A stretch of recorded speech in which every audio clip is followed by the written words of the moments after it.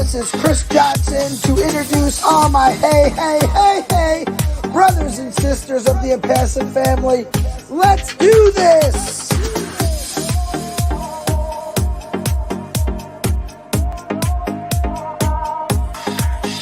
This is Karina Lance. Hey.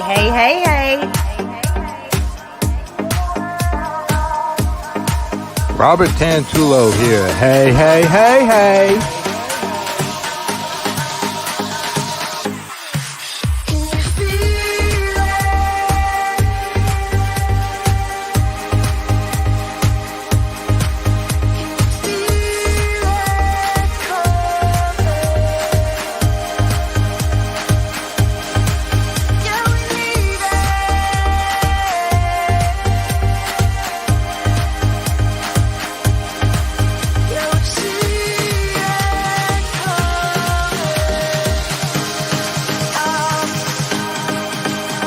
Cynthia Brown. Hey.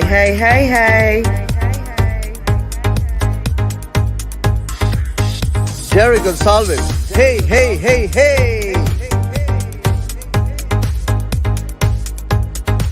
Don McIntyre. Hey. This is Gina Leva. Hey.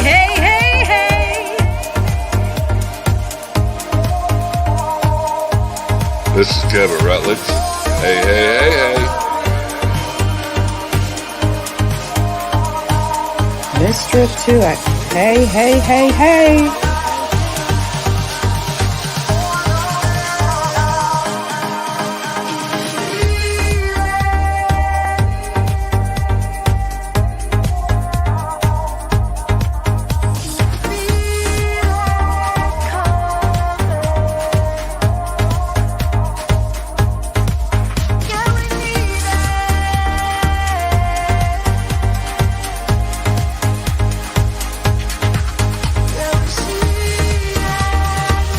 This is David Switzer. Hey. Lavelle Wilcon. Hey.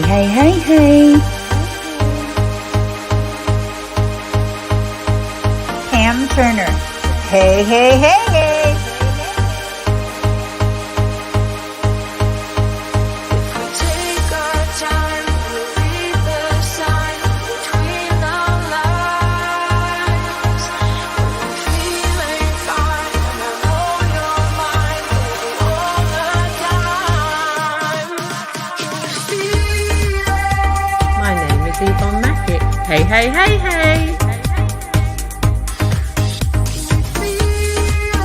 Diane Lennon.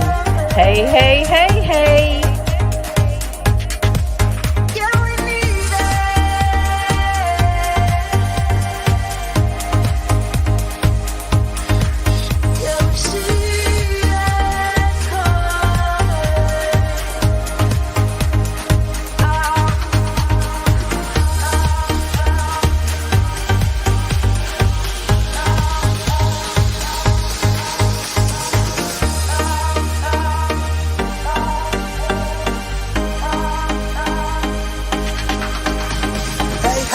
Hey, it's coming! Onpassive, it's coming!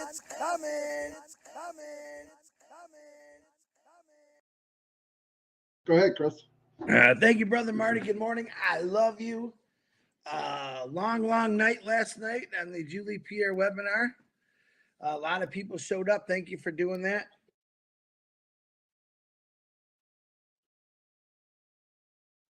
Marty, I hear video, Marty. Can you hear that, Marty? You can't hear it from me. I'm muted. Hold on. What the heck?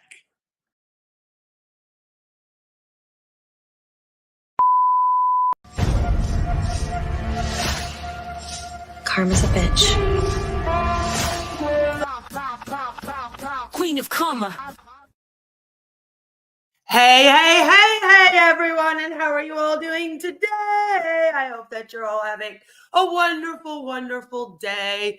It's been an awesome day for me, so I hope that all of you are having a wonderful day. Good to see you, Mark. I'm glad that you could make it. Mr. Level is here, which is great.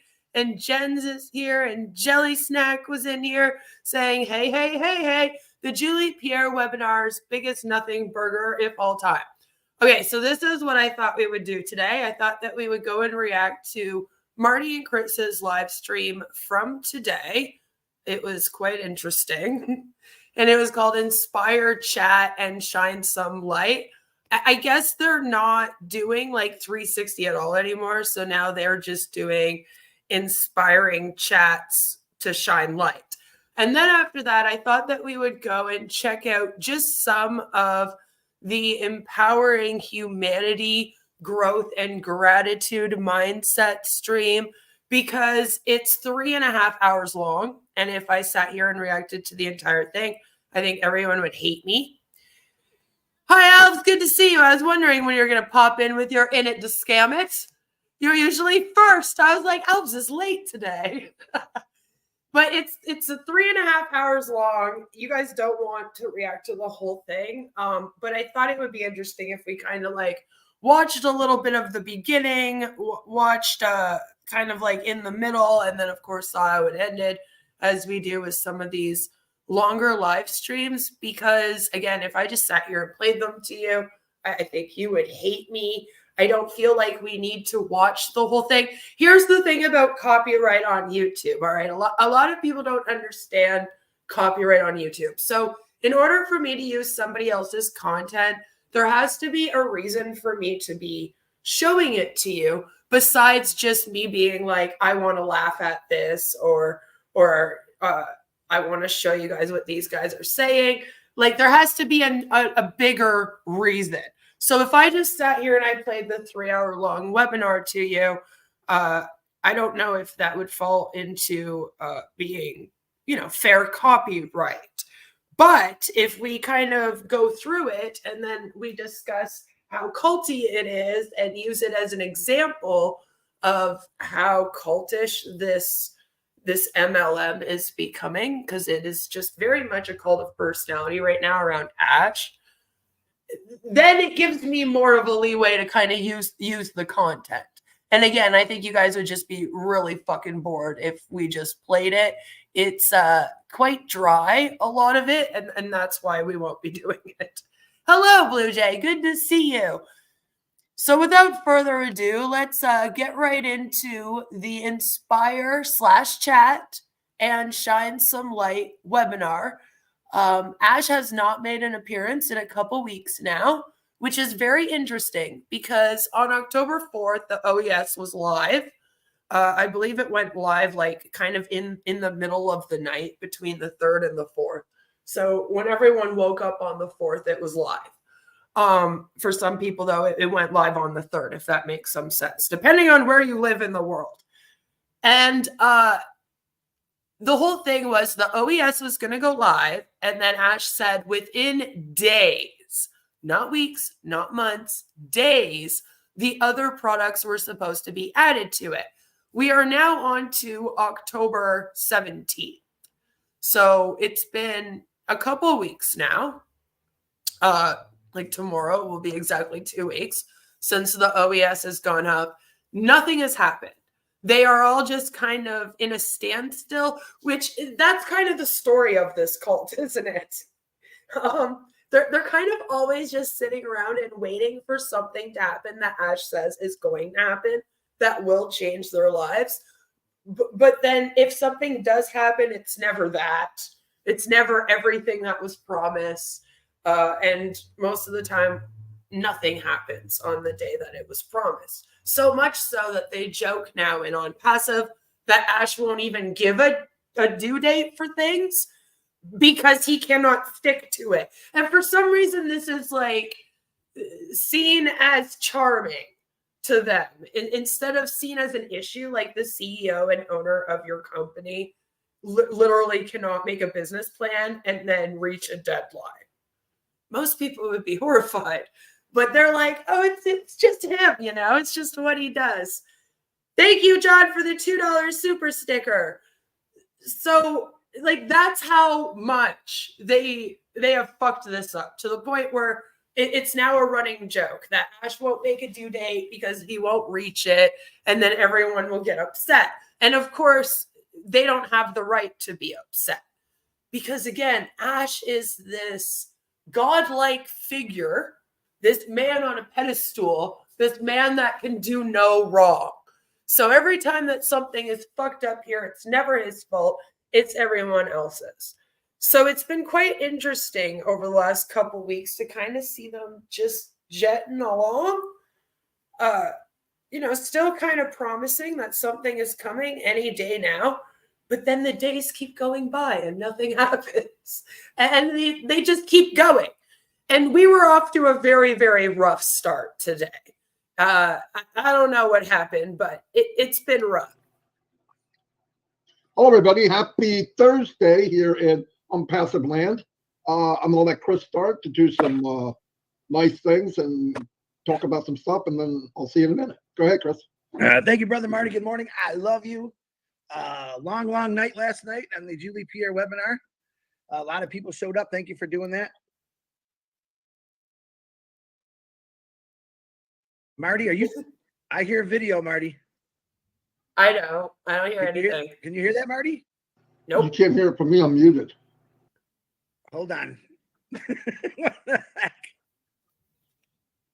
Hold on 1 second. Something's playing. Remember, these guys are at the top of a tech company. Hey, nope. Hold on. Yep. Good Lord, Chris. Hold on. I know what's happening. Let me fix it. Marty's praying. No, I'm hearing double of everything. I don't know why. Good Lord. I have nothing else on, so. Your phone's not on to me, is it? No. You can't hear me talking 3 times? No. I'm not sure why. You have a tab open, or you hear it now? Yeah, I can. Hold on. We're off to a great start. Hold on. Your live is playing live. I know. All right, I'm just gonna have to bear with it. And I have no idea what I'm doing. Hold on. You have your live playing on another tab. That's why you're hearing yourself. I've been on this platform for 5 years. I still can't figure out OBS. Every time I try, it messes up. I know I closed it all, so I can't figure it out. So, all right, I'm just going to talk if they can hear me fine. Yeah, okay.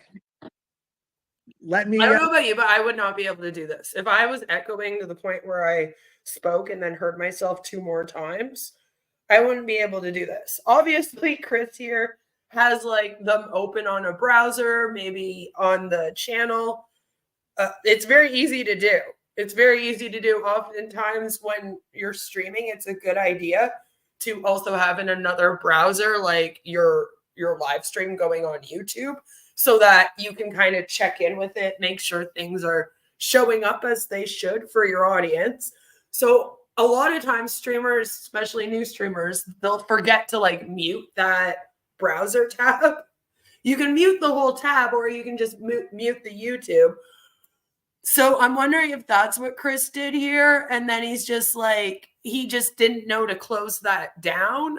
I'm not sure, but obviously something is messed up for him today. Yeah, it's going to be a tough one for me. Let me get out with prayers this morning. Rupa Paul, I see someone's seeing prayers for Rupa Paul. I'm not sure what's going on. Ron Hubert, Rob Gorman, Miriam, Megan Mitchell, David Switzer, Gina Leva, Liz Leary, Colin's mom, Fatmata Sano, Pat Parrott, Renata's father, Ivan, Red's mom, Julie Pierre's daughter, Chloe, was not having a good night last night. Pray for Robin. We'll just dox the whole chat. Just pray for all these people. Happy birthday to William, Michael, Mary Wagner, M. Coomer, Clifton Puckett, and AJ Singer. Marty, back to you. I got to figure this out. Okay, just mute yourself and go look at what else is on. If you have to, get out and come back, Chris. That's all. All right. Hello, everybody. Like Chris said, there was a celebration 1 year for Julie Pierre's webinar that she has. Man, time goes. Okay, I felt so bad. I felt so bad because I was like, she has a webinar? that's been going on for a year? I had no clue.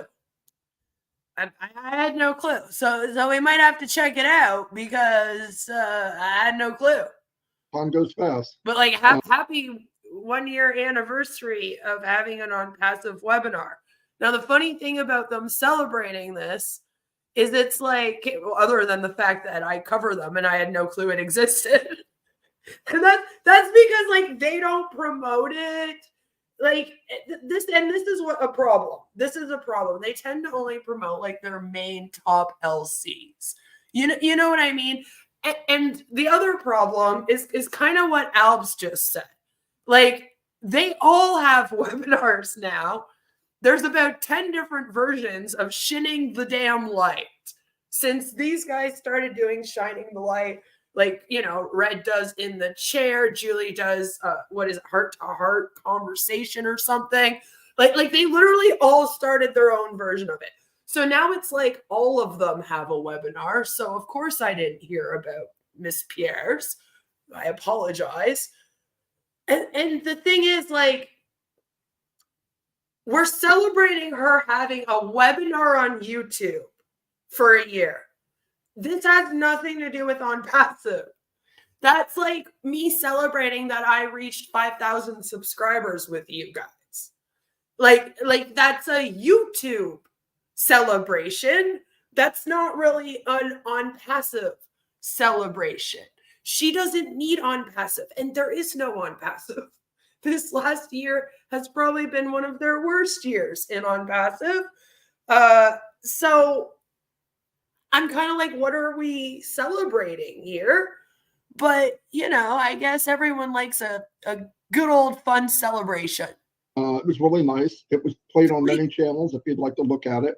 Like Chris said, it's not a good thanks, thing for first time I'm hearing of it. Sad. It's hard to celebrate when you got bad things happening in your life. But as Chris said, we're praying about that.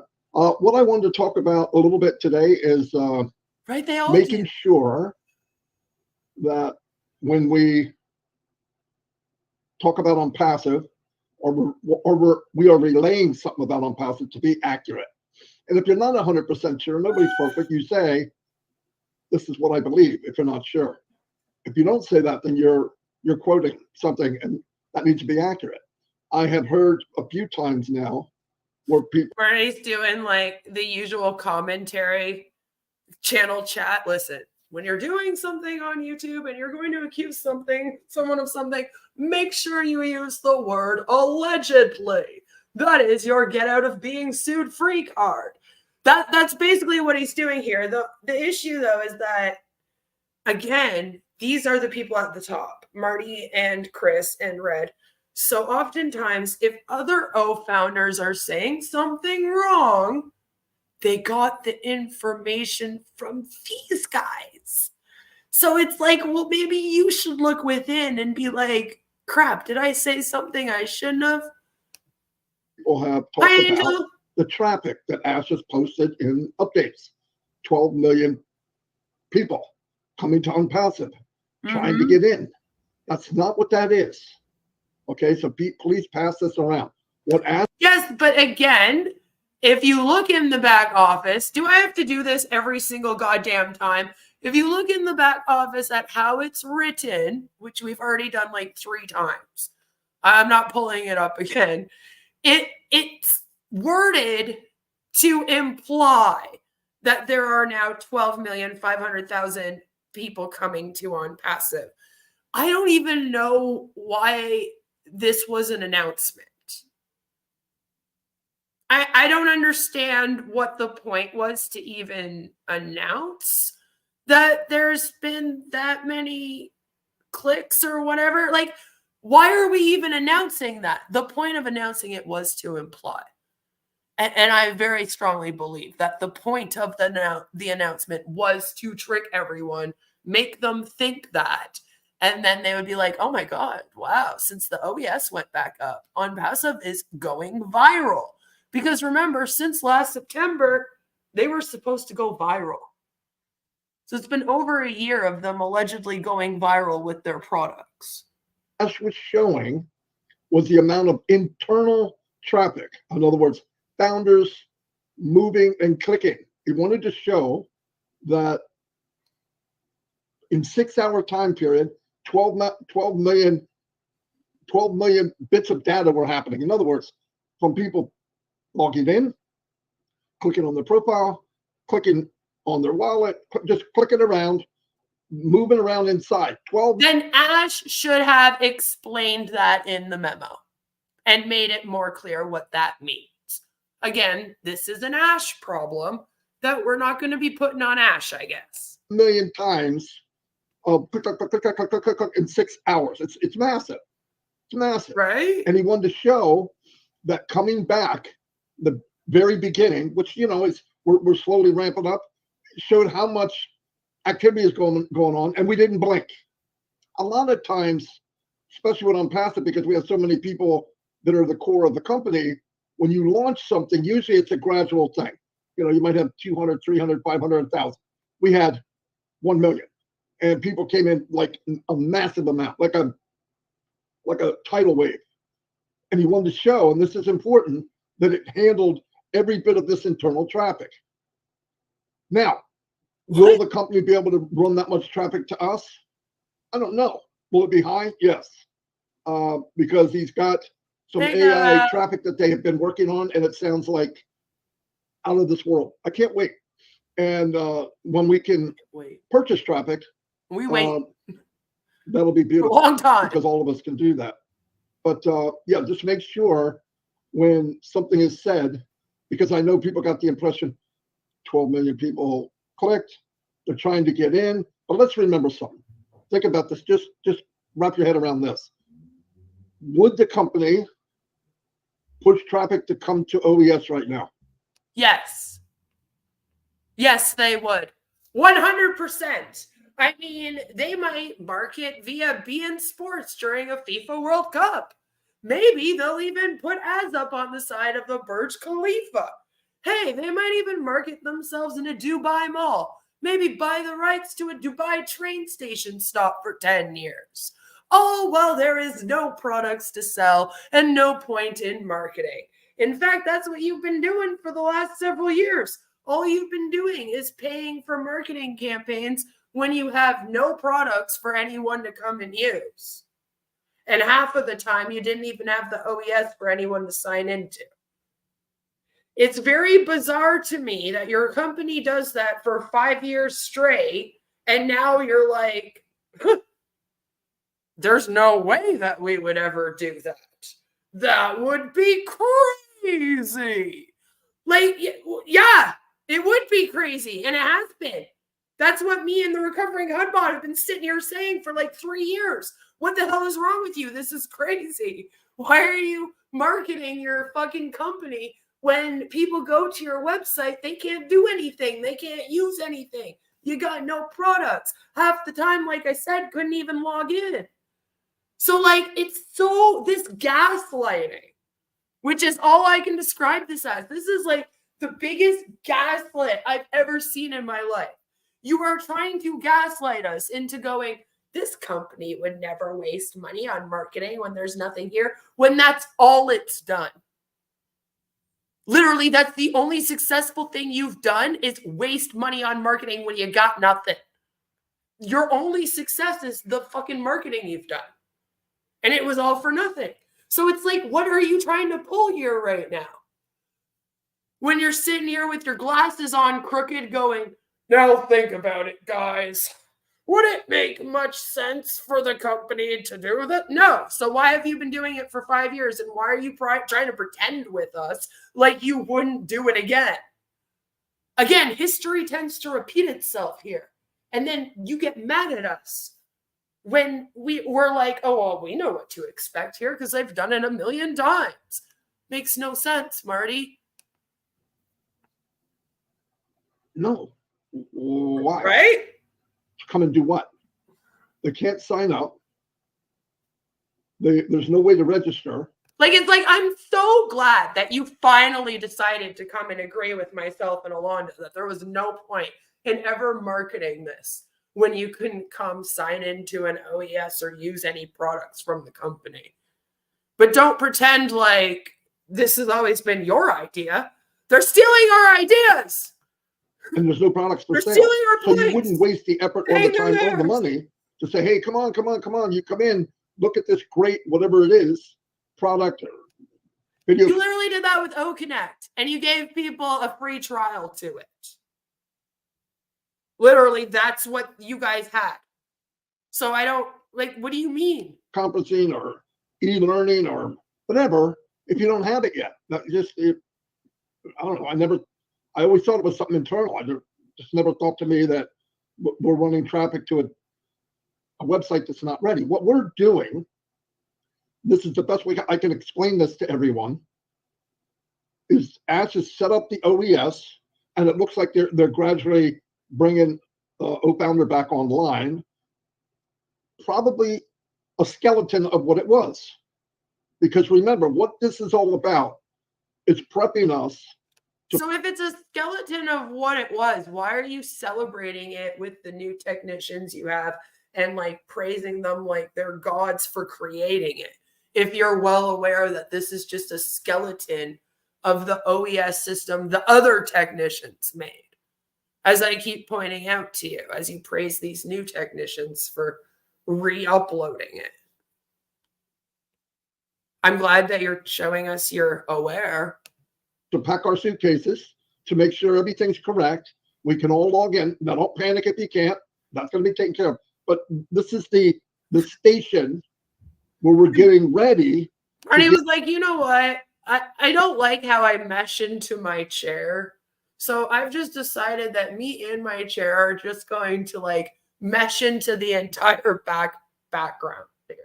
Well, the whole thing will just be black. You'll just see my head floating and then hands floating every once in a while. He looks like a puppet. Hello, Baron. Good to see you. Get in the new train to the next chapter. That's all this Arms is. and a head. O-Founders will be a place, and OES will be a place for communicating. Am I saying that O-Connect won't be back? No, I'm not saying that at all. Knowing Mr. Mufareh, he's not done over delivering. That's who he is. What do you mean lead you to the promised land? Hold up. This person says, we are in it to win it. Onpassive is moving forward. Nobody can stop it. Only God. We believe Mr. Ash, our CEO, he will lead us to the promised land by the power of God, the man sent from God to help. And this reads like a comment that, like, I don't know, Stricardo or Wes would come and put in here as a joke. Okay. But this person is dead serious. We are going to no promised land. Do not drink the Kool-Aid or the Flavor Aid. Don't drink it. Okay? No unaliving yourselves to go up to the promised land with Ash, please. Stay on Earth. I hear that God doesn't get good Wi-Fi. Your technology and your O-Connect might not work up there. So please stay here on Earth with us. And stay away from Jerusalem right now. Probably a good idea. And let's not go to the promised land. Let's stay here and celebrate the technology with our feet planted on the earth, on the ground. But right now, be happy with what we have. Tomorrow, be happy with what we have. The next day, and so on. Because what will eventually happen is we're going to clean up where everybody can log in. Hold on, Dan's I calling. need to read the Bible again. I gotta leave a message. Hold on. It was Chris coming back now? Hold on 1 second. Anyway, left him a message. What? Anyway, so, and it'll be taken in sequences of fixing stuff where people can get in, they can do make sure their numbers are right, whether it's wallet or whether it's what profile, being able to log in. What numbers? What numbers are you looking at after you sign into your OES? You don't have anything. This would make sense if when you were building your team, like the people showed up in your OES somewhere in the system underneath you, and you had to like move things around. And you had some numbers to look at, but there's literally nothing going on right now. What numbers do you have to get in line here? And being able to move around, and then he says, okay, step up, the train's coming, let's get in. That'll be beautiful. But that's mainly where we are now. Ash wants a place where he can communicate to us and we can communicate with each other. So that's what's happening. I'm confused. This is the pre-comeback. No, you've always had the message in the OES system. Ash has always been able to put a message there. Although I believe it was Muhammad Kamal that was putting the messages in there before. You guys don't know yet, but allegedly he doesn't have anything to do with Onpassive over here anymore. So, And we're going to come back and even stronger and stronger and stronger. In fact, from what I'm hearing and really believe, we're going somewhere that's even bigger and better than we could imagine. Because I believe from listening and watching that he has found and working with the A team or the dream team. Listen, they have to be the best. Another of the best, dream team, right? Because every single goddamn MLM out here has a goddamn dream team. If I have to hear the term dream team one more time, I might jump. I might take a visit to the promised land. Fulfill his dream of us receiving our dream.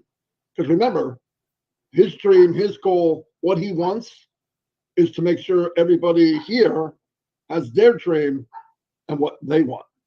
Okay, he's taking. I mean, that's what you keep telling people. I beg to differ, since he already had $108 million, said he didn't need any of the money, pocketed it all, and then couldn't even give you guys your O-Connect commission. So I think he has a different dream, but you keep claiming this is his dream. His resources, his heart, and pumping it out to the world so that, and then scale it big enough so that everybody here can live a lifestyle that we only dreamt of. In turn, the 2%, that's pushing it, the 2%, where we in turn can bless the world. And I look at it like we all will have a paintbrush, and we're all going to make our little dab and paint what we can in light. Will we change the color of the world completely? No, but I said this last night. I believe the tint will be a different color. And that's powerful. It's a big, big world. Things have been going. You look up the word apples and it shows a picture of money. Look up the word wrinkles and it's like technology on fire. Certain way since the beginning. In some cases, bad for people, unjust. And I think I believe to all of us, because no matter how smart Ash is, and he's a genius, no matter how I'm having a hard time, Marty. Is your idea that you're going to change the world because everyone in the world will join the Onpassive ecosystem, and then everyone in the world will make money selling the products in the ecosystem to each other?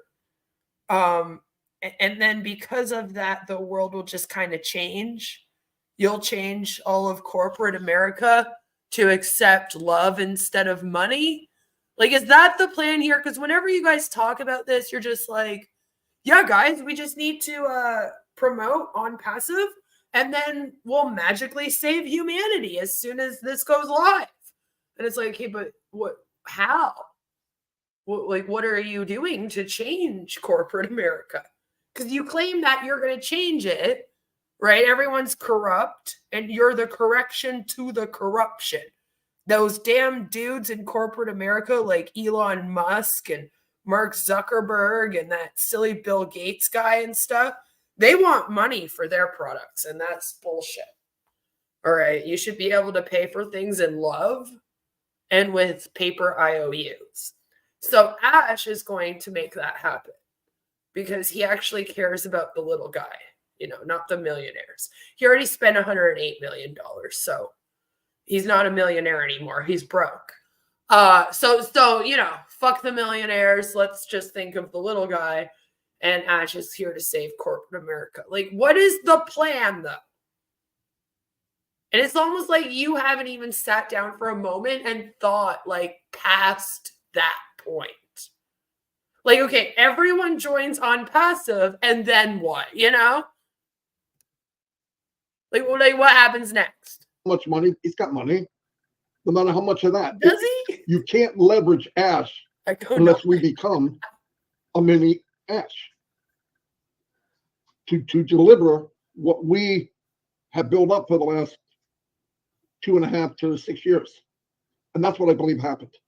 And I believe building each other, shining a light on each other, watching each other grow, helping each other grow, edifying each other. And then when the gates open, here's the thing, if you did like a shine your light video and then the person that you shone the light on all of a sudden got 5 million subscribers on YouTube, and then they were able to like make big bucks and go buy a Ferrari and buy a mansion for their mama, then that would be one thing, you saying this, but like you're shining the lights don't do anything. Like, they don't give any. People are still in the exact same position before they send in their video as they are after they send in their video. It's just some people have watched their video. It's not like you're shining the light is actually doing anything other than having some people put eyes on this person for 10 minutes when you upload the video. And that's the other thing, is a lot of them, they're going to fall off. Right? Like when I even make videos out here where I'll post a video or a live stream, it'll do really, really well for like the first 24 hours it's up. And then it's like no one ever watches it ever again. And it just stays there. You know what I mean? And then there's other content of mine that it doesn't matter when you watch it. You could watch it today, you could watch it 5 years from now, and it'll still be the same. Like, it's still relevant. The thing with the shining the lights is they're more like the first group. So like everyone rushes and watches it when it first goes up. And then after about 24 to 48 hours, like nobody is watching them. So it doesn't even have like a prolonged effect. So I don't understand what you think you are doing with them, because it's not like these people then go and start their own YouTube channel. So everyone should go subscribe, like all it does is give you the AdSense money. So if anything, you're changing your life more than theirs. Open. Everybody runs through life like secretariat. Not just anybody, but everybody has the opportunity. And I think that's phenomenal. I don't know what happened to Chris, but he never did come back. But that's okay. We'll keep going. Yeah, so I want everybody. Everyone's abandoning. First of all, I know that some people, founders, do things that you think, why'd they do that? Somebody needs to straighten them out. I'm starting to look at things different, okay? I'm not a policeman. If you see a video that's really bad, yeah, I would approach the person and say, look, that's not true, take it down. That's cool. But we still, sometimes it's blatant, sometimes it's a mistake. But if it's a mistake, either way, treat it like a mistake. And let's not be so harsh on each other, because that's part of growing your mindset. I have had. Sir, you're the one that has Tanya modding your group, right? Because the harshest person on these founders, when they step out of line and don't put on passive in capital letters or say something that maybe it wasn't exactly what Ash said, is Tanya. So if you want people to take it easy on each other, your first thing that you would do right now, Marty, is you would fire Tanya as a mod. She would no longer be a moderator in any of your Facebook groups, and she would no longer be a moderator on your channel, because she goes in on people.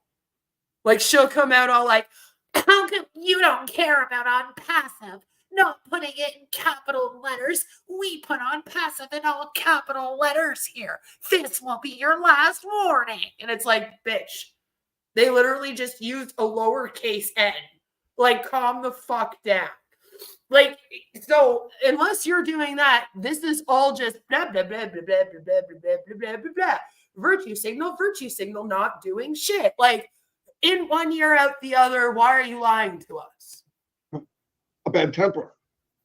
And most of the time it's over not something somebody did to me, but it's what somebody did to my loved ones, my family. And that's you and my regular family. I was going to tell you guys right now, nobody is watching my channel and taking attendance. So you do not have to come in here and announce that you're Onpassive and where you're from. I'm going to tell you a little secret. It also doesn't mean anything when you do it in anyone else's chat either. You will not be paid for how engaged you are. And it does not matter. You could come in here and you could be like, where the hell is my commissions I am owed? And you might actually get an answer instead of getting told not to ask questions. Use your time here wisely. Nobody is going to be going, oh, MD was in this live stream and he said that Onpassive is his heart and he loves Onpassive. He's from Bangladesh. So we'll make sure that he gets his commissions. Oh, yeah, for sure. That's not going to happen. So if you're living life thinking that you have to do that, I'm going to save you all the time in the world. You don't. It doesn't mean anything. It doesn't matter how engaged you are in this thing. You're still not going to make any money. And even if you do over the next year and a half, none of it will matter because Ash is looking at having a director's bar put on him come April 2026, which means that this whole thing would be shut down. And that's what people don't seem to be understanding, especially this guy right here on my screen. And Mr. Mufareh and his family and the company. The company is my family. And I've learned that you can go much further if you calm down, breathe in, relax, and then approach the person that you think might have done something that's not quite right. Because, pointing the finger, like it's been said, you're pointing that way, but three of them are pointing back at you. And none of us are perfect. We make mistakes. If you find an issue with somebody who maybe said something wrong or not quite right, or it's just totally off, go aside and say, look, I believe what you said isn't 100% accurate. This is why. And that's it.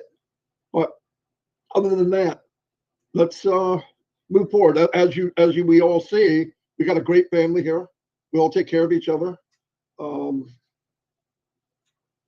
We're learning. We're growing together.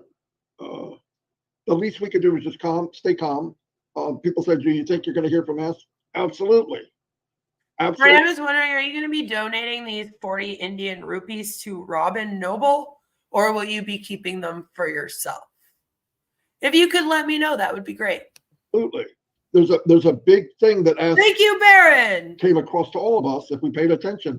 He doesn't want to come out and say a bunch of dates ahead of time because we're in a business that is digital.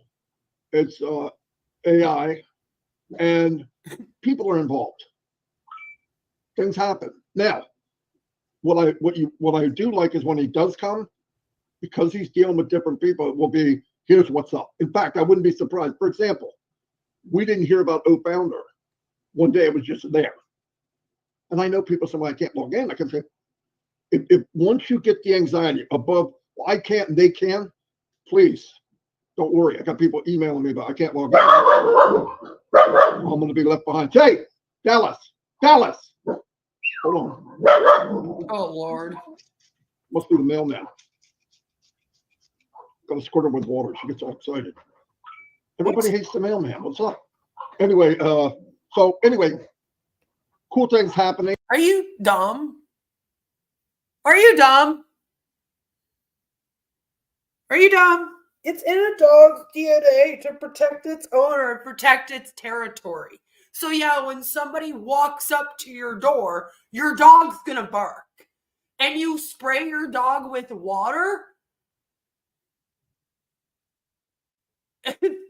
I don't understand. I've heard of that with cats that are like being really, really bad because they don't like water. I don't think I've ever heard of somebody spraying their dog with water. I used to not even get my dogs in trouble for that because it was like, of course my dogs are barking. You're at my door. Like, that's the time that they're supposed to bark. That's why I got dogs. And I had 2 beagles, so they didn't just bark. They used to, oh, like the whole time. They would do it for ages. Like, I think it's so weird to have dogs and then be like, I don't understand why my dog's barking when someone comes to my door. That's just so weird. Like, what is that?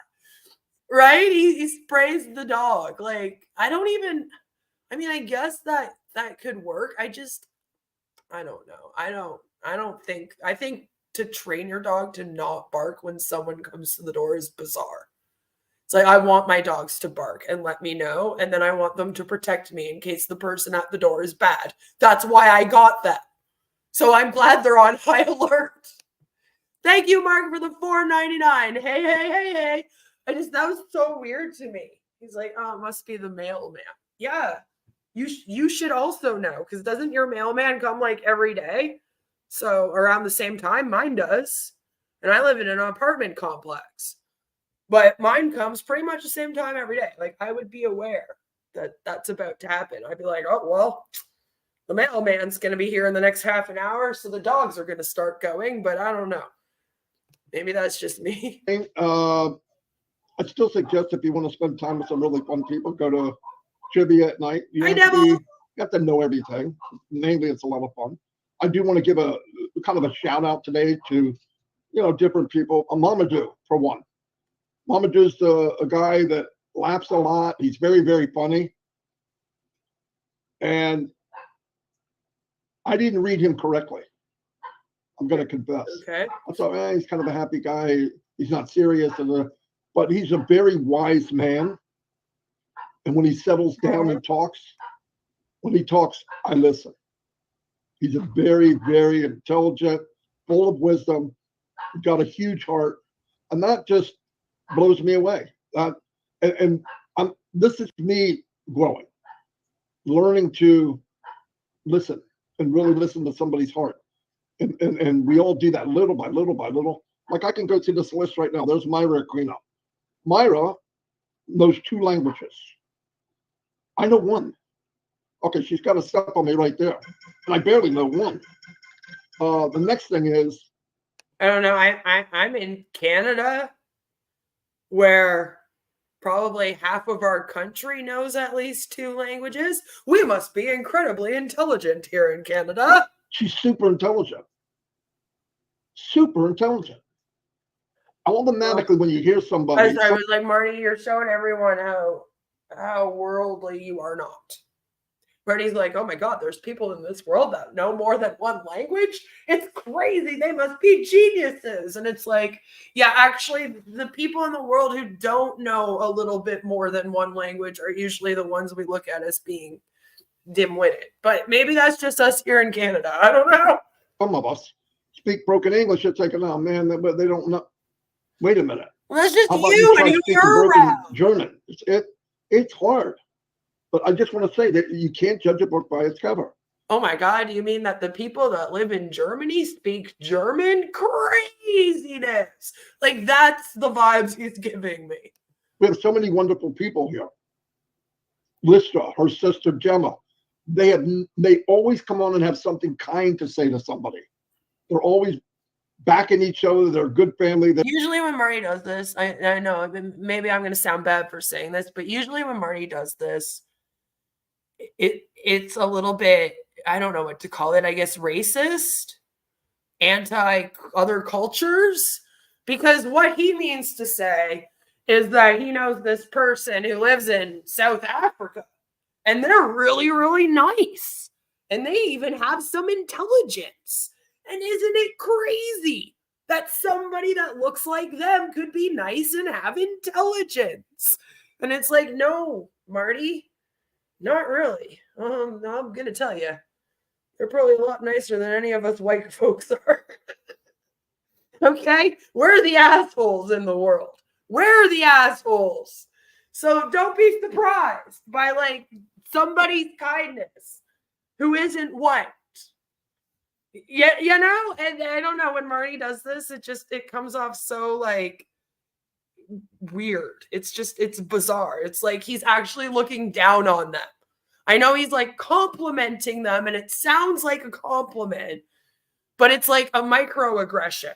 It's like he's actually kind of insulting them because he's amazed at the fact that these people that he sees as beneath him could actually have some intelligence and be nice people.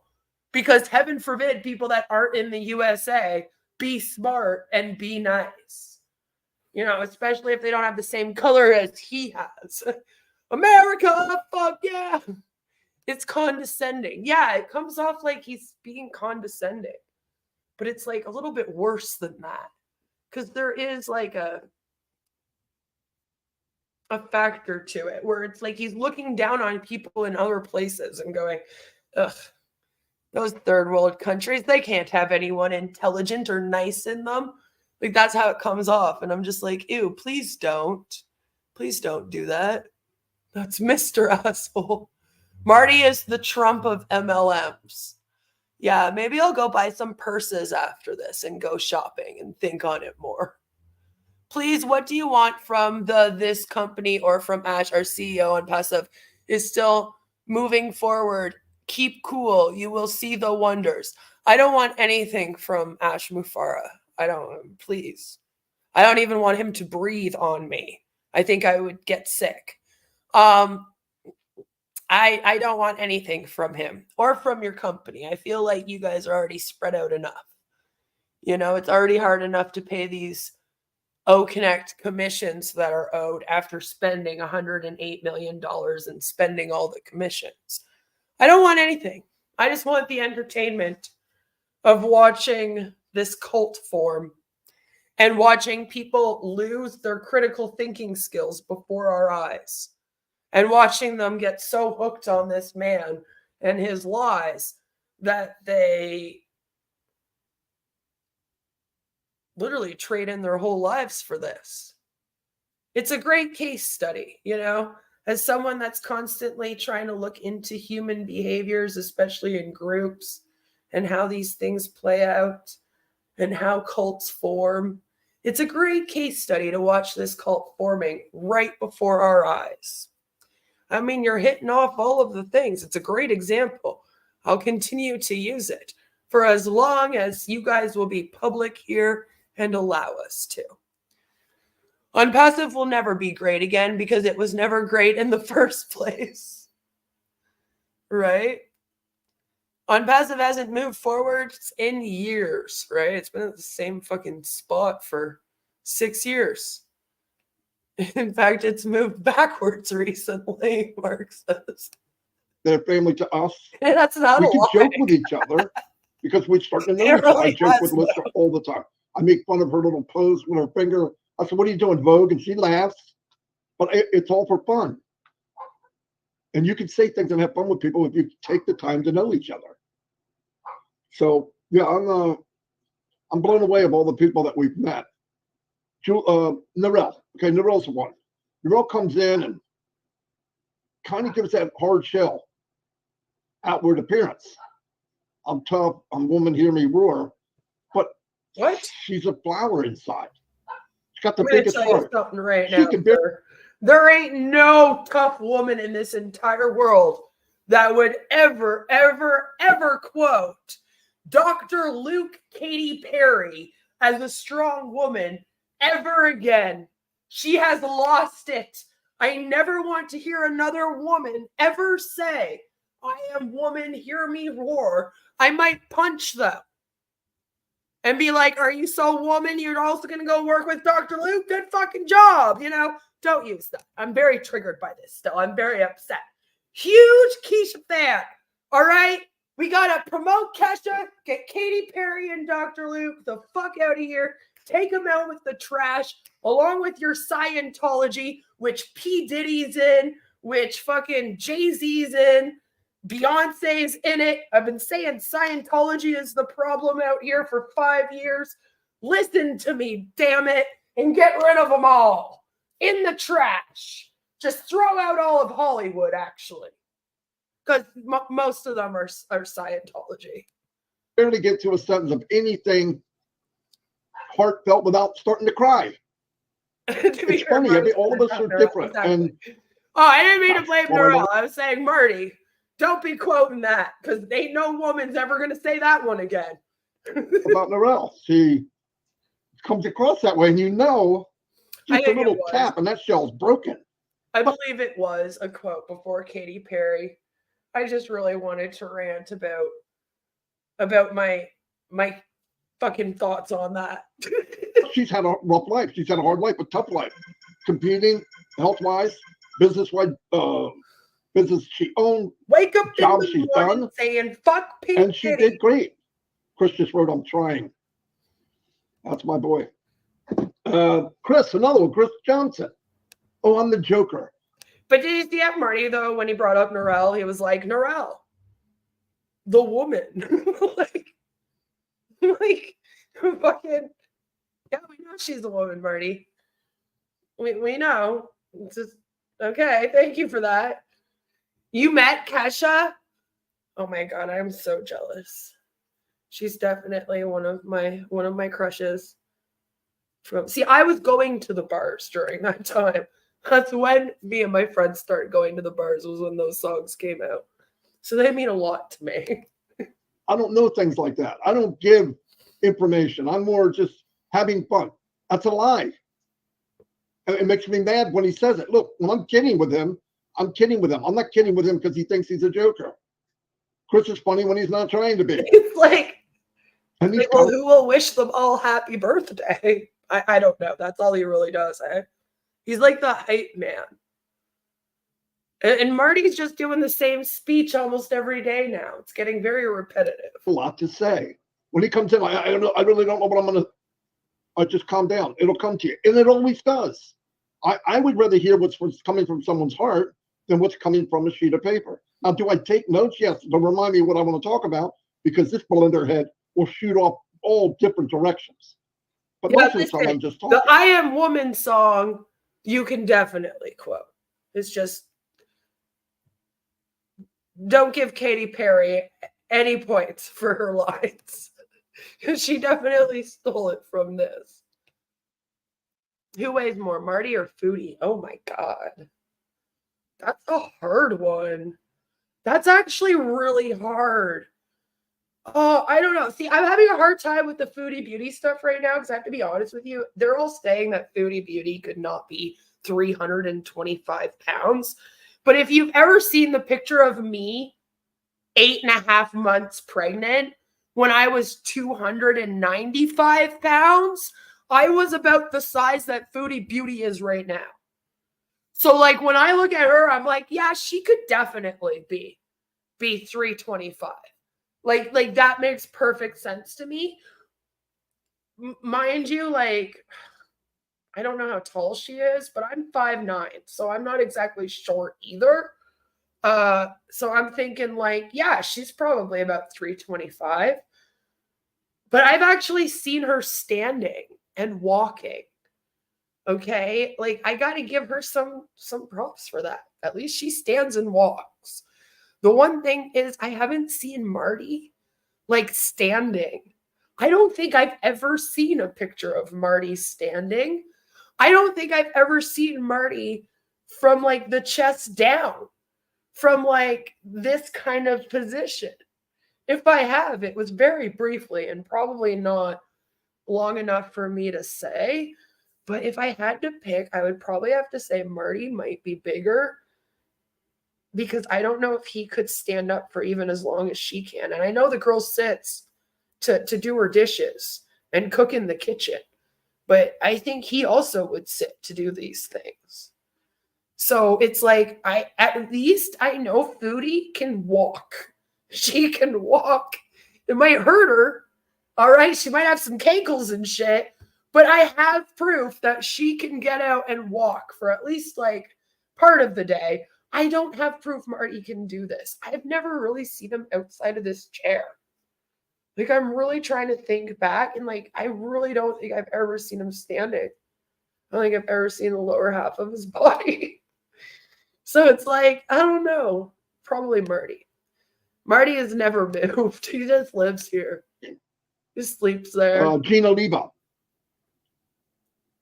She is We the live in cheerleader Europe for as all of webkins. Onpassive. I have never, I don't care where she goes. Everyone's happy to see her. Everyone, she encourages everyone. It's amazing. Chris Johnson is here. Let's hope he's okay. Can you hear me? Are we going to find out what I can hear you. I've been listening. I don't know what happened, but nothing was working. I just figured this out. So I apologize, my brother. You don't have to apologize. I came in just when you were talking about me. I love that. Yeah, he didn't go to No, I the meant everything I event. said, you know. I was thinking about that too. He didn't go to the events. Like, I don't think he's ever gone to any of them because there's been a few of them.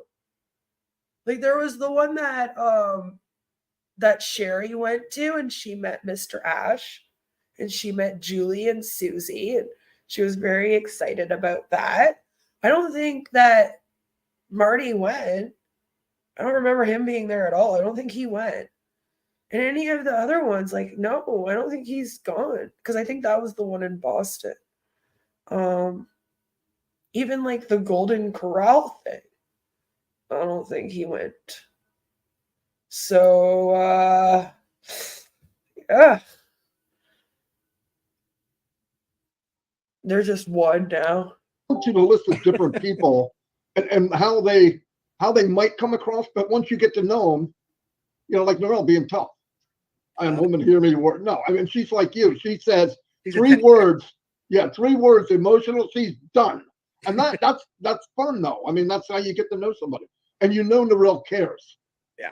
She cares, maximum caring about people and what's going on. Look at her now. She's here now. I don't know what time it is there, 12, 1 o'clock in the morning. Talk about. Yeah. This pulling their head. What's that noise? It's just me. I'm You never fixed it? I deleted, booted, rebooted, and the link you gave me wouldn't let me come back in. So I had to find a different way. And I found I'm getting good with this stuff. Let me tell you. He is. It's not showing yet, but yeah, he's a Rembrandt. Marmaduke, hello, Marty Zagomo, Captain Chris. I was telling how if you judge a book by its cover, you would think, oh, Marmaduke's a lot of fun. He's kind of silly, doesn't take anything, but he's nothing like that. When you hear some of the stuff he said, what he does, I think this man has had a really humble life, like probably seen a lot of. Why would you look at him and think that he's silly? Because he's from another country in a different culture, and so he wears like robes, so you automatically equate that to him being a clown? Like, I don't understand this. What a backhanded compliment. When you first look at this person, you would think that they're just silly and a big fucking joke. But they're actually not like that. They're a great person. Like, oh, wow, thanks, Marty. Nasty, bad things. And he's a great human being, a great person. Great. It's an honor to call him my brother. No doubt about it. And that's why I love meeting more and more people. Like, shine the light. I see these people, I say, well, I never saw them before. And you listen to them, we're all one big family. And Gene's got it right. Marmaduke is a joy. He is, definitely. The fetishizing. I talked, Chris, while you were gone. I was listening on my phone, but here's another guy, Bruce. Bruce is always there. Brucey, baby. Yeah, I mean, and he has to be trying to with his voice. Poor But I tell you what, his heart is loud and clear. Bruce, your heart is loud and clear, and we love you, and you keep going. He never gives up. He's always there. It's amazing, amazing. We've seen just about everything on Brucey too. Bruce, we've seen you all. In some cases, I'm jealous. I'm joking. I got to stop, Chris. Don't get me started. I'm going to get in trouble. Lord. I'm just going to Vivine. I'd be horrified of them. Yeah, amazing. She leaves beautiful posts. She always helping people, always positive. This is what you want to surround yourself with. You ever hear somebody say, I can tell who you are by who you surround yourself with? Good. Judge me by who I surround myself with. I would be honored because the people are here. I'm going to actually just judge you based on you surrounding yourself with Ashraf Mufareh, the guy that stole $108 million from vulnerable people after he promised places that he would bring them clean drinking water and the internet. Because I don't think that makes you look very good. Because these other people, a lot of these people that he's naming here, they don't deserve to even be at the same level as these guys. Vivine might. She's kind of one of the upper people. She's a little bit loony.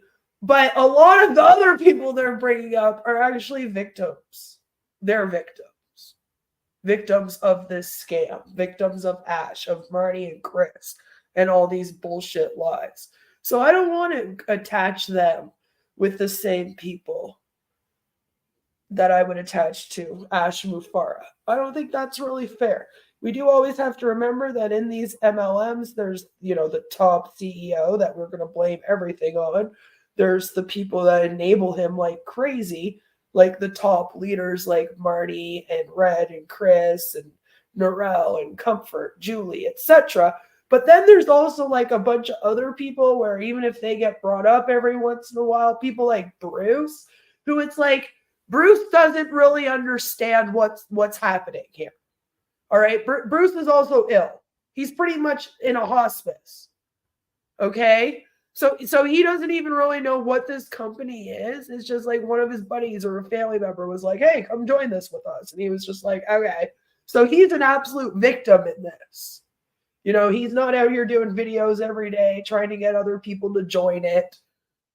And a lot of the people that are being brought up in Marty's little speech here are victims, are people that I don't want to put this on them because they are not the ones that are perpetrating this scam, that are promoting this scam, recruiting people into this scam. They are 100% victims of this scam. So you always got to remember that there's victims of this, and it sucks sometimes. People are here. My so-called friends that I grew up with, they don't know me. Hey, Takara. They know the kid or the young guy that did whatever. They never met me here. And that's more important to me than anything else. They called me Moose, Marty, Party. I mean, I was just crazy a little bit. But inside, I love the idea that the inside comes out more than before. So what? Great. Oh, whoa. We just have so many people. And I love people making comments that are, hello, everyone. Of course, the Robinson. I'm seeing new people too, Chris. Go ahead, Chris. Add something. I've been. Yeah, I'm kind of thrown off right now because I like listening to you talking. I only caught parts of it, but yeah, I think that I don't think I know the circle that we've formed in Onpassive, starting with our brother Ash, has grown immensely, and the strength is there. I used to get a lot of negative comments, but those have turned into some pretty positive people by just talking to them a little bit. Maybe letting them understand. You gotta understand, a lot of people don't plug into these things. They're working and they're just too busy, or they don't want to listen to it. But if you can have a one-on-one conversation with someone, and I do that quite a bit, you can try to calm them down, explain it. Normally that phone call starts off with them, Chris, I'm in a bad situation. First thing I would say is lots of prayers. But just remember that you have something in your life that's going to change a lot of things. It's not happening right now, but it's gonna. And that's, to me, the most exciting part, because absolutely it's gonna, if you say it like Chris, it's gonna. It's not happening right now, but it's gonna. So you're supposed to bet your entire life on something that may happen in future. Awesome. Absolutely. No idea when things are going to blow up and go crazy, but I know when they do blow up and go crazy, we're all part of it. And, we've talked about that labor pain in women, how once they have that baby, they stop calling you all those names they called you for the last 2 hours, and it goes away, and the joy and the peace comes into their heart. And then you create a family. This family has been created for over 5 years, every single country in the world. I like how that's how Chris chalks up starting a family. Start a family. And what happens is, well, you do the deed, and then you go to the hospital, and your wife yells at you for a couple hours, but then she'll be really happy when the baby comes. And then everything's great with your family. Like that's how he thinks it goes. which is almost unheard of. Ashraf Mufareh did this in a unique way. Not He did really. it in a special way. We talk about the hard. Wait, what are we talking here? Because technically, okay, yeah, it's pretty unique to just string people along for 6 years, telling them that, you know, it's coming, and have nothing happen, and just keep taking money and time from them with nothing to show for it 6 years later. That is pretty unique. So if you're talking about that, then yeah, for sure, I agree. But if you're talking about his business idea here of having like this ecosystem full of products to help people run their business, that's not unique at all. There's like a million of those already. So it kind of depends on what you mean. All the time. This was down deep in Ashraf Mufareh's heart since he was a little boy. And someday you're going to hear about that. And I think you'll be amazed. I think a lot of people that are going through bad situations might say, wow, he had it a lot worse than I ever thought I had it. And what he put together. The drive of individuals, no matter who you are, some people have. You think that people right now in a war zone, since you like to prey on people in those areas, are going to look at Ashraf Mufareh starting Onpassive, and they're going to be like, well, thank God I didn't have to go through what that man did. 6 years. He just had to show up to webinars and ramble on, get praised, get told that people loved him. Then he got to spend $108 million, and then he pocketed everyone's O-Connect commissions as well. I mean, damn, I know I'm in a war zone, and there's bombs going off around me and my family every day, but thank God that I didn't have to sacrifice what Ashraf Mufareh did when he pocketed that $108 million. Damn, I've got privilege. Like, what are you talking about, Chris? No one is going to look at Ash and be like, oh, well, what I'm going through, it doesn't even compare to what that man is going through starting this business. Like, these guys are still under the impression, by the way, that other tech giants know about this company and they're trying to stop them. An incredible drive. Like Elon Musk wakes up every morning and goes on his X feed and then goes, damn, I don't know if I'm going to get anywhere with SpaceX anymore with Onpassive about to launch with this Mr. Ashraf Mufareh guy. Like they actually think that. And then they think that Elon Musk like calls up Mark Zuckerberg and goes, how are we going to stop this Ashraf Mufareh guy from taking over the whole internet, Zuck? Like, what are we going to do? And then they're like, one sec, we'll just three-way call Bill Gates. We'll get his input. So then, you know, Zuck calls up Bill Gates because they're all on talking terms, I'm sure. You know, they're on each other's speed dials, saved in each other's contact lists.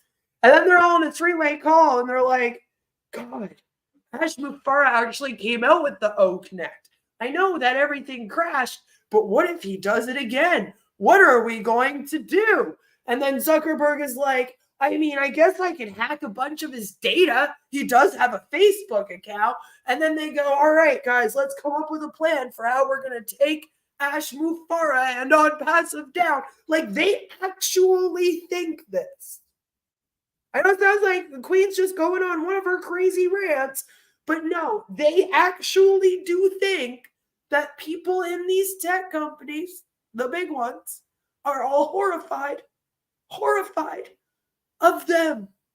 And that's why Ash hasn't been able to launch this company in 6 years, because they are horrified of him changing the world. Nobody wants humanity saved. Apparently, nobody wants that to happen. All right? Everyone in corporate America is like, fuck humanity. You know how we make money? By killing all of humanity. That will make us rich. Like, come on, dude. But no, that's what they think. To do things for themselves, which is okay. Some people have incredible drives to do things for a lot of people. You could take any big business. You know, when Ford was first building the gasoline engine and oil, and no one knew. I know what he it was sounds talking really about. bad, but Chris has been looking really red lately. He's been looking really tired, ragged, I'd say. And there's been a couple of webinars over the last few weeks that I've watched where I have been 98% sure that he's drunk. I think that our buddy Chris here has a little bit of an alky problem, and he does need to get that under control. It's just my thoughts. And if these guys in Onpassive actually cared about him, they would get together with him and they would let him know, hey, we're noticing this. You know, maybe go check into a rehab. Go check into a detox. Take care of yourself, brother. You know, but they don't, because when he's drunk, he's probably a better hype man than when he's not drunk. I believe that I can do this. I can do this. Same with the Zuckerbergs and the Jeff Bezos. Listen, they had to start somewhere.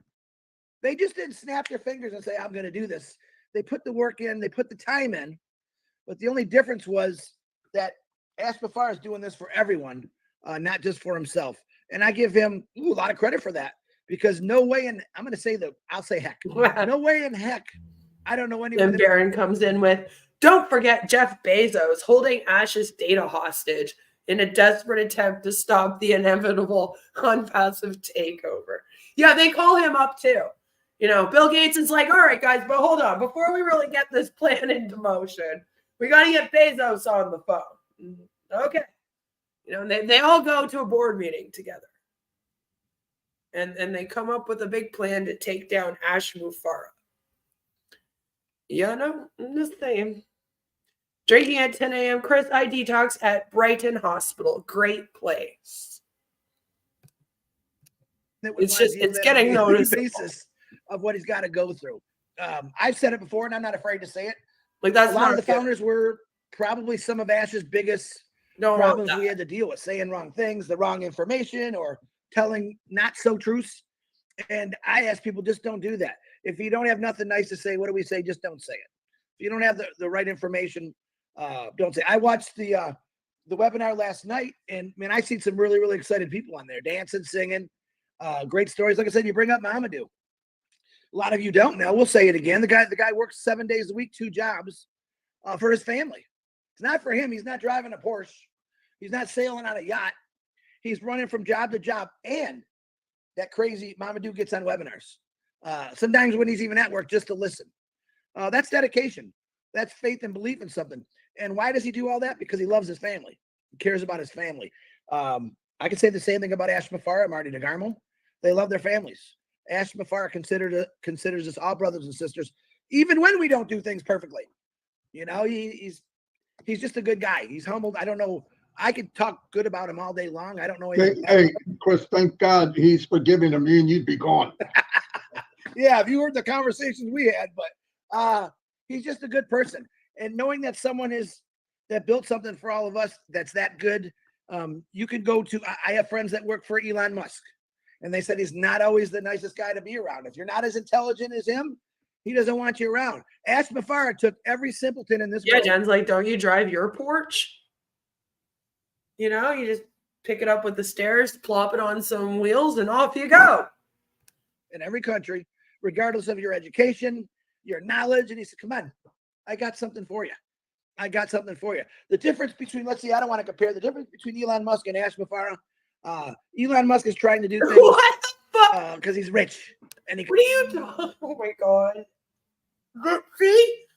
See, like that we're actually going to compare him to Elon Musk.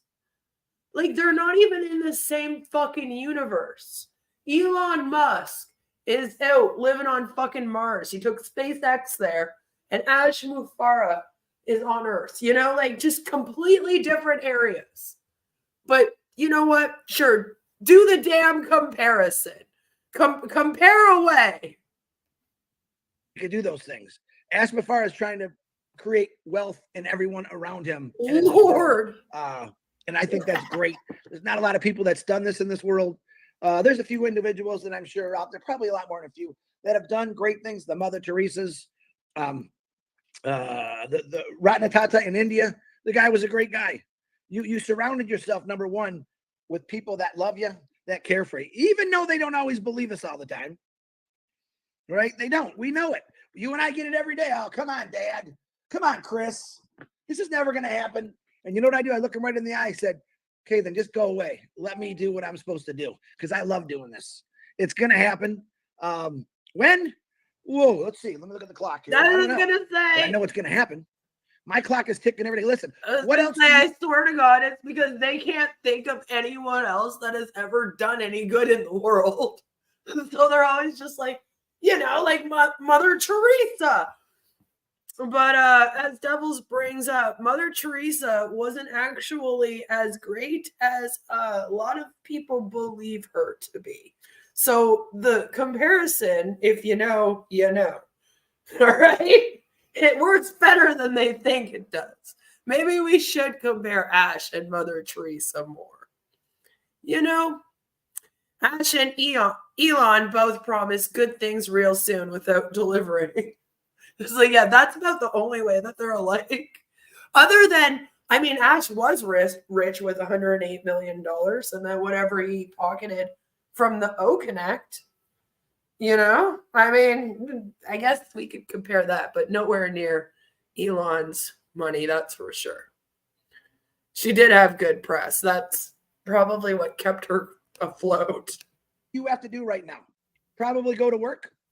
Me, I got to do some Michigan yard work to get them ready. Because it was like, what is the Vatican going to do to you if you don't give her good press? There, I said it. I just keep myself busy. If Marty's not bugging me on the phone, I've got a lot of other people sending me messages asking for help. We had a lady today from Mexico. She couldn't figure out how to get a video. She tried WhatsApp. We couldn't get it. Marty sent me a link. Boom, she got that video in. It's already going to be aired. She had no idea. I'm not technical, Chris. I said, oh, you're talking to the worst technical guy there is. And it took just a couple minutes of helping her out to get it in. A lot of you that are sending videos, some of them. Like Baron says here, Mother Teresa was a horrible human being. What she and her sisters did in India was beyond evil. I mean, again, maybe the comparison is closer than a lot of people think.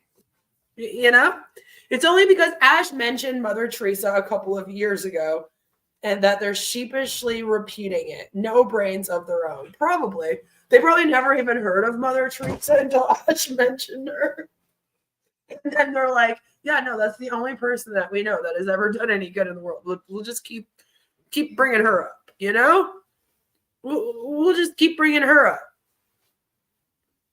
She believed that poor people were meant to suffer because suffering was a gift from God. She also had a hospital where she chained people to their beds for years. Yep, there's a lot.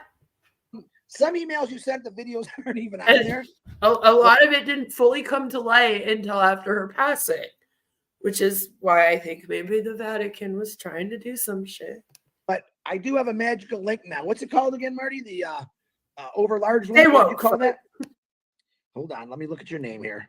If you have a large file, yeah, you want to use Ash is pure love. What's funny is that Ash hasn't been here in 2 fucking weeks. You think that anything that be showing up here going, wow, Marty is pure love. But no, it's always Ash because he is the head of this thing. He's their golden ticket to the Golden Corral. Get it? Want me to go get it? Yeah, I can put it in the chat. I think maybe we should list that on the when we do our Shine the Light videos, whatever. Maybe we can actually say something or put that in there, and that way people won't be so they'll be able to have it because Mary. Newsflash: when I sent out the Shine the Light video, how to do it, in the description, it has that link. Oh, okay. My bad. No, it's okay. I'm going to put it in here right now. If you have a large file. Now, I want to bring up. Can I say something now, Chris? Yeah, go talk, man. All right, listen. Shine the Light's working very well. People are coming that never did it before, and I'm so happy over that because you deserve to be seen. You deserve to be heard. No, but that's the thing, though. Okay, so people send in their video to you. Like, what do you consider success from this? I guess you're gauging success based on whether or not people that you have never spoken to before are sending you in videos. That's not how I would personally gauge success with that. If I had a program like that where I was telling my subscribers to send in videos and then I was showcasing them, I would also be like promoting them. And for me, it would only be a success if they then got some kind of rewards from that. You know, like they would have to then either get the subscribers to their channel where they're then like sharing stuff and those subscribers are returning and eventually it brings them personal revenue. You know what I'm saying? Like, to me, that would be more how to gauge the success of like a show like that. It wouldn't be, oh, new people are sending me videos and therefore we're really successful. Because like, okay, all these people send you videos. You put them up on your channel. People view them on your channel. You collect the AdSense. What do they get? You're like, oh, well, they get some eyes on them for the 10 minutes. Okay, but they did all the work and then you're getting all the rewards. So what? People watched it. Like, how does that then do something for them? It doesn't. So how is it even successful? Like, I guess it's successful for you because then you're collecting AdSense. And yeah, you get your viewer hours and all the other stuff for it. But it's not successful for them. And therefore, if this was my show, I would consider it to be a flop. Because to me, the point of it would be having other people getting success, getting the AdSense eventually from it. Like, I promote people on my channel all the time. I'm friends with some content creators. They'll show up in the chat once in a while. I'll shout them out, be like, hey, go subscribe to these people. When I do that, I'm not expecting anything in return.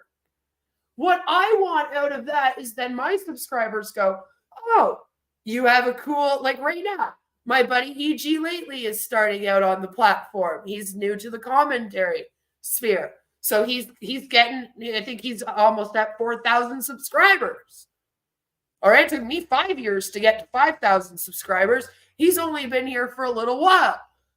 When I promote him and I say go subscribe to him, it's because I hope that my subscribers then go subscribe to him, watch his content, will hang out in the chat over there when he streams, but he gets them as well. Then the people watching him give him the AdSense. Maybe they even donate. Hey, cool. You know, like, but he's the one that benefits. Okay? It's not me that benefits from that. He's supposed to benefit. So then that would be a successful promotion. Do you see what I mean? I don't see how shining the light is doing anything for anyone other than Marty. I don't even know if it's doing anything for Chris. I don't know if Marty gives Chris any of the ad revenue from this.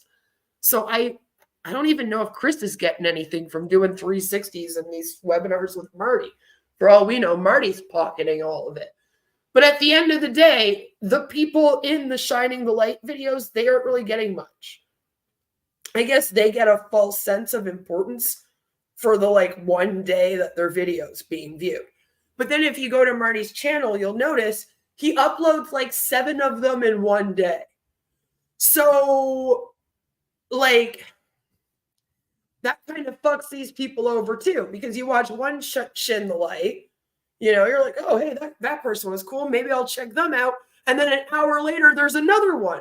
So now the spotlight is off of the first person and onto the second. Like, these people don't even get a full 24 hours to have the light shone on them. You know, they really only get maybe like the 10 minutes that their video is, and then it's over. They get nothing. Marty's the one that gets all of the benefits. So, like, fuck off with your my show is successful and it's so great and it's doing so much. Yeah, for you. For you. None of these other people get anything, though. So, to me, that's a flaw. Called biomail.com. That seems to work the best for everybody. It'll take a larger video or whatever, and it'll send it through the email. It works very well. So, but here's the thing: keep it under 10 minutes. Give me your first and last name. If you want to say where you're from, put that on there. Don't First name, last name, because I'm getting don't put your first and last name on the internet anywhere. people. I got 5 emails today with no video. Here you go, use this, and I'm going, there's nothing there. So they shine the light too bright in there. you shine the light so much it incinerated the freaking video. But no, it's probably because the file was too big. So I sent back an email with that file, that downloader for large files. They can use it. Anybody can use it, from what I understand. So go ahead and do that. Now, Shine the Light videos play 24 hours a day, different hours, around the clock. So if you send in a video, Shine the Light, I have to take it.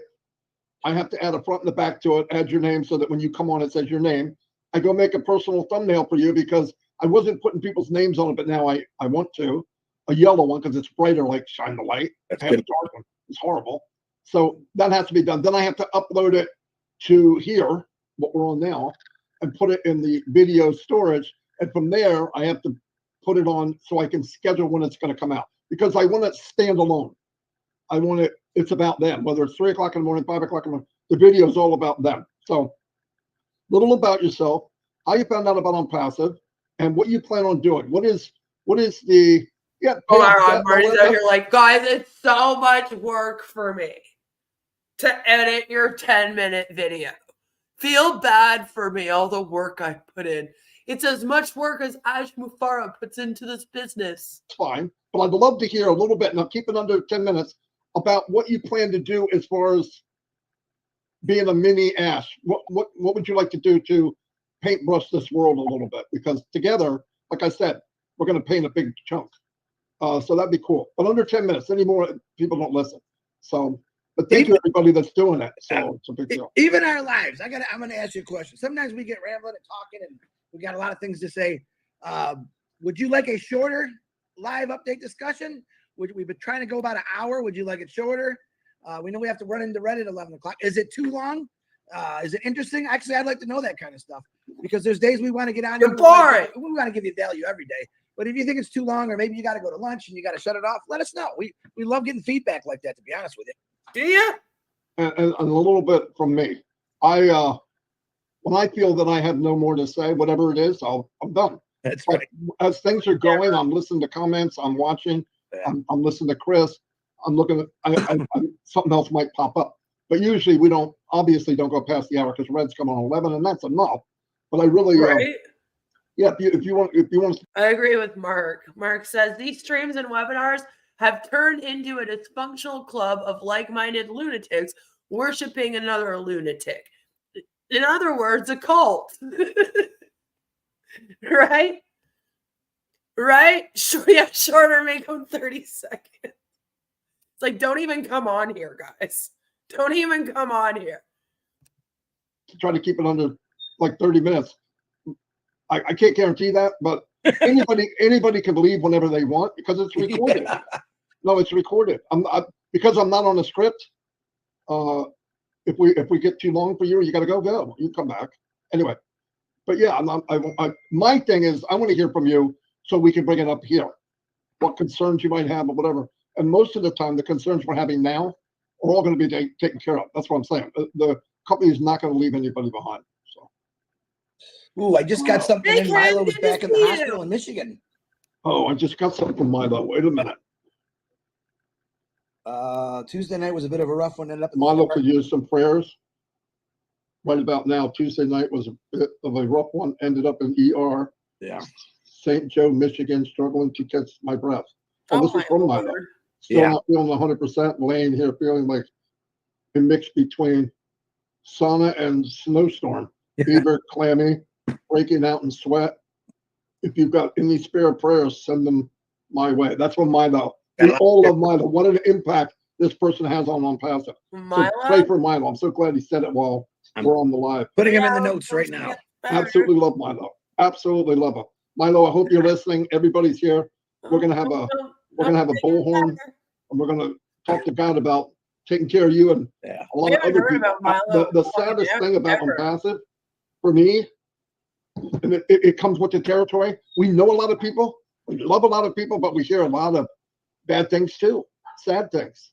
Yeah. You know, so, but anyway, but we got a lot of power. And the biggest power we have, even bigger than Onpassive, bigger than any kind of products we're going to get, is being able to get a prayer line going to God for everybody. I believe that. So Milo will be praying for him. So glad I just got that. I seen something come up because I was messing. I go, that's Milo. So we're praying for you, brother. Listen, Marty and I just had this discussion yesterday. In the last 3-4 months, we've heard so many, not great stories of health and that freaking cancer I can't stand and people passing on. It's not always fun when that stuff comes around, but it does happen. But we're always here to pray for you. Do you know why? Do you know why you get those stories? Funny thing, I've been on the internet for 5 years and I don't have people pouring in with those stories from me.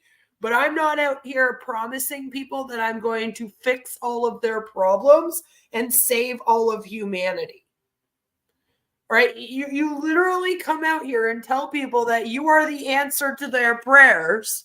And then you sit there going, I don't know why people keep sending us all these prayer requests and stuff. You do prayer requests on your show every day. And then you wonder why people tell you about their hardships. It's ridiculous to me. Of course people are writing you all of these things. And it's not just for prayers. They want you to fix it. Like you and Ashraf Mufareh have been promising them you were going to fix them for 6 years. They're coming to you and they're saying, hey, I'm down and out. You've been promising me for 6 years that I'm going to be a millionaire and save all of humanity. Like, I need your prayers. And that's kind of like dry begging. I need help. Give me that help you've been fucking promising me. And then you guys go, oh, cool. Yeah, we'll mention it on our show tomorrow. Like, gee, thanks. Lot of help.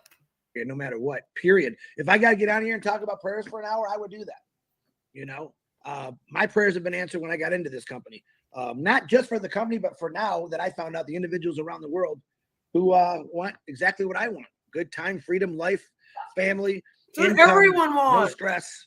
No fatigue. You're not special. Go at it. I mean, it's a blessing to me. I'm pretty sure it's a blessing to all of you. And when this goes down, when this happens, check your OES. I kind of have a feeling too that maybe something like pop this week. Oh my God! But you never know.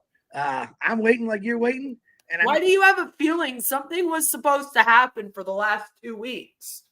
So don't be like, oh, I have a feeling something's going to happen this week. That's what you said last week. That's what you said the week before. That's what you've been saying. Either way, though, Ash did promise that once the OES went up, all these other products were going to pour in. Remember, they were all done and ready to go. He was doing the last little bit of testing. That's why he got that private link that Sunday night, remember? So he can go in and test them out. They were all perfect. Ready to be uploaded. Within days of the OES going up, they would all be here. Where are they? What happened? I'm excited about waiting, to be honest with you. The short amount of time, the quick little text that I have been getting from Ash are off the chart. Yeah.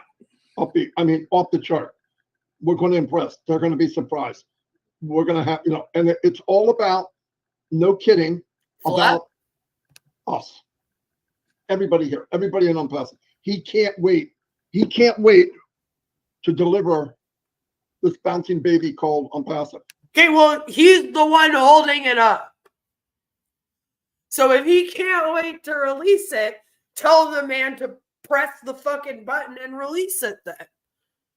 What would be the point in holding on if you guys, all you have to do is have your products go live and then you're all millionaires saving all of humanity? What the fuck you waiting for? Oh, everything has to be perfect for Ash. Well, he's apparently all excited about it and he can't wait. So tell him to release it. This business, this new chapter. Baby. I'm so happy over it. I think we're going to I'll share one thing he sent to me the other day real quick. I do want to call out because I feel horrible about this. So here we go. Birthday. And I feel bad about that. I missed that one.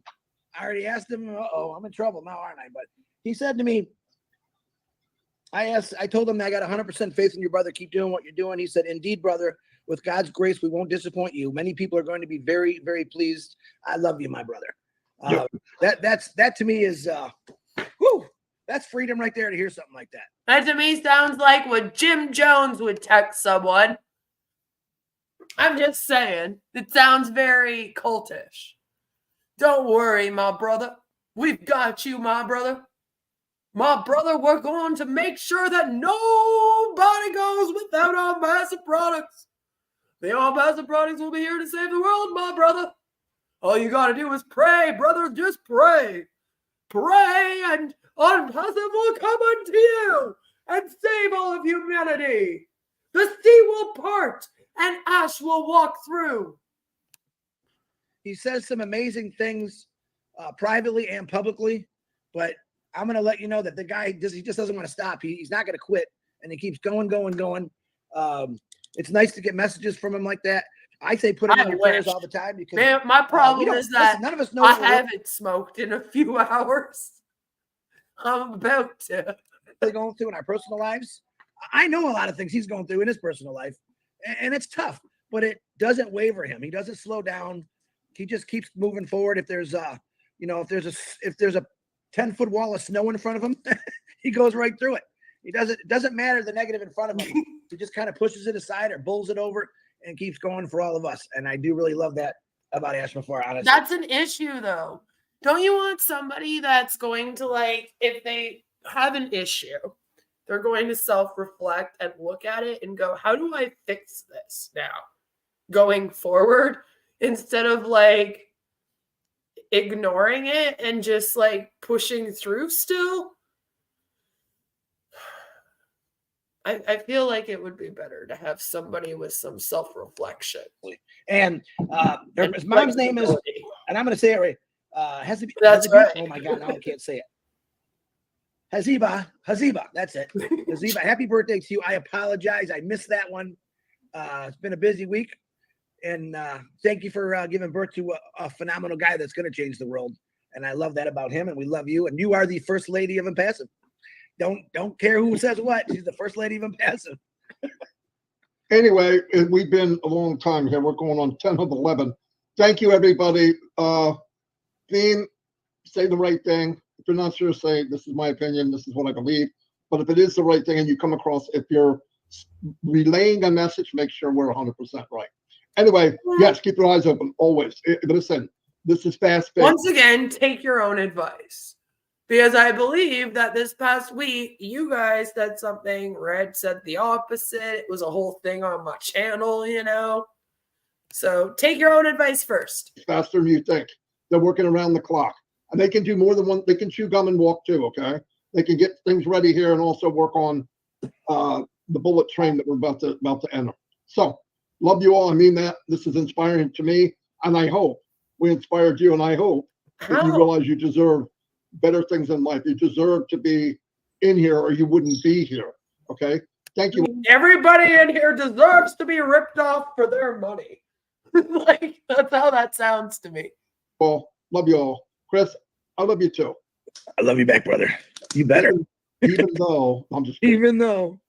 So Anyway. I told you, chapter 19, every morning, Marty DeGarmo and Chris, the conversation.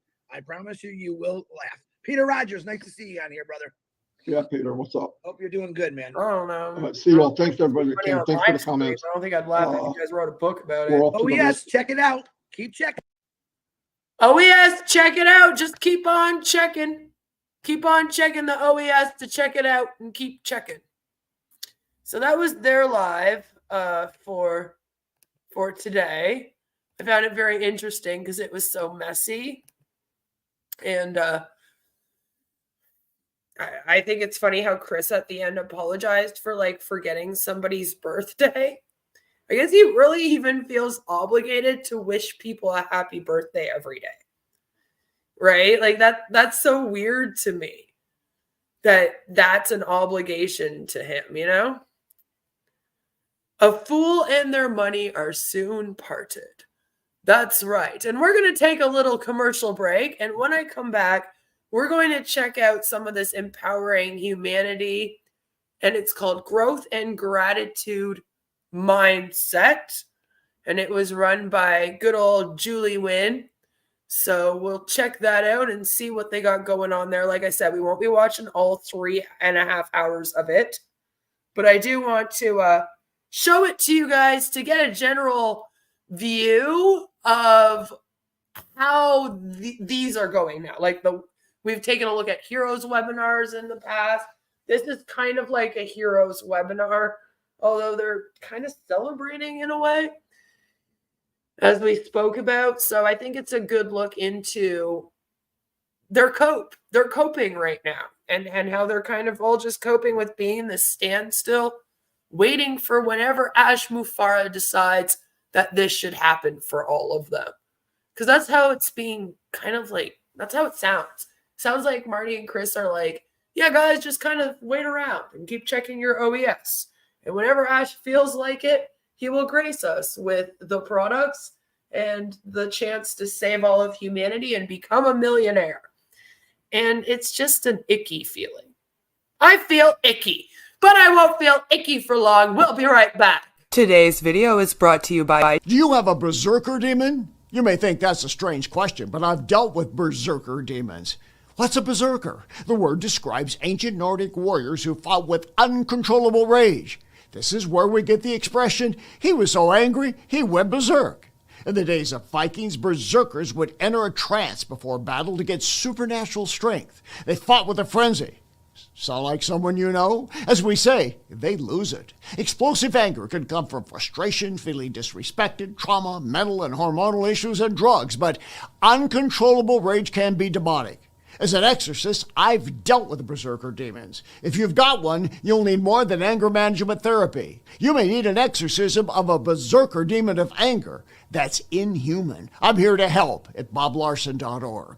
Whoa, looks like you got a bit of a tangle in your dangle. Did you know that more than 8 out of 10 hose owners die each year? Not anymore. Hey, turn me on and watch my hose get huge. My mom always told me I was a grower, not a shower, and boy was she right. And if you squeeze me in the right spot, all my raging fluids will come flying out of me, and instantly I'll retract to my small, natural, convenient size. Amazing! Oh, yep. Shout outs to all my flowers and growers out there. And just like a real snake, it can contract and expand like an accordion. You know, we really wanted to name it the Snake Hose, but that's the title of a gay porno. I mean, I've never seen it, but lizard's close enough. This is my next door neighbor, Sharon. She didn't know I was filming her. She also didn't know I had my hose in my hand, too. If your hose weighs more than 15 pounds, I feel sorry for you. You see, women prefer light, dainty, petite hoses. You don't want to be walking around with a big honking nanner. Oh, Sharon. Whoa, watch the whoa, don't get it caught on the thing. Whoa. Hey, buddy, watch where you're going. You don't want to end up like that guy, still using a standard hose, not going anywhere, and he's fucking bald. Fuck! Look at my hose, people. Oh, yeah, it's growing fast, and it's not kinking up anytime soon. Now, I don't know who lives here, but it's time to wake up. Behold, the full length and girth of my hose and its full potential. Hey, can't you see I'm filming a commercial here, you fucking asshole? Wah! Take that, fuckboy! No one fucks with my hose! The lizard hose is about $30. You get 25 feet. That's like, just a little bit more than $1 per foot. Now, fuck it, we'll give you 2. That's 50 feet. Get fucked. Come on, touch it.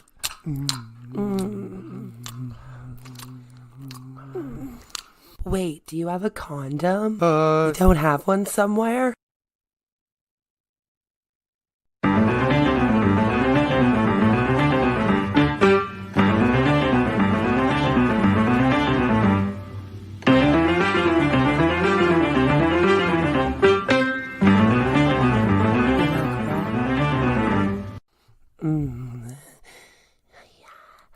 Yes. Oi, excuse me there, sir. Do you have these directions? Sure, you just go down that way and make a turn. Don't let her know that your dinger is almost a no-go. Get Tiny Dinger condoms to you discreetly. It's very important to choose the right size, so make sure that you get your tiny size. Don't be caught without a condom. No. Get Tiny Dinger condoms, a YouTube streamer's favorite brand. Located at your local CVS pharmacy, Rexall, Shopper Drug Mart, Walmart, and in your favorite streamer's nightstand.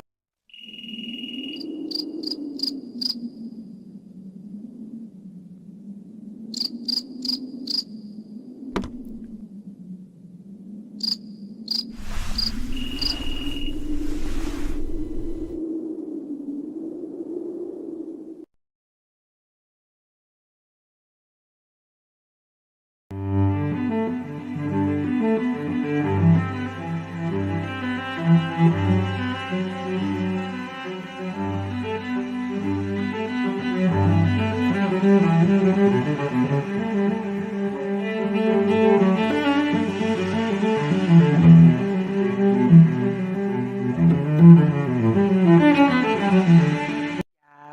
get it. You're into feet, and not many girls are also into feet, but you finally found your dream woman. We got your souls covered now. Brought to you by the same people who brought to you Tiny Dinger Condoms, trademarked, a YouTube streamer's favorite brand, and the same people who brought to you Sexual Endorphin Spray, trademarked. We have now created the Foot Fetish Fantasia Spray. When you're rubbing on her toes, take a deep breath in and smell the sweet aromas of the toilet bowl, the tire shop, dead flowers, and your nana's perfume. After all, it will turn you on more than just her pinky toe will. This little piggy has been to the market and grabbed themselves a bottle of the Foot Fetish Fantasia Spray, trademarked. It made it so much easier to wake to my ex-girlfriend's feet after she posted up her beach trip vacay photos. Grab your bottle now and make that nasty foot fragrance vanish just like a ghost. Located at CVS Pharmacy, Shoppers Drug Mart, Rexall, Walmart, Kmart, Chaz R Us, and in your favorite foot fetishist nightstand. Are you getting upset with people's freedom of speech and consumer protection laws that allow the public to speak out about your scam? Are you giving YouTube creators false strikes in order to continue preying on vulnerable people? Is it getting hard to hold it in? Hold in all the bullshit? Well, introducing Tiny Digger Diapers, the adult diaper designed for the man baby deep down inside who's always on the way to the top where his ears will pop. With our FlexiFit technology, Tiny Digger Diapers moves with you whenever you sit on your chair, sit in your RV, sit on a boat, or sit in your home office paid for by the people you scam. The Secure Lock Core offers unmatched absorption for when you're full of shit, which is most likely all the time. These diapers keep you dry and comfortable so you can attend all 500 hours of webinars this week and not miss your chance to sign up a homeless man to your scam. Maybe he also needs the diapers, huh? Brought to you by the same people who brought to you Tiny Digger Condoms and Fantasia Foot Spray. Buy Tiny Digger Diapers today. Located at Shoppers Drug Mart, Rexall, Walmart, Target, your local CVS pharmacy, and in your favorite con artist nightstand. No matter where your day takes you from webinar to webinar, you will always be dry and you won't have to cry. Thank you for listening to a message from today's sponsor. Yes, thank you. And now we are going to be getting into this. As I said, this is a very long webinar, Empowering Humanity, Growth and Gratitude Mindset. What we'll do is we'll start it from the beginning. I like to see how it starts, and we'll kind of see how it goes, and then we'll click in near the middle, or, you know, we'll just see how it goes.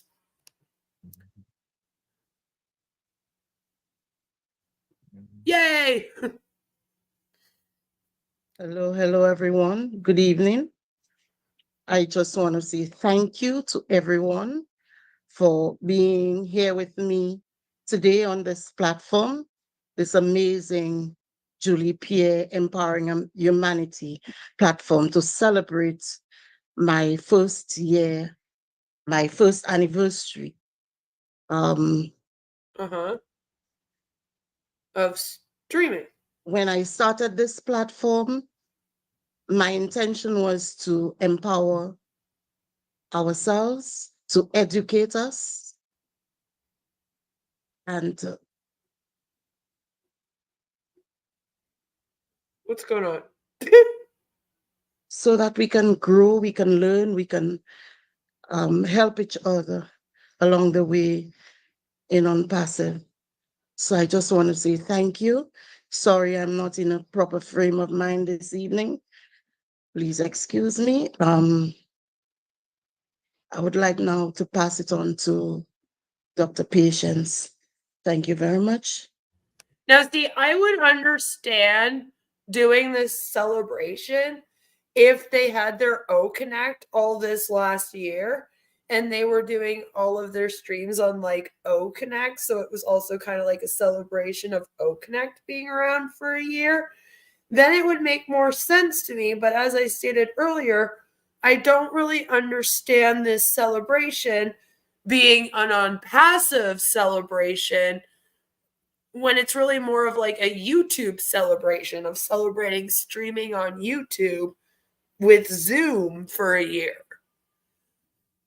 You know what I mean? I'm kind of like, what exactly are we celebrating? Because in this last year, what has Onpassive done? As Mark said earlier, it went backwards, if anything. We're like back at the very start. I feel like we were given products for like 8 months and then they were taken away from us. And now here we are only with this darn ecosystem again. And telling people how to log into it and to just sit back there and wait. Like, what are we celebrating? Thank you, Queen Julie, and you are in our prayers. And I know it's only the heart of Onpassive, the gratitude mindset that is really pulling you to be here with us today. But trust me, we are all behind you in prayers, and our princess Chloe will be okay. We don't even. And thank you all for coming today. It's a celebration. I see Dr. Derry already started it.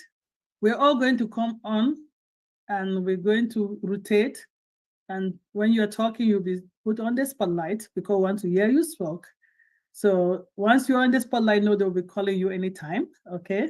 So ready your 2 to 5 minute or 3 to 5 minute pitch on growth and gratitude mindset as you want to spin it. So without wasting time, I'm going to pass it over to the beautiful ladies that are going to help coordinate the meetings today.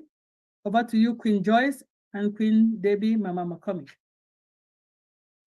Good evening, everyone. Thank you, Dr. Pat, Julie. Thank you so much. We are praying for you and Chloe. So we're just knowing that God is going to bless her and heal her. So if everyone would please keep Julie in your prayers.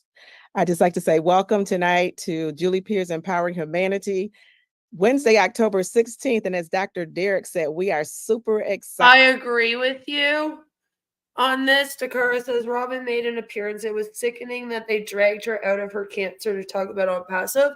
I agree with you, but at the same time, I don't know how much dragging they would have had to have done, because Robin is just as, like, she wants to show up probably just as much as they would have dragged her to. The sad thing about this is that they feel obligated to appear no matter what's going on. Like, that's part of the problem here, right? Is that you could be on your deathbed, literally, and if there's an Onpassive webinar, you're still expected to show up. I mean, Chris couldn't show up to one of them and they all had an aneurysm over it. And it was like, holy crap, the dude's at like every single webinar. Could he not just like miss one? You know? So I feel like even if they didn't ask her to be there, she might have still shown up. And that's kind of sad to think of, you know? It's kind of sad. You don't understand why they're praising Julie for her webinar skills. And I'm like, I totally missed that she was like doing these webinars as a thing. Why is Dr. Benny wearing sunglasses? Maybe it's really bright there. Mordecai, good to see you. Sunglasses make it harder to detect real-time lies. It's true. It's true. Yeah, I mean, if you're going to lie, wear some sunglasses, cover your eyes. A lot of times people can tell people are lying based on their eye movements. So maybe.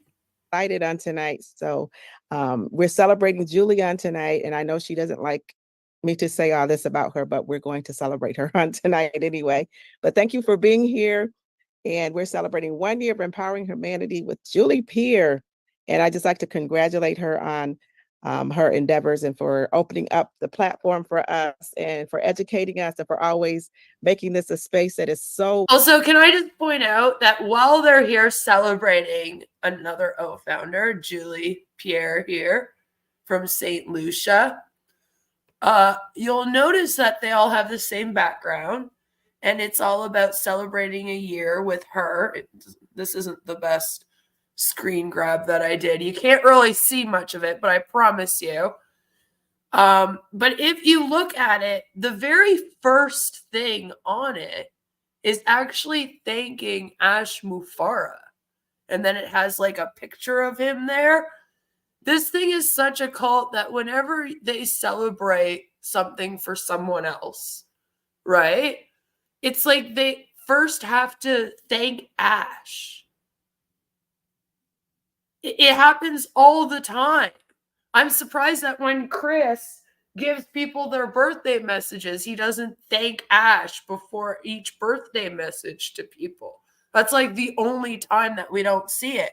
The rest of the time, like here, we're supposed to be celebrating Julie Pierre, doing this for a year. And instead of it being like, congratulations, Julie, as the top message on the thing, it's thank you to Mr. Ash Mufareh with his picture. Like, why isn't Julie's picture there? We don't even have a picture of Julie on the background. And that's weird. Okay, that's really, really culty. It's like, why do you have to say thanks to him before you celebrate her? Weird. Wonderful, welcoming, comfortable, and educational. And I'm just excited to see what the future is going to bring for empowering humanity. So, Julie, thank you so much. We appreciate you. We love you. And we are praying for you as always. Thank you to everyone on the panel on tonight for the team that Julie has put together, an awesome, powerful team. My co-moderator, the beautiful Debbie McCormick, thank you so much. So we're just excited on tonight, and we're going to go ahead and get started. We're just blessed to have all of you here tonight, our wonderful guests on tonight. And I know a couple people have to leave early, so we're not going to hold you. And we just want to say thank you. I'm going to turn it over to my beautiful sister, Debbie, and she can speak for herself. And welcome again. Hello, everyone. Greetings, good evening, and welcome. It's such an honor to be celebrating this baby who is 1 year old today. And it was created and nursed throughout the last 12 months by our one and only sister, Julie Pierre. Or babies. And I'm so honored that I'll be co-moderating tonight with my darling sister, Joyce Hicks. And not going to take too much of your time. We're just going to move straight, and I'll pass it. Are you guys honored to moderate my live stream today? Please don't be. That'd make me feel real fucking weird, okay? If I ever hear any of you guys going, I am absolutely honored to be one of Queen of Karma's mods, I am unmodding you immediately. Back to her so she can start introducing our guest speakers who are going to talk about growth and gratitude. Oh, it's so weird. Back to you, Sister Joyce. Thank you once more. Thank you, Debbie, so much. I wake up every day to check to see if you're streaming. If you don't stream, I have nothing else going for me. Like, it's just such a weird thing to say. Like, even if you were like moderating and someone was live streaming and they were giving away things more than Mr. Beast and they had no Chris Tyson, like, even if that was happening, I would still find it weird for someone to be like, I am honored to be this person's live stream moderator.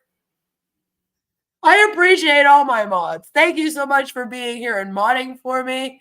But, like, you don't have any obligation to me to be here, all right, for any of my streams. Hey, if none of you show up, I'll just mod it on my own, all right? I've had to in the past. It's not really a big thing. I appreciate you doing what you do, but there's no, like, you have to do it. And please do not ever feel obligated to do it. I think putting that on people when moderating is supposed to be like a volunteer fun thing, you know, where you're like, hey, I trust you to help me keep my chat clean. Come hang out with me, you know? But I don't think it should be anything else than that. There are some people that take this all very, very seriously on here. And I just don't ever want to be one of those people. Yes, we are talking about growth and gratitude, and we have so much to be grateful for on tonight. And I just can't believe how much we have grown. Actually, I do believe that because we have a great leader, a great CEO who has come forth and he's stepped up and he's just showed us the way, a new way of. Like, you guys haven't gotten a new founder in Onpassive since June 2022. So, like, what do you mean by grown? Like personal growth? Of looking at life and I looking at guess. business and doing things in general. So we are just so blessed. I'm just going to ask my beautiful people on the panel tonight to just to quickly introduce yourself. Go with Dr. Benny and then Dr. Pat, Engineer Mike, and Dr. John. Just a quick hello. Hello, my name is Dr. Benny Tinglet from Chevy Chase, Maryland. Thank you all for coming. That's it. We got all dressed up and put sunglasses on for I that. am Patience Ajongwen. Thank you for being here with us today. A year ago, a beautiful lady from the sunny island of St. Lucia called us together and said, I want a platform to empower people, but to empower them with knowledge. And I'm glad we answered the call. And 1 year later, we are here. We encourage all of you that if you're coming on the screen to talk, please put on your camera because it's a celebration. And if you don't have It's the kind of background, funny because in them doing all these webinars and live streams, they kind of prove that they don't need Onpassive in order to like come together and have a sense of community, which means that they also don't need Onpassive to make waves in our world and change the world. let us know, we'll send it to you. Let's be in a celebrative spirit today. Welcome to Julie Pierre, Empowering Humanity, 1 year anniversary. Thank you. Over to you, King. This is so short. King brother Michael Ojotambia. Sorry, see, I'm getting too excited already. Let me shut my mouth. Over to you, Mike. Hello, good evening, everybody. Welcome to GDPR Empowering Humanity webinar. My name is Michael Ojotambia. I'm from Calgary, Alberta, Canada. And we are so pleased to have you all as guests here tonight. Let the fun begin. Thank you. And good evening. I am John Wen. I'm here in the United States. Celebration time. Come on, let's celebrate. So yeah, it's time for us to celebrate 1 year of really growth. Remember how Marty said that people were like singing and dancing? Watch that be the only singing in this entire 3.5 hours. In a platform, if you have been here just once, then you would have left not the same person. And I'm hoping that when you hear some of the things that people have really enjoyed during this last year, you understand why this platform is called Julie Pierre Empowering Humanity. Welcome and good evening to you. Thank you so much. And we're going to move forward. We're so excited to have our special guest on tonight. And I know I'm going to say, though, that so far they've done a good job of keeping it about Julie and like celebrating her and not making it all about Ash. I was really scared that when they all started talking, it was just going to be like all the other webinars where they come on and they go, I am so grateful for Mr. Ash Mufareh and what he's sacrificed for all of us. A couple people have to leave, but I want to welcome my brother, Jeffrey Morlock. Jeffrey is awesome and he's the guest. We love him. He's always here on the platform presenting. Jeffrey, the floor is yours. Thank you so much. Welcome tonight. Oh, wow. That's For those that don't know, I've reacted to Jeffrey quite a lot, especially at the beginning of me covering this. We've also read through some of his books. He's a writer. He's published some interesting Christian literature. You can go and check that out. We should probably do some more. Maybe we'll do one next week. kind of cool. Thank you so very, very much. You know, I really appreciate this platform. I have for a long time, actually. But, you know, tonight I think we're talking about gratitude for a lot of things. And, you know, you're absolutely right, Deb. You talked about us growing, and we have grown in so many ways. When you think about what we started with, and we really got started about 3.5 years ago. I mean, that's when things really started to take off, and the things we've learned and what we've been through and every way that we've grown since then has just been absolutely phenomenal. So I'm grateful for that. I'm grateful for Mr. Mufareh and his resilience and everything that Oh, he's wait. brought to us, the new tech team. Okay, but what do you mean you've grown? I still don't know what context you're giving this growing. Like, do you mean you've grown as a company, or do you mean your personal growth? I still have no clue. They're not even giving us anything. Everything they're doing. Dr. Derek talked about being back in the OES. I was excited today when I noticed the O Founders link was trying to work. It was getting some action there, and I was able to actually log off. So things are happening there, and it's going to be a little bit of a slow process. And as long as we've got that mental attitude that says, hey, I'm in it for the long game, we're going to be okay, So I'm grateful for that. And I'm grateful for webinars like this. And congratulations to you, Julie, and to this webinar. 1 year is phenomenal. We have a lot of people with a lot of staying power that help us grow in a lot of different ways. So I'm grateful for all that. I'm grateful for a great many of you that are here. I mean, obviously, Manu and Jean and Dr. Bill and Dr. Derek. And I mean, I can keep running. This is just like generalized bullshit, Jeffrey. Like, how has this specific show run by Julie Pierre, how has it actually helped you grow or Onpassive grow? Name everybody on here, Chris and engineer Mike, and I'm Deborah, and I mean, just all of you guys. You're so awesome, and you help everybody else in so many ways that it's just a phenomenal group, and it's a phenomenal time that we have. So I'm going to be quiet and get some other folks up here. Thank you so very much. I'm just blessed to be here, and I hope that this is a blessing for each of us. Weren't you the guest?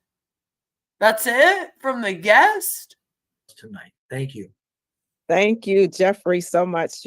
We love you. And like you said, there's so much growth and gratitude. And we just appreciate you for everything that you do for the person that you are. And yes, we have grown in so many ways. And I'd like to call on our beautiful Dr. Pastor Tony. If you would open the mic up and bless us. You've blessed us so much. So thank you for being here on tonight. Amen. Can you all hear me? Yes.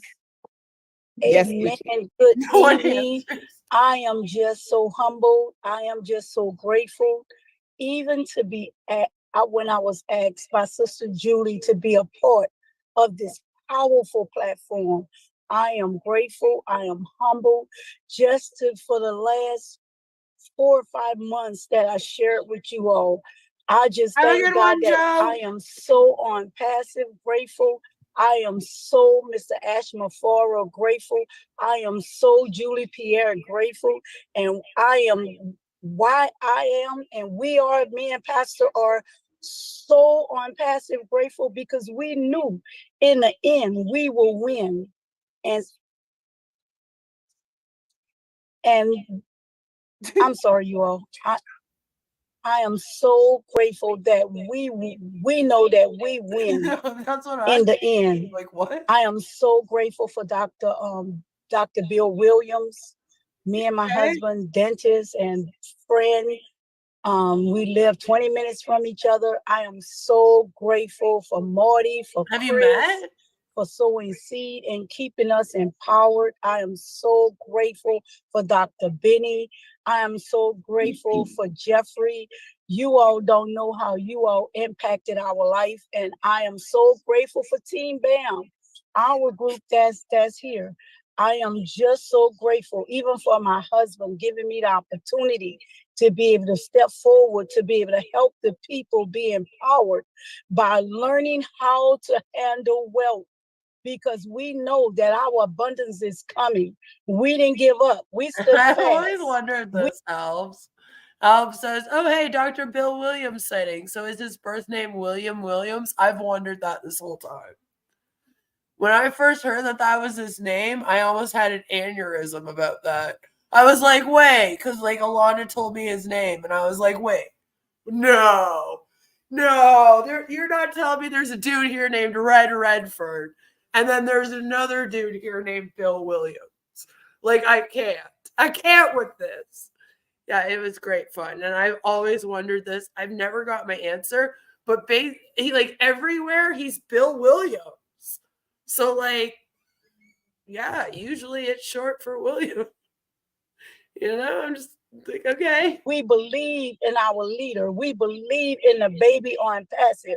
Even when it came forth and it was birthed out, the enemy still try to come in and destroy that baby. But how I many? can say that Dr. Bill Williams here was a dentist. He had his own dentistry.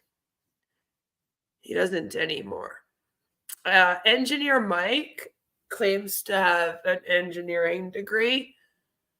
It looks like it might be from an online course, but that doesn't mean that it's not a real degree. I haven't fully looked into his entire schooling. I do love the Beatles. But yeah, he was he's the only one that I can tell you is actually 100% a doctor and lives up to the doctor. The other ones, I'm not sure on. Especially the pastor ones. That one's iffy because, like, Jeff Holiday became a pastor. So, like, you can literally just go and get a little online certificate. And it will say you're a pastor. So I never know, to be fair. I hope that she's not a pastor of a congregation because she's doing an awful job speaking here. So if there's people that have to go and listen to her speeches every week, I'm feeling awful for the whole congregation then. You know, like, that's what I mean. A lot of them are, it's iffy. It's iffy. Sometimes I'm like, did they just give them that nickname? You know, like even Dr. Susan's, we never really found out about. Professor Susan was what she actually was. They kept calling her Dr. Susan, which you can't, sure. Professors, if they have their master's or their doctorate, of course, you can call them a doctor. However, when I went and looked up her education, the way it was listed had me believing that this woman did not get a doctorate, because she was like, I have my bachelor's, my master's, and my doctorate degree. And then it didn't really give us a place that she went. Like, it was just all very, very iffy, you know, and up in the air. So I can't speak for anyone else's titles, but I can't say that. At least Dr. Bill Williams, him and his funny name, they're not lying to us. He is actually a dentist that had his whole own, like, dentistry. The other ones are PhDs paid for by taxpayers, of course, and probably not, if anything, worth studying for all those years. I do know that a couple of, like, the OTech Pro guys, for example, when you go and look up their background, it doesn't look too great. I remember we did look up English Mike's once, and his was another one where I was like, Engineer Mike, don't know if he's like an engineer, because again, the schooling is iffy. Like, it's a school where you can go to for classes, but it's more like a community college type school. And I have a hard time believing that you can go to a community college type school online and walk away with a doctorate degree, especially since, like, a lot of them, it will be like, oh, I went there for 1 year. And I'm like, okay, I'm sorry, but it takes longer than that to get that degree. Like, here in Canada, to get your bachelor's in most things, it's about 4 years of uni. And then you'd have to take another 2 to 4 years for your master's, and then another 2 to 4 years for your doctorate. So we're talking, like, enough schooling that you can't just put that into a short form 2-year online course and get, like, you know, it's like, if we have some universities here in Canada that are private, they're iffy. They're not even real universities. I feel like you guys in the US are also experiencing this issue, where there's a lot of these kind of like diploma mill-like places, and they're kind of a scam. I had a friend of mine years ago that got caught up. He wanted to go get his heating and air conditioning, and he ended up applying to one of these schools. And while he was at the school, found out that it was actually all a big scam. and he wouldn't really be getting like his proper certification that you would need in order to do that fucking career. So like I feel like some of them might be going to schools like that. It's all kind of up in the air. So I can't speak for the rest of them, but yeah, it would make sense if, like Alp says here, you know, might be an iffy one. And you know that God's divine order had this baby covered like a blanket and protected from our prayers, because he knew his children, us who are founders, that we was going to be able to use this baby as a platform to be able to help heal and uplift humanity. So I just want to thank Sister Julie. Congratulations on your 1 year with this awesome platform. But how many know much is given, much required? We standing fast with you, praying for the divine healing of your daughter. But your platform has touched many lives. You don't even know what God has did, but even what he's going to continue to do for you. I haven't seen, ear haven't heard, nor has it been revealed to the heart of man what God have in store for you. So stand the test. We made it. You're going to make it. Your daughter's going to make it. We made it. What is we made it? When an enemy mentally attacked, doubt not. Endure. It's only a test. T-E-S-T. I'm teaching ever serving. You know what I mean? Okay. I don't understand telling someone that they've changed your life and then not giving an example of a specific way that they have changed your life. Like if I had a friend and them coming into my life changed my life for the positive, I would surely be able to list how. Like I would be like, your presence in my life. You know, you come over all the time and hang out with me when I'm upset, and that helps me out because of my mental health or something. I don't know. I'm just pulling something out of my ass as quick as I can right now. Bad example. But you know what I mean? Like I'd have some fucking examples of what this person did. I don't understand how all these people are constantly, it's the same with Onpassive. Like it's changed my life. Okay, how? How was your life before, right? Like, and it was shitty. Then you found Onpassive, or you found Julie's show here, right? And then how did that then make your life better? Like, what exactly happened? What was the change that occurred there? And we just get nothing. They're just like, you just existing with your show is what made it better. Ashraf Mufareh being born made my life better. And I'm like, that doesn't tell me anything. To trust me. So long as you keep trusting him, Sister Julie, God is with you. God is with us. God is with Onpassive. And we all going to win. Every time we sow into these products that Mr. Ash will bring forth through Onpassive, we're going to win. What we going to win? We're going to win abundance so that we can help our households and see the need, meet the need by sowing the seed into others' lives. And I just want to tell you all, we made it. I'm so Onpassive. Let me tell you, if she is a pastor, I really hope that she's not signing up her congregation for this. God bless you all. Awesome, Pastor Tony. Thank you so much. And yes, God had Onpassive covered like a glove and a blanket, so he's always looking out for us. Thank you so much for bringing so much education. Because with everything going on in our world today, if God was real, he would just be dedicating all of his time to watching the people in Onpassive and ensuring that Ashraf Mufareh could deliver to us on just everything that you've taught us. So thank you. We love you. And we go over to the one and only Dr. Bill Williams. So good to see you on tonight. Welcome. Thank you so much, Dr. Bill, for being here and everything that you do. The mic is yours. Thank you. Thank you, Joyce. It's such a good event. We have the first year anniversary for Julie Pierre, the empowerment platform that covers the Caribbean, covers the USA, goes into Asia, Europe, Africa. I think it even touches Australia. So we're covering the world through this platform. So congratulations, Julie. Your vision came through. You're doing it so well.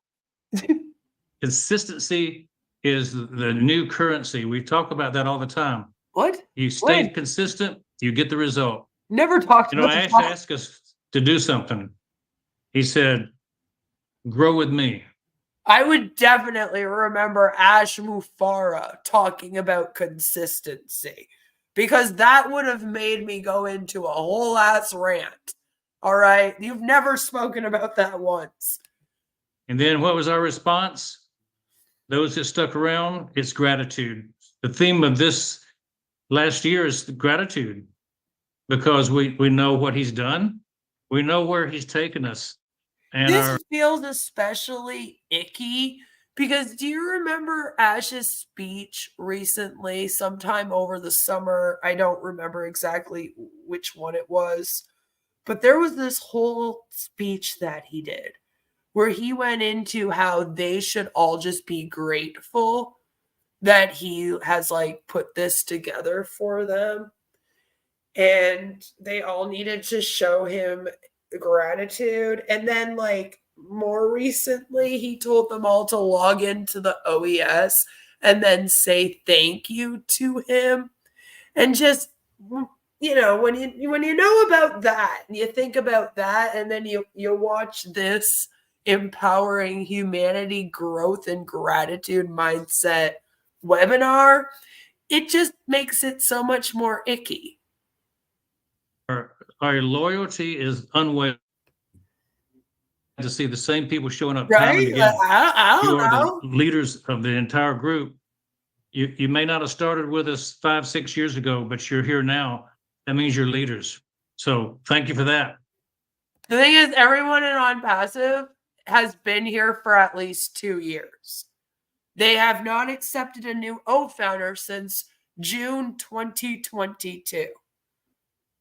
So no matter what, they've been in since June 2022 or before, right? Autumn is the new season that we're in. We just entered autumn. It is prophetic. It is the harvest season. It's time for us to harvest. We're going to get those apples soon. Harvest? And I kind of thought of 3 things that the apples are going to signify. Of course, everybody's going to put cash in the pocket. We're going to take care of the bills, pay off the debts, support the people around us, and then go into the community. We're going to do that. But what else? There's more to the apples than just money.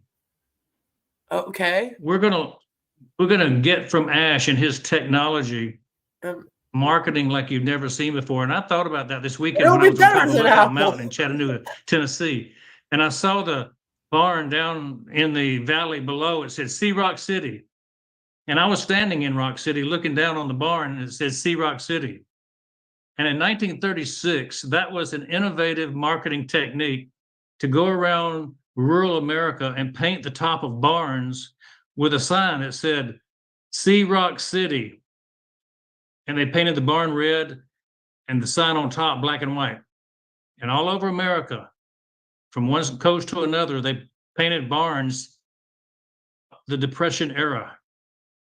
And Rock City became one of the natural wonders of American lore for people to go see. I mean, Gina Leva lived up there, her friends, her family. She knows it well. And so that's innovative marketing. 1936. In 1920, in 2020, Ash unleashed some major innovative marketing on the Burj Khalifa. He painted Sea Rock City on the side of the Burj Khalifa, essentially. And it said, see, Onpassive. No, Bill. Shh. Bill, listen. What are you doing, man? What you doing, man? They fired Mohammed Nizal. And now we're pretending that none of that marketing ever happened, dude. Because why the heck would Ash put anything on the Burj Khalifa when you guys weren't ready yet? Oh my God, did Marty not send you the memo? Shh. That was 90 years ago that Rock City was conceived as a marketing tool. What will happen 90 years from now? What will they say about the Burj Khalifa and that event that we saw from Boston? Chris, what are they going to say? They're going to say that we saw it. We were there. So that's kind of another harvest apple, I would say. And the final one is the education. I think one of the biggest things Onpassive is going to do that we can look back on to empower people is to educate in ways that have never been educated before. We're going to bring the cost of education down 90%. We're Yeah. going to spread education over places it's never been. So we're going to increase education 90%. But okay. Now, Bill, some of these people I give a little bit of a leeway to, because I'm like, maybe they just don't know how this stuff works. I feel like you do know a little bit better, though. How do you think you're going to take over all of education? Like the way that you put that, it almost sounded like you were saying like people wouldn't need to go to uni or college anymore ever, because Academy would give them their education. And then you would be going into places that don't have, like education like we do here, and giving them education. Like, have you thought about where all these teachers are coming from? Have you thought about how that would actually like work? I feel like these guys, they dream a lot. They come up with a lot of ideas, and then that's where the thinking stops. And then they just go, yeah, that sounds good. We'll tell everybody we're doing this. But then they never sit down and go, okay, but how are we going to go about doing that? What resources would we need to do that? How are we going to take over the whole education system? How are we overthrowing the government? Like there's just so much that we have to think about for this to happen. And I feel like Bill knows better. Like he should be thinking about these things. Like, come on, man. You can't actually think that Academy and Ashraf Mufareh is going to do that. I mean, are you going to teach everyone dentistry in the entire world?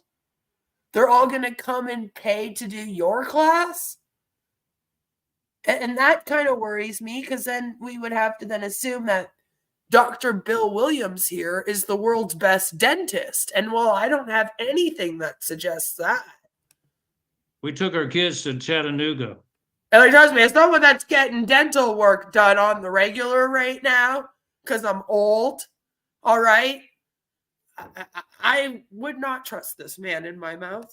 And we went to the Children's Science Museum, and we went to the Tennessee Aquarium, and we saw things from all over the world in one place. And it's kind of like what Onpassive is going to do.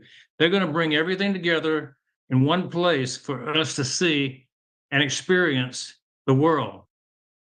I mean, there'll be penguins, butterflies, alligators, strange fish from all over the world we saw just weekend. And I'm looking Onpassive bringing us some strange. Pretty much all I wanted to say is empowering us by giving us the platform. Thank you for being so persistent, consistent, and bringing in all the great people of Onpassive right here to this platform tonight and every week. Over to you, Joyce. It's all yours. Back to you, Joyce. She's just smart. Thank you, Dr. Bill, so much. And I'm going to pass it over to my beautiful sister, Debbie. And I like what you said. Onpassive is on that rock. Yes. Sister Debbie, thank you. Oh, thank you, Sister Joyce. Dr. Bill, it's always an honor seeing you. And your words are so inspirational. We appreciate you, as always. Dude, that was such a stupid comparison. Like, he compared the Burj Khalifa, and then, you know what? Just never mind. We're going to call our next that was great, speaker, Bill. Good who job. is none other than Brother Abdi, who is so influential in his community. We see him in every community, especially active in the Somali community and others. Brother Abdi, welcome. The microphone is up to you, sir.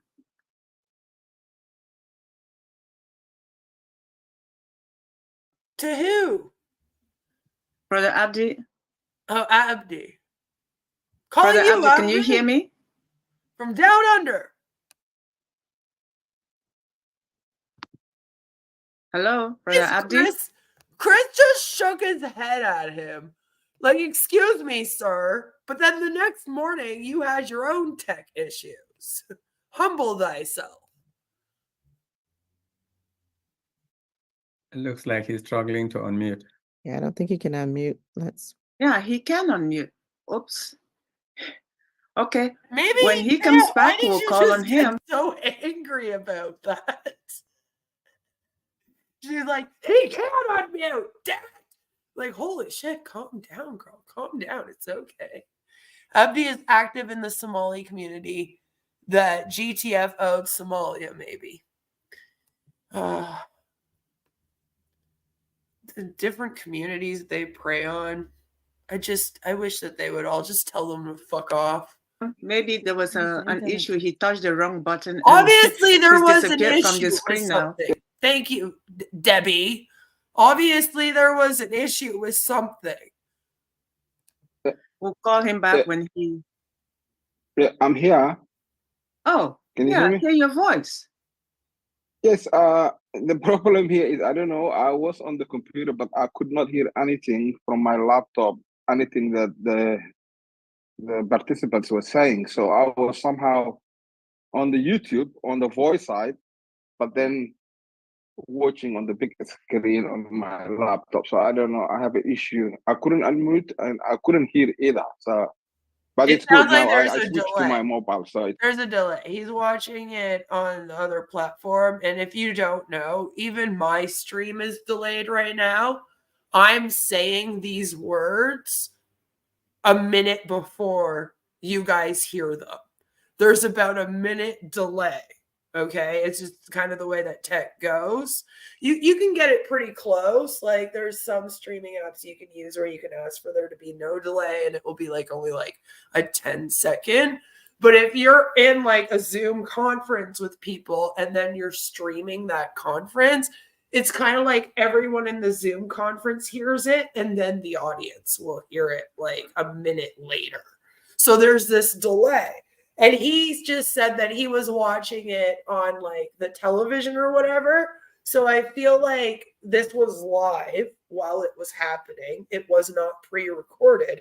So what happened is they're telling him to unmute and then he's not hearing it for about a minute, right? And there's always going to be a delay. Sometimes you watch it on the TV and it's a little bit extra of a delay. You know what I mean? Like it kind of depends on what you're watching it on and then how much of a delay there is between like you in Zoom and then the actual stream. Right? And I have to always think about that because sometimes you guys will comment something and I'll be like, oh yeah, I have to remember that they're commenting about something I said a minute ago, not what I'm speaking right now. Because they're just hearing what I said a minute ago. So I got to always be kind of like thinking about that. So I feel like that's why he just kind of sat there when they were like, unmute, unmute. He hadn't heard it on the television yet. Right? They were still talking and announcing that he was going to be the next one to talk. And they don't ever consider this shit. Like, I've streamed with other content creators before, and they've even been like, oh, yeah, there's a little bit of a delay. We got to wait a second to hear people's response to our question and whatnot. Like, but for some reason, nobody in Onpassive seems to be, like, privy to this. Like, they really don't, and they'll get mad. So they'll be like, okay, unmute yourself. They'll give you 2 seconds to unmute. And if you didn't unmute, they're going, oh, my God, like, what is wrong with you? Like, hello, are you there? Are you there? Are you there? So, yeah, he's here. All is well. It's okay now. Awesome. Hello, We can see you. everybody. Please. Hello, everyone. Thank you for inviting me, Julie, Pierre. Congratulations, first of all, for 1 year of anniversary of the great webinar you started. Yes. And browsers too, by the way. I've noticed that I have more of a delay on all of my browsers except for Chrome. Chrome has the least delay. So when I'm watching something on Chrome that's live, I'll get it quicker than if I'm watching it on like Safari or on the Microsoft one or whatever. So that's another thing. That's why Google says use Chrome, blah, blah, blah. That's why. And my leader, Dr. Bill, Sometimes was you just need saying a the browser. consistency is one of the main things that people go through, many hardships and struggles. And yes, everything is possible. And we Yeah, are the here cop is today wrong. after 1 year for Julie's consistency of staying her webinar. Again, 1 year to celebrate. And it won't be long before we celebrate for another one. We will be always together. Yes, beautiful, beautiful to be part of Onpassive family. It's been exciting since the day I joined, since that I got that blessing from my leader, Dr. Bill Williams. I'm always appreciate to him. And through the journey, I learn many other beautiful people who always inspire us. All of them are here now. I can see their faces. So it's always, something exciting coming up all the time. And we believe our CEO, Ashraf Mufareh, his vision, and we are here to take that, helping hand and impacting many other people after all that things we're expecting from it. So I'm grateful and I'm here to participate. There's a lot of people waiting to talk. So I'm grateful to be here and celebrate with you, Julia, and rest of you. And we love you all. And it's a great day coming. Thank you so much. Thank you, Brother Abdi. Thank you so Clapping much. steals again. And if I hear you just echoed Dr. Bill's consistency as well as how you have been inspired by others. And a lot of us have been inspired by several people on this forum, sin and unseen. And the names sometimes... But inspired to do what? Like, what does that mean? When you say several of the people on this forum have inspired me. Inspired you to do what? To sit around on webinars waiting some more? Like, what are they inspiring you to do? We don't like to be in the forefront. We appreciate you for all you do, not just for your community, but for other forums that you participate in. Thank you once more for being with us today. All right, I'm going to call on our Sister Martien. Bonsoir et bienvenue, chérie Coco. Tu es si belle ce soir. How are you? It's an honor seeing you. The microphone is yours, Sister Martien. Thank you. Thank you so much, Debbie. Thank you for having me. Good morning, good afternoon, good evening, everyone. Wow, we are looking so wonderful. We are looking celebration. I am so happy to be here tonight. And for no reason, I will have missed this because this is where I'm supposed to be anywhere. If you are not here, where am I going to be? He's still it's kicking part it, of my Cara. family. And Julie, Pierre, you have done it again. We still see him every once in a while, usually on the Heroes webinars. And I know in Onpassive we always deliver good and big because our CEO, the person that we are follow, he always deliver big. And Thanks for, telling us that our CEO is the person we all follow. I wouldn't have known who you were talking about had you not done that.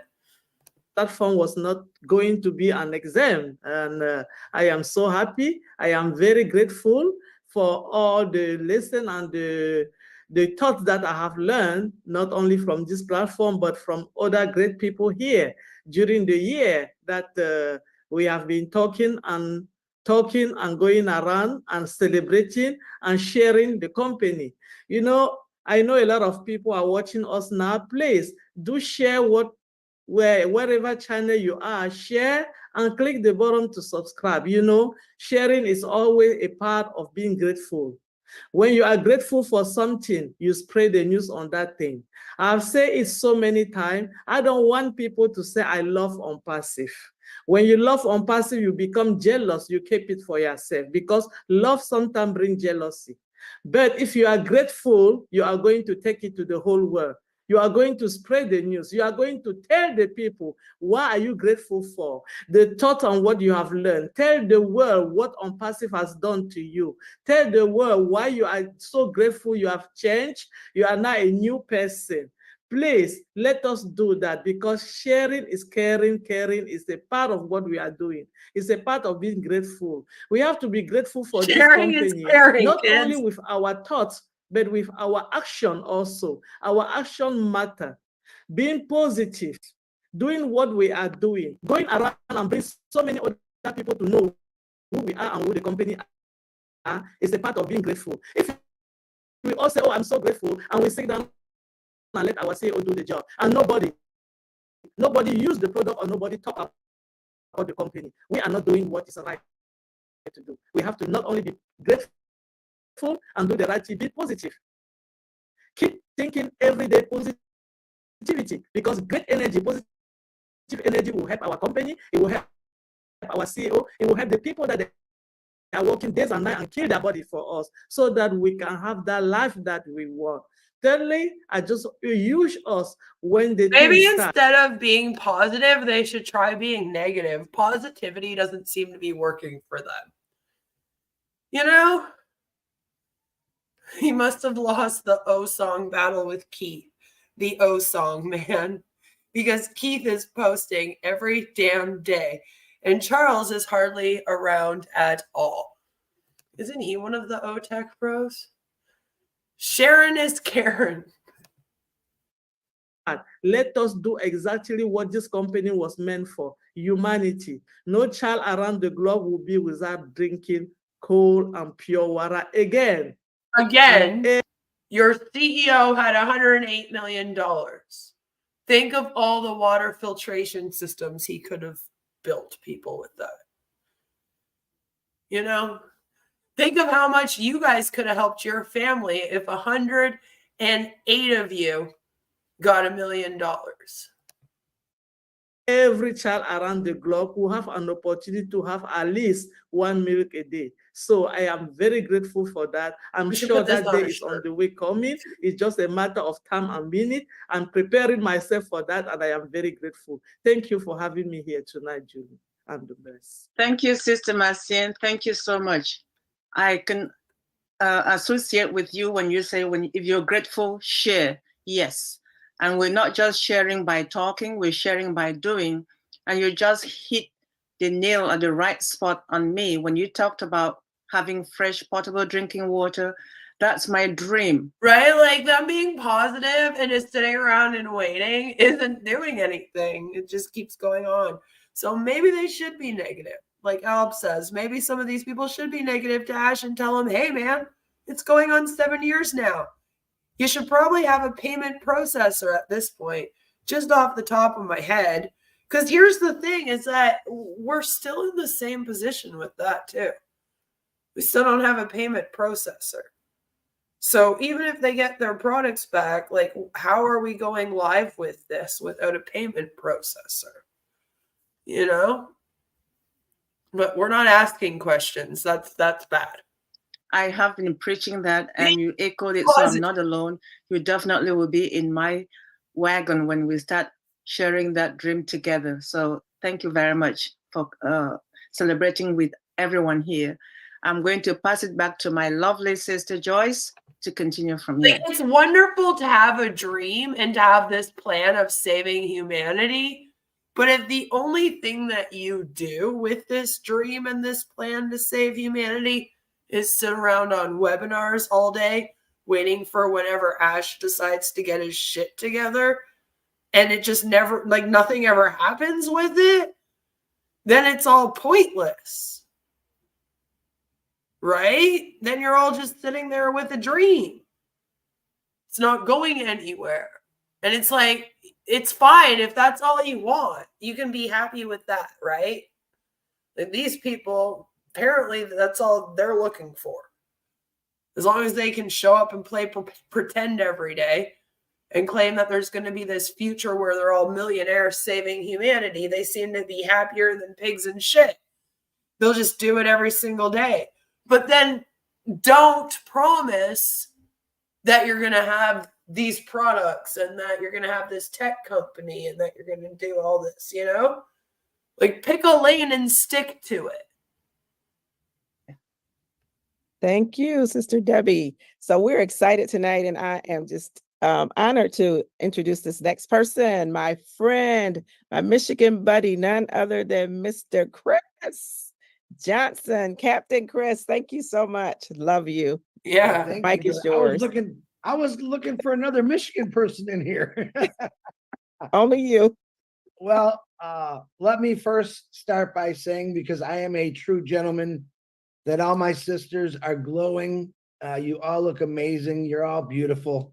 And fellas, especially you, Dr. Derek, I got to give it to you, man. You are sharp. You've always been sharp. Love the way you dress. Engineer Mike, looking handsome. I came in a t-shirt. I was in a rush that I came and get, but I'm glad that you are representing all of you in the way that you represent Onpassive. Let me bring up Julie. 1 year.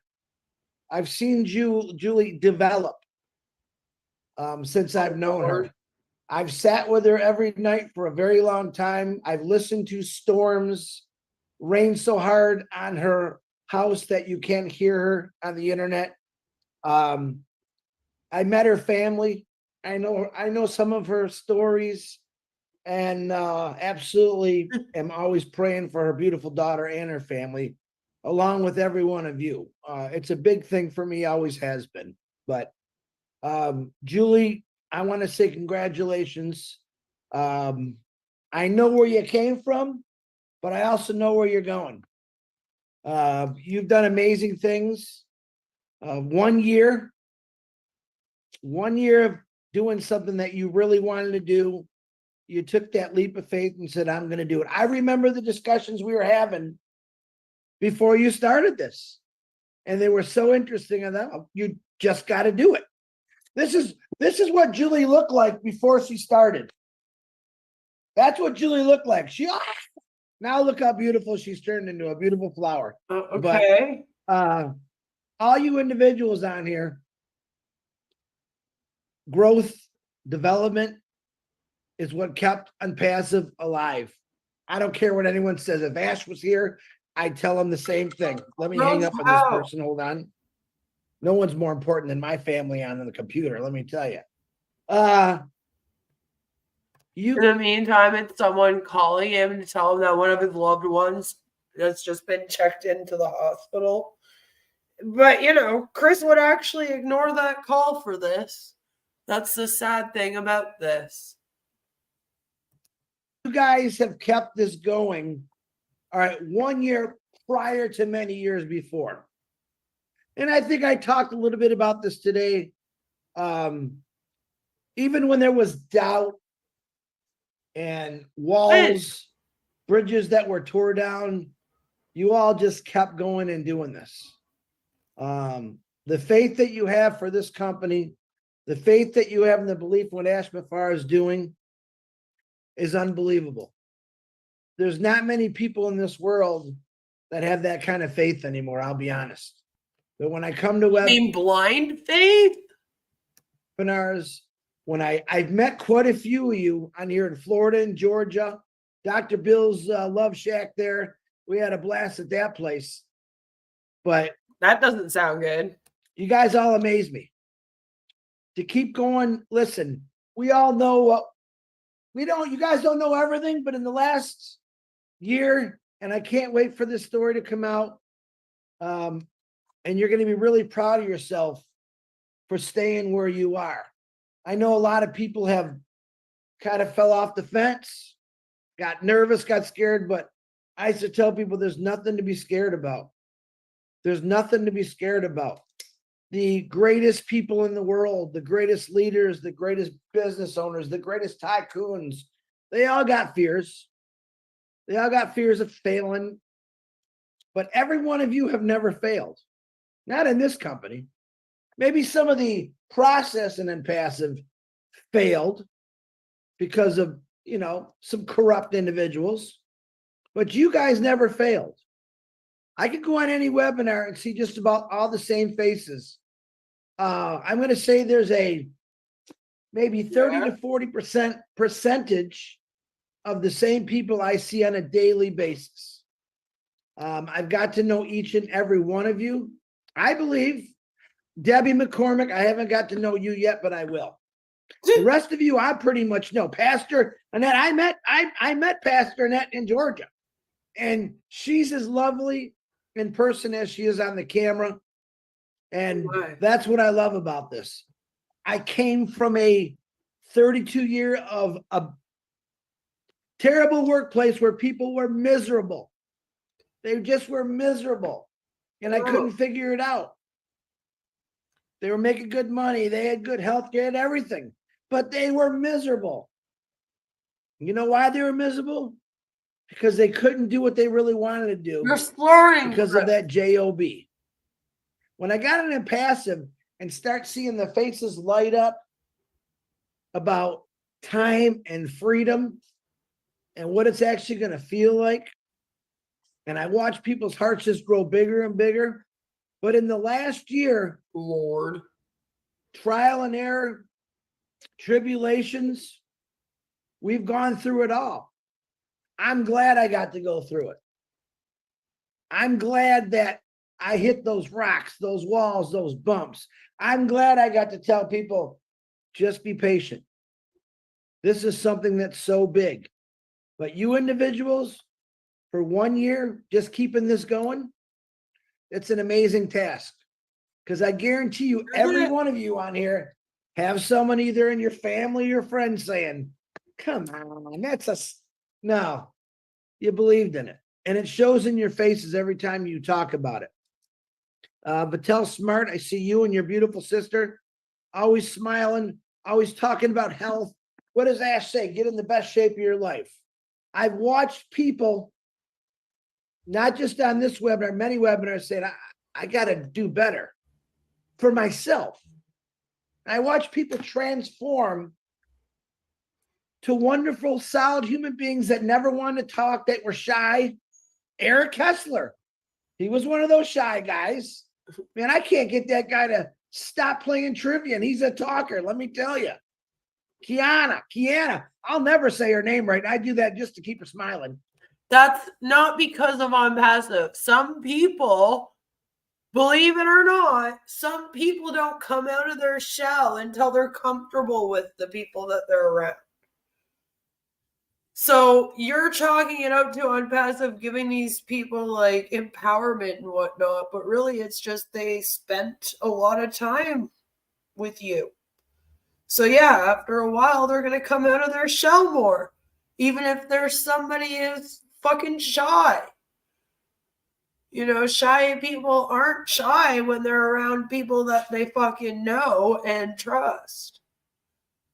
So it's just a matter of being around each other more, and then what that looks like in a group of people. Hi, Stan. Good to see you. Like, it's silly that you seem to think that Onpassive is the reason why these people have this strength. And it's like, no. It's really not, though, because Onpassive hasn't provided them anything that's added to this. Not even O-Connect has. But 1 year, add 4 more behind it. You stuck with us. Some of you are originals. Some of you are 2 years, 3 years. But you stuck with this. But Julie Pierre, you rocked this. You did phenomenal. And I'm going to listen, your daughter is really important to all of us. I want you to know that. All right. Nonstop prayers for her. Lord Chris. That's hard for me to talk about because, you know, kids are everything. We're doing this for our kids. I don't care what anyone says. I'm doing it for my kids so they can have a better life. Your 1 year of doing this is for your kids, your grandkids, your legacy. I don't want to be just buried in the ground. Oh, there he was, 32 years as an auto worker. You have kids. We're all going to do amazing things. We just got to let Ashraf Mufareh get through what he's getting through, and we'll be all wearing. So what the fuck would be wrong with being an auto worker for that long? I hate how these MLM people always shit on honest, hardworking people. Like there's someone right now that's doing the job that Chris used to do. And as often as Chris can, he shits all over them. It's like maybe you were the toxic problem at your workplace, bud. Maybe you went into work every day with a bad attitude or drunk every day like you seem to be here. And then, yeah, of course people weren't comfortable around you. You're operating heavy machinery while you're going into work drunk. Obviously, that's going to be a toxic environment. Jeez. That doesn't mean that fucking whole workplace sucks, though. It doesn't mean that everybody that works there sucks and that they should have their job shit on every single day. That job that you shit on every single day gave you enough money to support your family for that whole time and even have a decent retirement so you could get in that RV and travel around while you sit on your ass every day on webinars playing pretend business owner for Onpassive. You failed to mention that to all these people, though, because if you didn't do that job and you were only in Onpassive, you wouldn't have your pension. You wouldn't have anything for retirement. So it's like, what are you talking about? Stop shitting on it. It's because of it that you're able to do this. Sunglasses like Dr. Benny and looking like movie stars. I'm done. I love every one of you. You're always in my prayers. Please keep smiling. Please keep that faith that you've had for so long and never, ever give up. Back to you, my best friend, Joyce in Michigan. Thank you, my brother, Chris. I just love you and love everything that you do. And like you said, growth and development, that's all a part of it. And that's what we're Chris, that was a hard watch. Like you were slurring. You were doing the "I love you so much, man" speech, but it was like to the whole group. Like, Lord. Hi, Scam Chan. All right, we're going to just randomly kind of click in. Let's go about here. I don't know who's going to be. Oh, it's Marty. Maybe we should fast forward to the start of Marty's. You want to definitely want to hear from Marty, right? That we definitely want to do. Remind her of what you just read out because you wrote it from your heart. It's coming from deep down inside, and it should something that should be remembered in the future. In the future, there's going to be an opportunity to listen to that again. It's very well put. Thank you once more. All right, I'm going to pass the microphone back to my co-host, Sister Joyce, please. Thank you, Debbie, so much. And thank you for everyone that spoke previous. We just really love it. Love everything that you're saying and how you're supporting Julie. And she really needs that, especially right now. So thank you. The next person we're going to move right on, I'm going to bring on. He's been waiting patiently and he's always behind the scenes. He does so much for everyone. And, you know, I call him my big brother. And we always say a brother from another mother, but he is a person that just loves everyone. He supports everyone, and he would give you the shirt off of his back. Can't wait to be in his living room real soon. And we remember that Melvin is the first person that's going to be there. No one other than the one and only Marty DeGarmo. Thank you, Marty. Welcome for everything that you do. Thank you so much. You're welcome. You're welcome. If I do give you the shirt off my back, you're going to get lost in it. But anyway, first thing I want to say, we were talking about gratitude. Congratulations, Julie, on 1 year. I am proud to call you my sister from another mister. You're a wonderful human being. One of the main things I've learned in Onpassive is find people using your heart, and you've got a big heart. So I want to thank you for that. You're a lot of fun. Okay. You're super smart. You scare me to death sometimes, but that's okay. I didn't have to say that. Yeah, doing the thank webinar on YouTube. Julie Pierre has done the webinar on YouTube for a year now, the Empowering Humanity webinar. So they're celebrating her 1-year anniversary. You know, I know, I didn't know she did this for a year either. Thank you very much for that, and thank you for being who you are. The other part of gratitude was, for me, I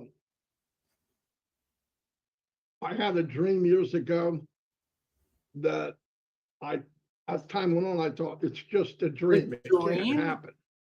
That maybe, when I came online 20 years ago, that the dream would be everybody gets the same pitch. Everybody. Oh yeah, this is the celebration. It's all of them coming on and talking about how much this show has changed them and then discussing their growth and gratitude mindset. That is the celebration. Yay, don't you wish they celebrated you like this? Or is it everyone talking until people start to fall asleep? It's funny, but I don't think we've ever actually seen someone sleeping on this, but there was a webinar ages ago where someone was actually snoring and they weren't muted. That was great fun. So it does happen. Geez, 1 year of just hope. Pretty much. I mean, that is technically what we're celebrating here. And I guess her, being on YouTube for a year, because, I mean, that's where this is. It's on YouTube. Can hit a home run. Everybody can score a run. Everybody can kick a field goal. Wishful thinking. Very naive.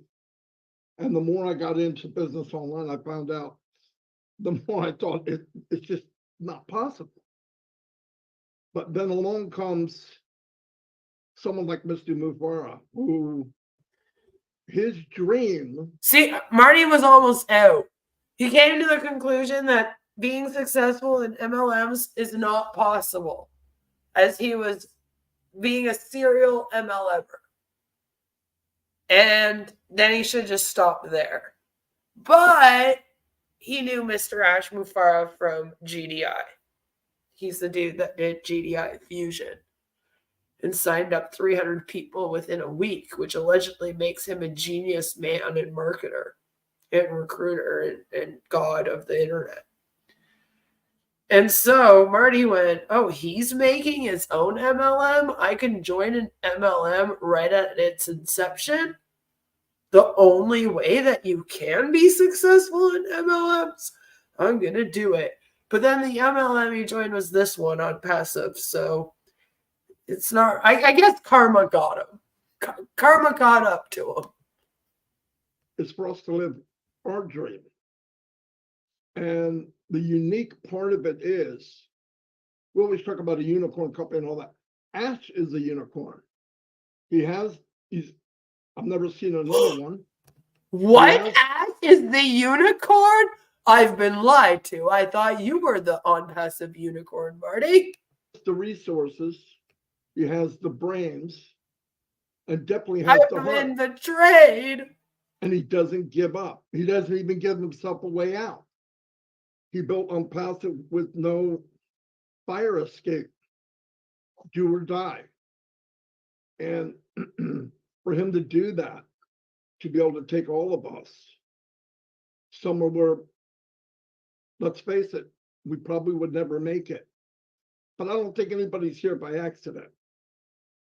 I think Ash drew people, and people were attracted to Onpassive for the exact same reason. Yes, we all need money. Raising 3 grandchildren, I don't have to tell you. It's funny because they even admit that the main reason why they all joined was money. They don't directly say that, but the way that Marty just said what he said, that's what that implies, right? Like, otherwise, you wouldn't feel the need to throw that in and be like, sure, well, we all joined for the money. You know? So it's like he knows that people are there for money. That's the main reason why most people join MLMs. You need money. But we got so much more with the friendship, the family. I see everybody here every day. I can call anybody. We've laughed, we've cried together, we've joked together, we've done dumb things together, but it's all fun. And it's the first company I was in where there's no walls, there's no religion dividing us, there's no color or tall, fat, ugly, skinny, bald-headed. Sorry, Mike. But all those things don't matter. Onpassive is colorblind. It doesn't care who you are, doesn't care where you came from. In fact, the heart of your life is right now, Onpassive wants you. Colorblind? Onpassive wants to change you. And the more I learn about it and find out who he is and what he's doing, not only did my dreams come true. Oh, yeah? It was better than my dream could have been. The more I'm in it. Is it? And to meet people like Julia in this webinar. And when I first met Julia, I think it was in trivia, I'm not sure. But I knew right away, I said, wow, she's special. And I wasn't wrong. Because I met her heart. And if you go and you get the right mindset of Onpassive, okay? Yeah, if you make sure that you indoctrinate yourself into the cult enough and lose all of your critical thinking skills.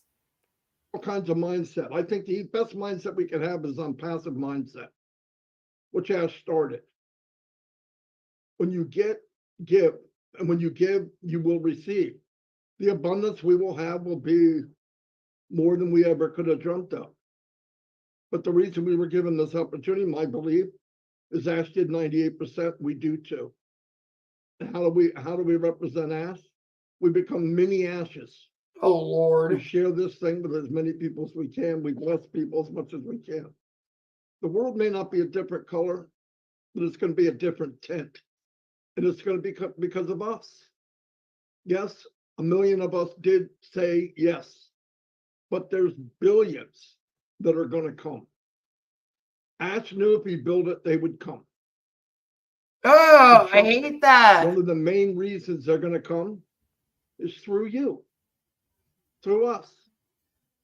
So walk Onpassive, be Onpassive, talk Onpassive. Build it, they will come. Believe in yourself, because that's Onpassive. 100% who you are. I mean, everybody here that I've seen has grown in Onpassive. Did Onpassive make you? Sam, if you do this and write this book called The Onpassive Mindset, I need the very first page to say, log into your Onpassive ecosystem, say thank you, and then just wait. And then the rest of the pages to be blank. And then at the very last page, just someone giving the finger.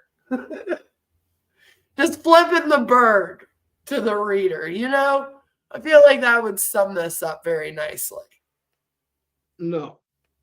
Onpassive was the fertile ground that let you grow. And you felt you could. I still don't know. You knocked down, I still have no clue how anyone has grown in this. No one's ever actually explained much. I mean, all they really say is that people get over their fear of public speaking. I mean, that's all they've given us. Oh, this person was shy. And then I had them do a 10-minute video and send it in to me. And now they talk on trivia. And I'm like, okay, like, I guess that's some good personal growth. I mean, if that's a goal of yours to be able to, like, do public speaking and whatnot, I can't relate. I've always loved public speaking. I'm weird. But, like, I don't understand, other than that, how this thing has helped anyone grow. And I don't understand how getting over your fear of public speaking is something to then thank Onpassive for. I mean, you could, I guess, be like, oh, well, I wouldn't have sent my video into Marty if it wasn't for Onpassive. But I feel like we're stretching our arms pretty damn far to thank Ash and Onpassive for things that like things we've overcome all on our own. You know, like if you had a fear of public speaking and then you overcame that fear by doing a video and sending it into someone or speaking on a webinar or whatever, like that's you deserve the praise for conquering that. Not Ashton Onpassive. See, I have the same problem with this as I do with religion. Don't deserve it. Yes, you do. I can't do that. Yes, you can. I don't know how. Get those words out of your vocabulary, and you'll find out. And I see people doing it subconsciously. Whatever, people are moving forward, walking forward, marching forward. And when all I owe for this beautiful platform and the people and Mr. Mufareh and what he's done, all I have to do is pay it forward and share this with as many people as I can. You know what? That's a good point. I actually haven't seen much of Susie. I really haven't. Scam Chan says Susie just wanted Ash. And let me tell you, when we get the full package, because the full package of Onpassive is not just financial freedom. It's loving, caring, giving, helping. Because remember, my goal, my passion is not the same as everybody else. But if in your mind, your goal becomes giving somebody something that they want in life, shining the light on others, and if everybody does that, if you leverage Onpassive 1 million people, what's this world going to look like in 4 years?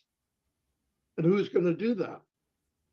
The Julies, the Joyces. I don't know if it's going to look the exact same as it does now, because something tells me that 4 years from now, we'll be sitting here watching these exact same webinars and you'll all be praising Ash, but he'll have a brand new scam. And then I'll have to let the Security and Exchange Commission know because they've put a director bars on him. So he's not supposed to have a new scam, but there you are, Marty DeGarmo, promoting it.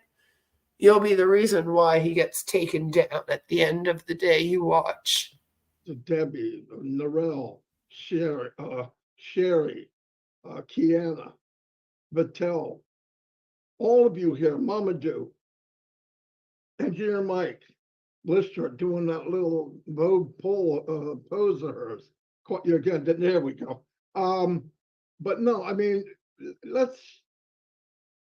we're blessed. And really, I understand why we don't know 100% because we don't.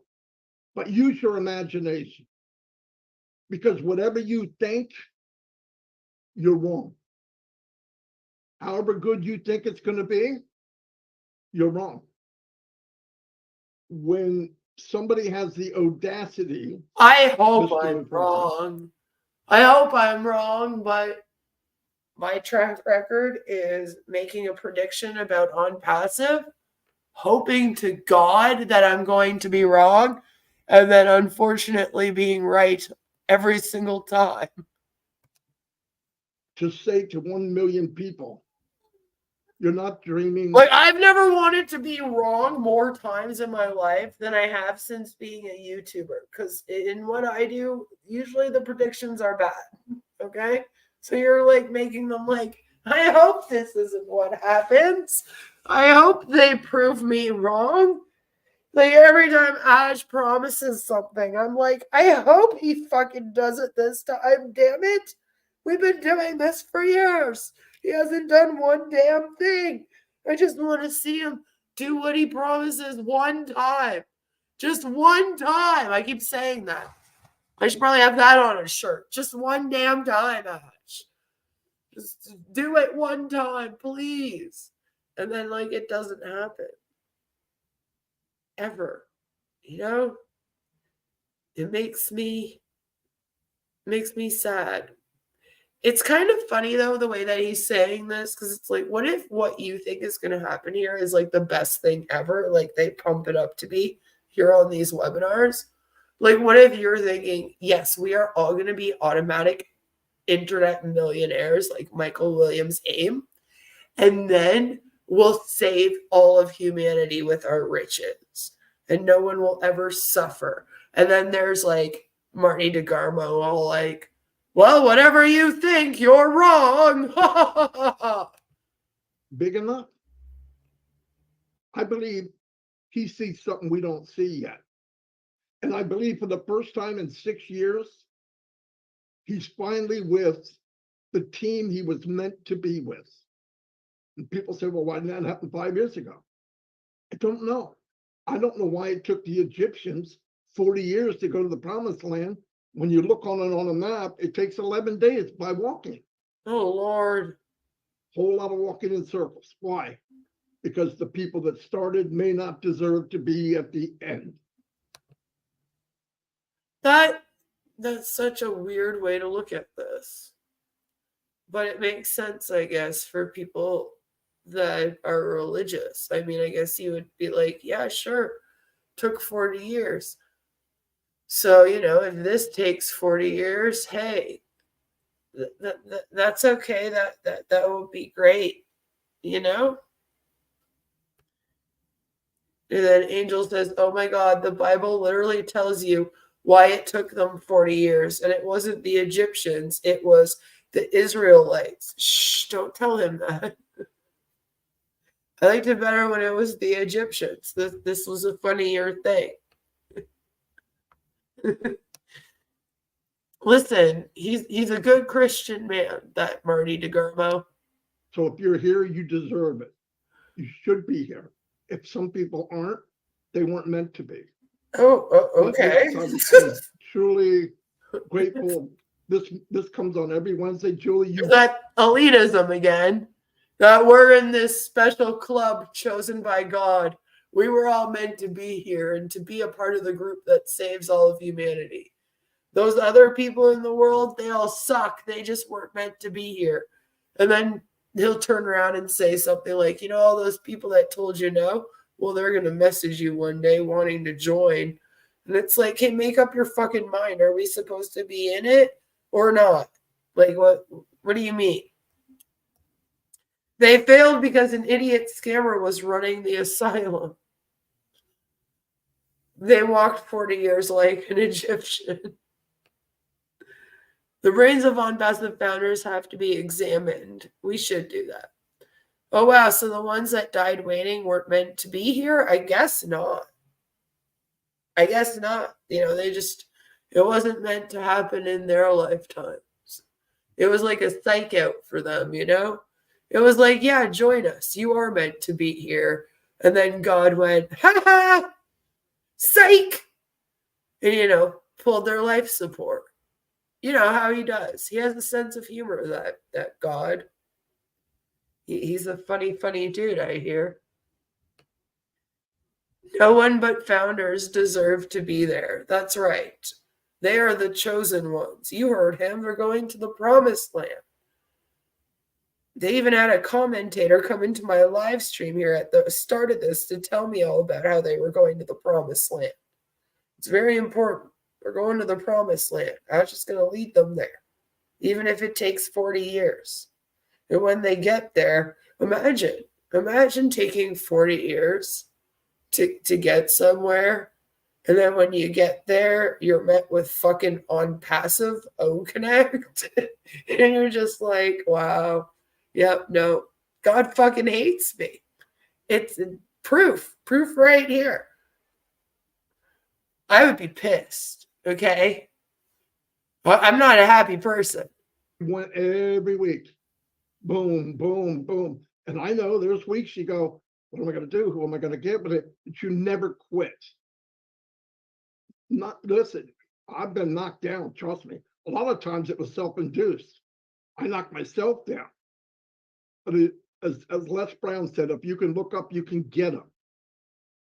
And today is temporary. Everything is temporary. Walk who you want to be who you want to be, and you will be that person. It's in you. How do I know it's in you? You're an Onpassive. You've already been filtered out from the rest. So we keep moving forward, and we're gonna shine the light on a lot of people, and we're gonna change the world. And I'll tell you what, how many people do you remember because of how much money they had? No, you remember them for what they did. You remember them for who they were. Let me put it to you in a perspective like this. If Marty DeGarmo shining the light on someone does not change their world, why would his shining the light change the world? Just, I'll let you think about that for a moment, you know? And you're going to look back when people come up and you thought, man, this journey sucks. It will be a gold mine.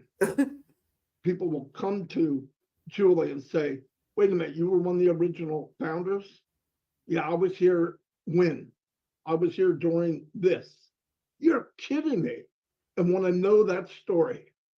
So we should cherish the journey. Yeah, and then you guys are all going to be fucking stars. That's what they mean when they say, we are the unicorn, we are the stars. They're thinking about that. They're like, one day we're going to be famous. We're going to be famous for being the early bird founders of Onpassive. People will stop us in the street and they'll be like, hey, you there, sir. You were one of the founding Onpassivians in the early bird group. And then they'll ask for your autograph. Yeah, no, it'll definitely happen. And I think I'm done talking. Anyway, thank you very much. Thank you, Marty, so much. I mean, I love hearing you speak. You bring so much wisdom, and you said so much, and I love what you said. It's like people aren't remembered for how much money they have, but it's for what they do. And then you said that Ash's dream is for us to live our dream. I mean, who does that? That's so wonderful. You said so many wonderful things, and I just love it that the friendships that we've made. That's what all the cult leaders say when they want to prey on your good nature and use you to make money off of you. Literally, that's what they all say. Every single one that I have covered has said something like that. All of the MLM companies are making these products not for themselves, not so that the people in the company can profit or the owners of it can profit. No. It's all to help the people. It's also that the Hunbots can make money by shilling their stuff. Alrighty? So I don't know why you think that Ashraf Mufareh is the only person in the entire world that has ever uttered the words, I did this for humanity. Or I started this company for all of you. It's probably in their little scammer's handbook. Made here, like Tell them all you did it for them. We've laughed together, we've cried together, we've done silly things together, but together we are one. And you said the world may not be a different color, but it will be a different tint. And I love that. So thank you so much. And when you said that Ash does 98%, we do 2%. When does that ever happen? Oh my gosh. Right? Who steals 108 million and no one cares about it? I feel like this sometimes even. I've sat here before and been like, I don't understand why the world isn't more up in arms about the fact that this man straight up preyed on vulnerable people for $108 million, pocketed it, got sued by the SEC for stealing it, and turned around and went, yeah, but I deserved it. I worked really hard. I don't care that I didn't pay my bills or the employees. I matter. And they're not like, oh my God, this is a fucking gold mine. But I don't know. Aren't we lucky? Aren't all of us lucky to be the original OG naysayers of Onpassive? One day in future, there will be a Netflix documentary entitled The Worst Scammer in the World. And it will have all of Ashraf Mufareh's entire life and everything that explains this whole scam. And people will stop all of us on the street. And they'll be like, Alps, hey, I know you, man. You're the moderator for that Queen of Karma girl, one of the first ever naysayers of Onpassive. And you'll be able to sign autographs. And then sorry. All right, well, that skit's over. I almost puked. Not in a million years. And I know that we are all so blessed to be a part of this opportunity, to be in this place at this time, that it was destined for us to be here. It's like we're not here by accident, like you said. It was destined that we're here, and for such a time as this. What a great time of celebration, and what a great time and a great place to be in. We're in the right place at the right time. And the next person that I'm calling on is going to be my friend, my brother. We talk often, and he is a person that I love to hear. Yeah, don't worry. We're just gonna hear like a couple more, and then we'll see how they kind of wrap this up. He has so much wisdom as well. My brother and friend, Vattel Smart. That name just goes with him so well. Thank you, Vattel. The mic is yours. Welcome. Okay, Sister Joyce. Thank you very much. Thank you very much. Thank you very much. Not even the hurricane will keep me away from this tonight. I remember last week about this time we were ducking Hurricane Milton here in Florida. Could hear the wind beckering out my door, and I was there shooting videos.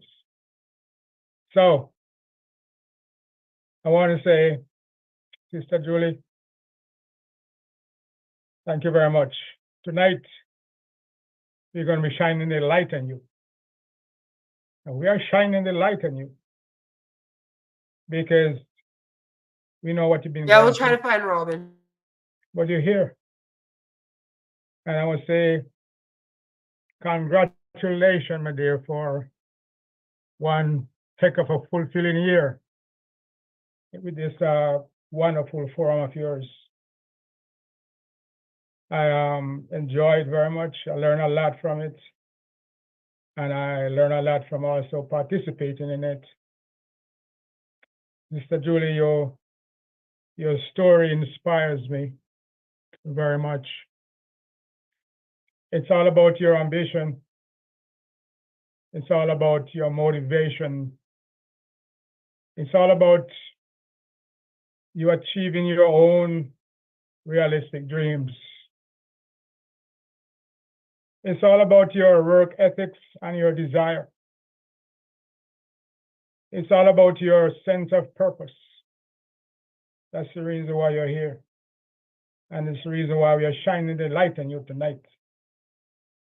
And I know what you're going through with your daughter, but you know, our prayers are with you. Our prayers are with Sister Robin Noble, who just spoke. We all are going through a lot of different things at different times. Last Saturday, one of my best friends in Onpassive, you know, we had to bury him last Saturday.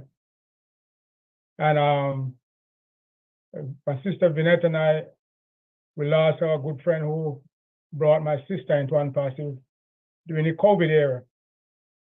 And he left us. But we're here. We're here to fulfill the sense of purpose that you, Sister Julie, have instilled in us. And we are so grateful, and we're so full of gratitude for all you have been doing for us. The growth mindset is indeed, I can learn to do anything I want to do. That's what I get from the growth mindset. And I'm sure I've seen you grow, Sister Julie, from being nervous until look at you now. Look at you now, you're no longer nervous. You just sit it out at the park every time I listen to you talk.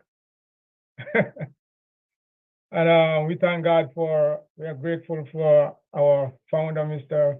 Ashraf Mufareh, the man who brought us all together as one family. This one's depressing. Look at us, one big family.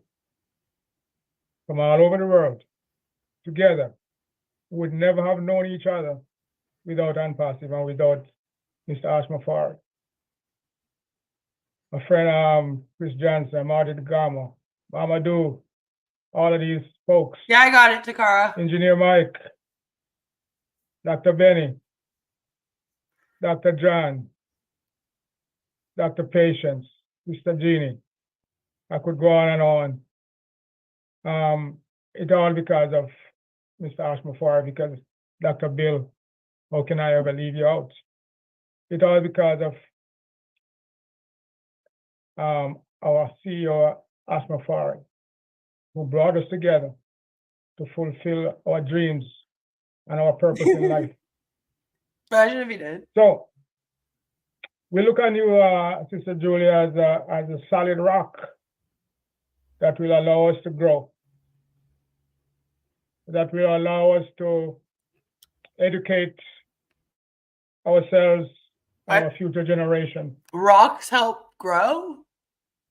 Since when do rocks help things grow? That Mr. Ash is giving to us. What? And we spoke about hurricane. Even though the hurricane was devastating, I want you to keep all the people in Florida and all over North Carolina in your prayers. Because a lot of people are hurting right now. And I'm sure you've been watching the news and see what's going on. But guess what? True. There's another hurricane coming. Category 5. It's called Hurricane Onpassive. Oh, Lord. So. Oh, it's a little early for that. A little early for that joke. But okay, Patel. Guess what? Are you guys ready for it? That wasn't too smart. Ready for Onpassive? That's the question. Are you really, really ready for the challenge? What do I gotta get ready Have for? you check all the boxes and make sure that all of them are checked right? Do you know the power of Catmo? If you do, I've just never heard someone be like, they're like a rock that helps us grow. I was like, that's a weird fucking analogy.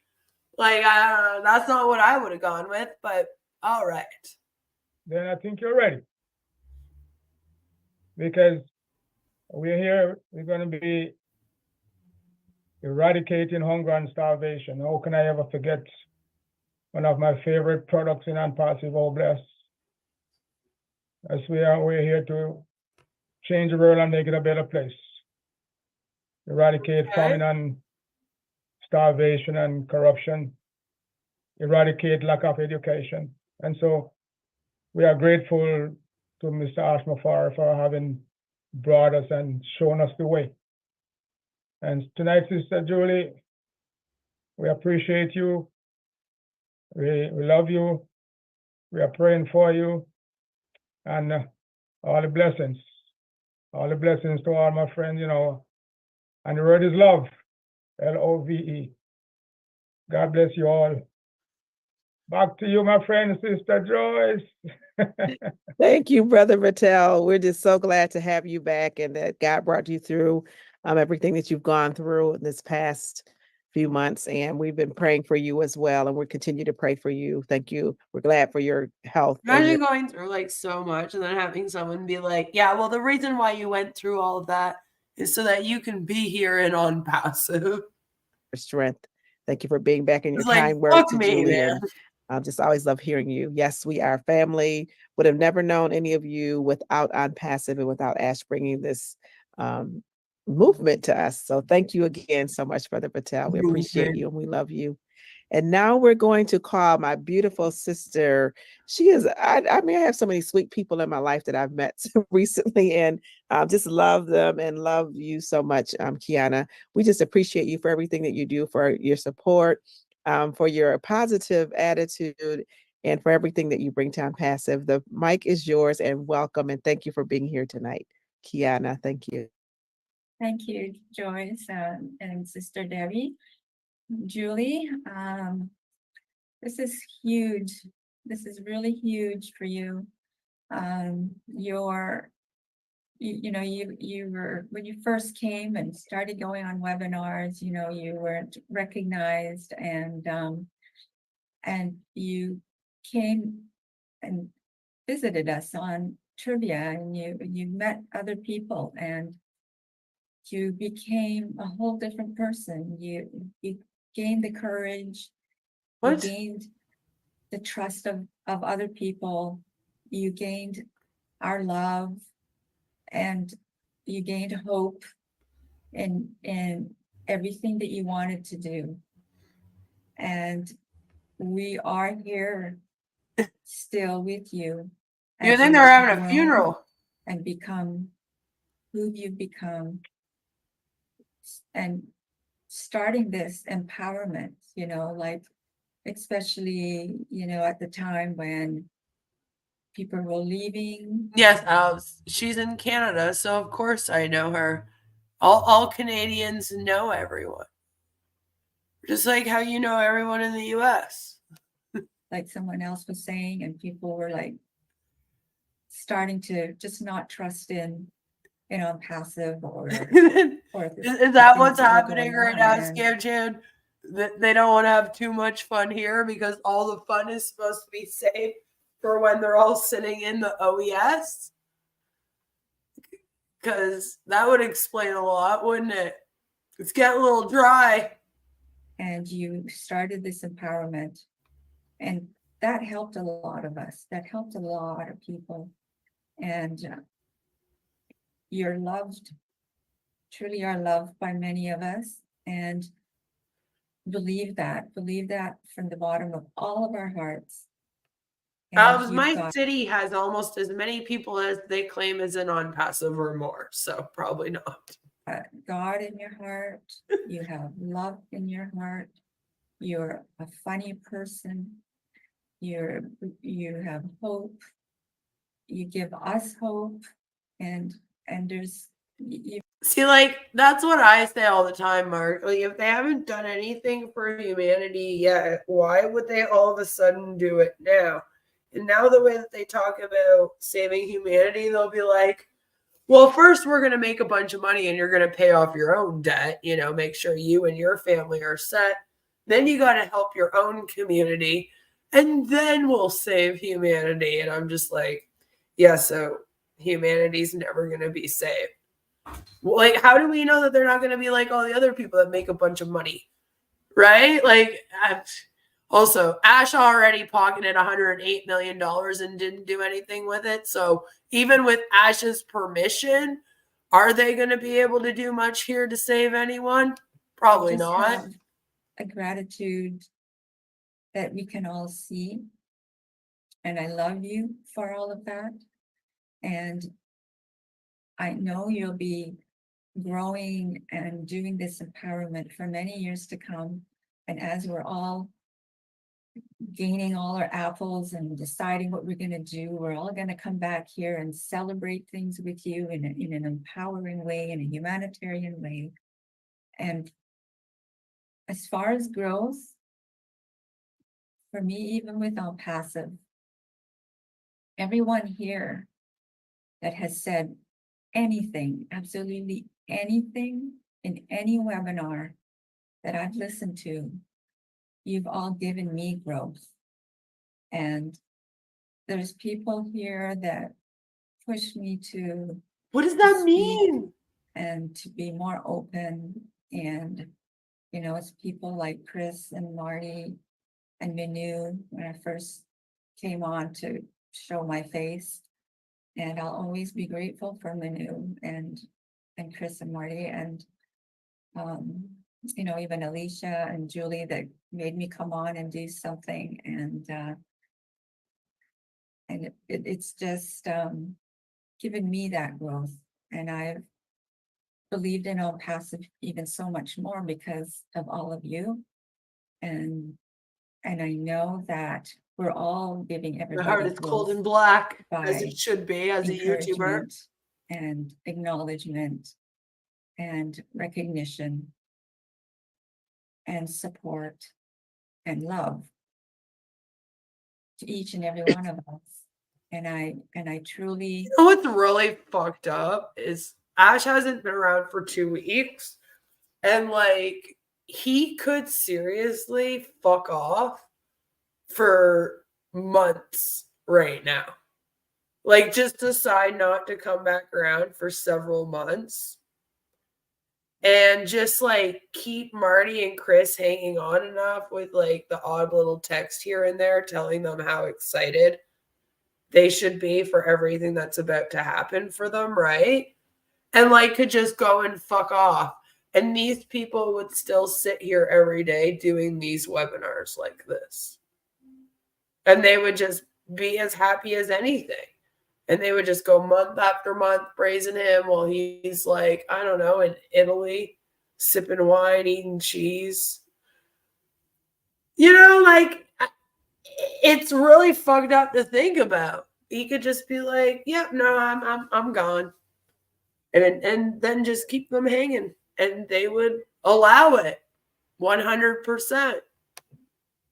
I'm grateful to know everyone, grateful to be here, grateful that I've even been chosen by God and everyone that's been a part of this. And I wish all of you all Not a much love democracy. from me, and what?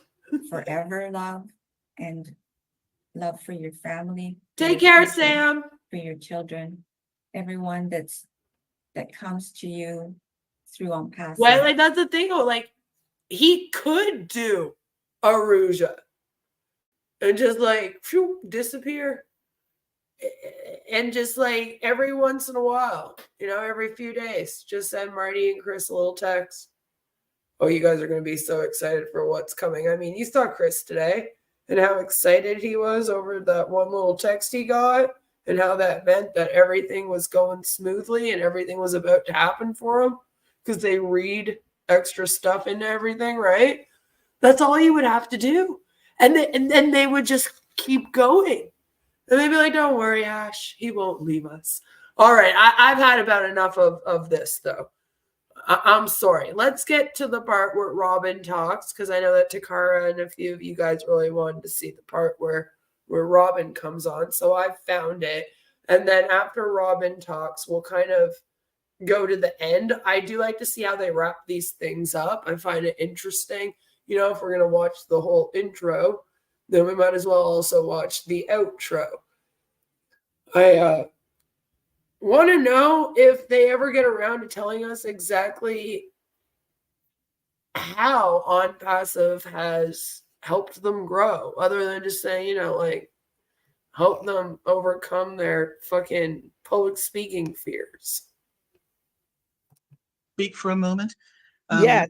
I'm Welcome, sorry. Robin. Thank you. Hello, everybody. Good evening. Okay, hold on. Sorry. See a need, meet a need, so to see. We'll start it from we there. will be blessing them.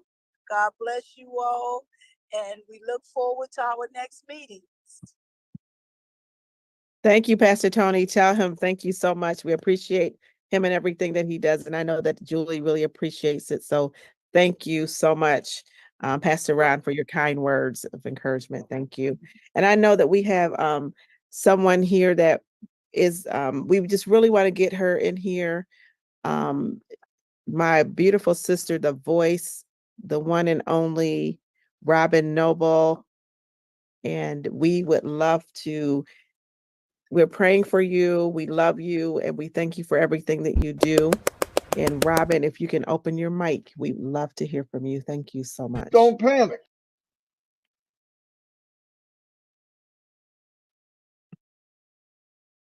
Robin. Let me call her real quick, Joyce. I just put her on an assignment. Hold on. Okay. Thank you, Chris, so much for doing that. So Robin Noble, as soon as Robin comes back, we will definitely get her in there. We appreciate you so much, Robin. And so the next person I'm going to call Yeah, because Robin has been diagnosed with her third cancer. Her third cancer, because Robin has opted out of going to chemotherapy or getting radiation treatment for cancers. She has chosen to use alternative medicine, and apparently it's not working. It's not working. No, Jelly, we know that Robin is real. We have checked out at the very start. I too was like, is this bitch even real? She is real. She is a real woman. But she does not show herself. There's only a few pictures of her, like, public. So she's not really like someone that seemed to want to be a public figure ever, which is a little bit bizarre. Like, I apparently really wanted to be a public figure in my life. If you were to look at my internet history, you'd probably be like, yeah, this bitch was going to end up doing YouTube or something. But like Robin, when you go and look up like her Facebook, there's only like a couple pictures that are public. So you can tell she is an actual person. But it's just so weird to think that somebody that doesn't want to show themselves at all is now going to be a part of this tech company where they're going to have to appear on webinars in order to market themselves, you know? It's just a little weird. Joyce, hello. I'm so sorry if I can That's still okay. speak for a moment. Oh, there Yeah. she is. I'm Welcome, sorry. Robin. Thank you. Hello, everybody. Good evening. Okay. And I'm so sorry. I had to. Well, see, the issue with cancer is that if you get one kind of cancer and you do not treat it, it spreads. So she's basically, unfortunately, that's what's happening with Robin right now. So it is now spread to a third area, which essentially gives her a third cancer. That's kind of how Marty and Chris announced it all to us with her. So that was lovely. But yeah, that's basically what's going on. And I don't like it. I really wish that she would have gone and gotten treatment. She is in Canada. The treatment is completely covered. It does not cost any money. Actually, it's the alternative medicine that she's using that would cost her money. I don't believe here in Canada that you can get many alternative medicines covered. Now, there are situations where, because like here, alternative medicine includes like things like acupuncture and like seeing a chiropractor would also be considered alternative medicine here in Canada. But then there are some cases where you can apply to get that covered. But in the case of having, like, you know, you have some back problems, you try a bunch of meds and they don't work, then before surgery, you want to go see a chiropractor, you can get it covered. Like, there is a way to get it covered. It might not be all completely 100% covered. You might still have to pay for a little bit of it, but, you know, it'll be a way better than having to pay for the whole thing. But then there's another thing, and it's supposed to kind of like stop people from doing what Robin is doing, where you kind of have to exhaust the other resources first before the alternative medicine is considered. So in Robin's case, since she said no to chemo and radiation right off the bat, she would not be considered to have this alternative treatment covered. Because here, alternative treatment is supposed to be alternatively after you do all of the treatment that is medical that we would prefer you do, and maybe it didn't work, so now you're looking for other options.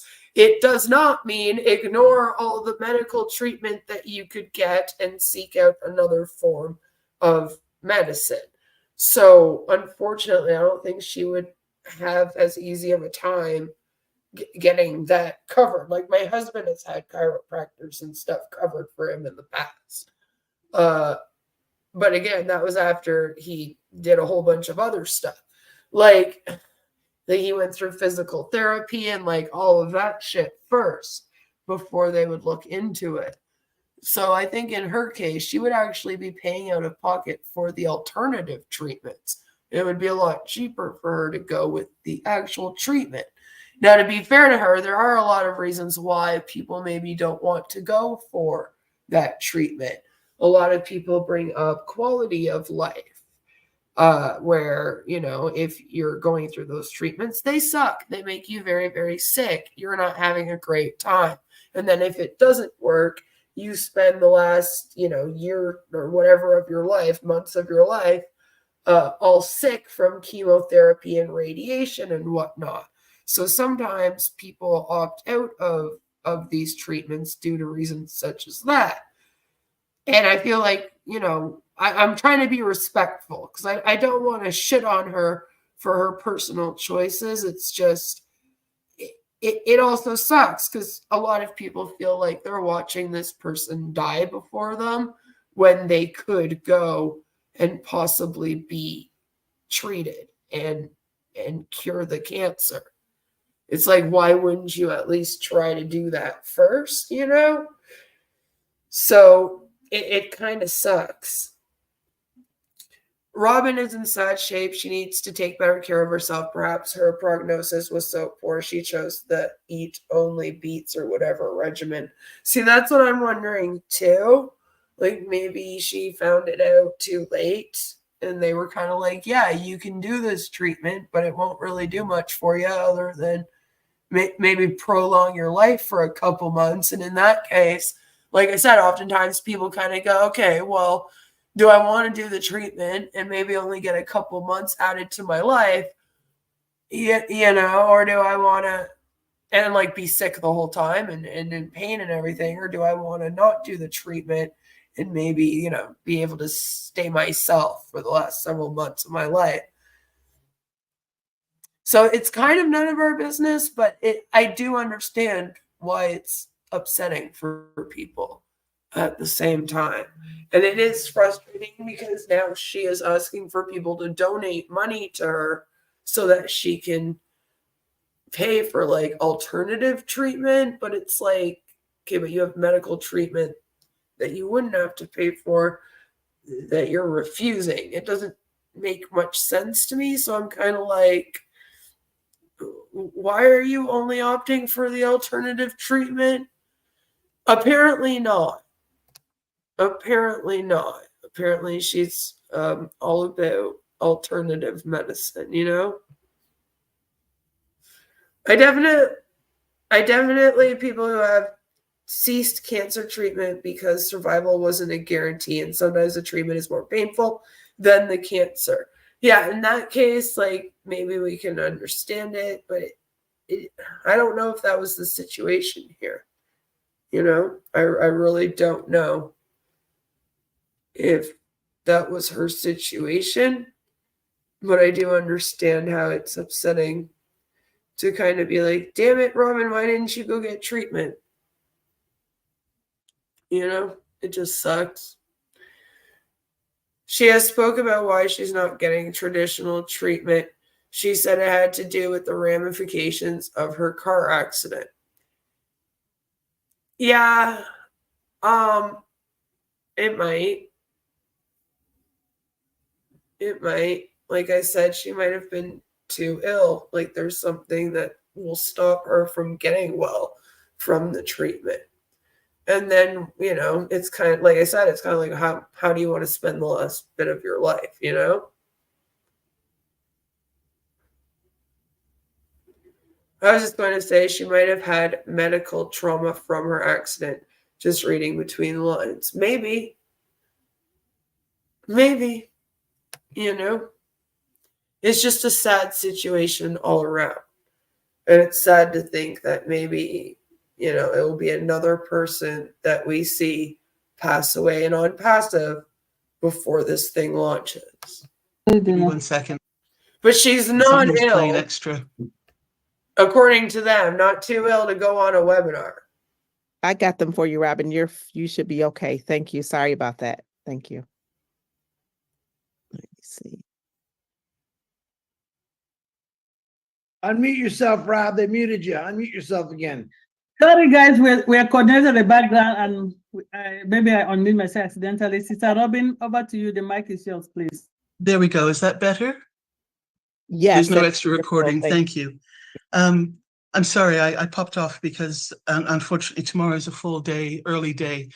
But I did just want to come on for a moment to say our future is here. And congratulations to Julie for what you've done this past year and what you have brought forward through your webinars, bringing the people together, bringing founders together, the topics you've chosen. Absolutely incredible. Our future is here. And paying attention to those words, the past is what has brought us to this point. The past is what creates our future.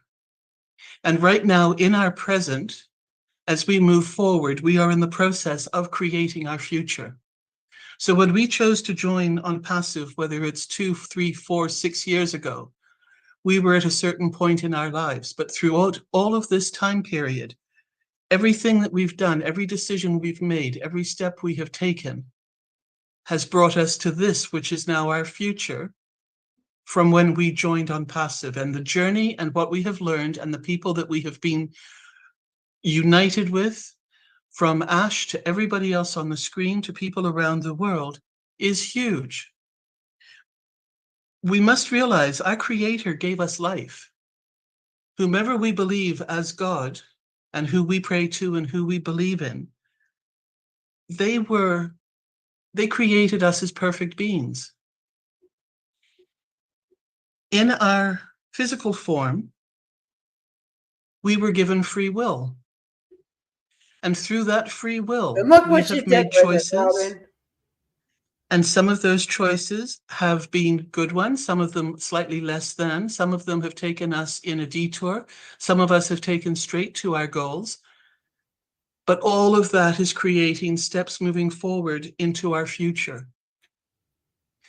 The mindset that we have with all of this will see us through the trials and tribulations, the joys, the upsets, the sadnesses, and the celebrations. And it will help us in how we manage through all of that. It's tough when things don't go the way we thought they would. It's tough when we lose somebody near and dear to us. It's tough when our health takes a turn, either our own or a loved one. And we somehow have to find the strength to help the others, to support ourselves, and to move forward. And all of this is going to show up as a stone in our journey and in our path moving into our future. We have no idea what the next day is. Tomorrow's our future. 6 months is our future. 2 years, 10 years, 20 years is our future. And what are we creating now to make that a more beautiful, a more passionate, a more caring, loving, generous, encompassing, inclusive future? So the mindset that we've had, turns right. And please give yourselves, we must give ourselves credit that we were all in certain capacities of employment, education, careers, even prior to Onpassive. But Onpassive has helped to bring out qualities within us that for many we didn't even know we had. And for those that felt that we had it, it has also empowered, nurtured, and brought them out stronger. I think the one thing we can all say is that we are a little to a lot different to when we first joined and before we met each other. And I know that I'm extremely blessed. I'm very, very touched by the outpouring of love and prayers and support that I've been receiving. And tomorrow is the first day for me of a long journey, starting with the hospitals. And I just am so grateful that so many of you on the screen and those who may hear this beautiful webinar of mindset, and congratulations to Julie, we're together because we care about each other so much. And I'm very touched and very blessed by everything that has been showered upon me. And I thank you all so much. And I look forward to hopefully coming back and popping in when I can, where I can, when I have the strength and the ability. And that everything goes well. So take good care of yourselves, take care of each other, continue doing what we all want to see done through Onpassive and through the future as we start again right now and we move all of this forward.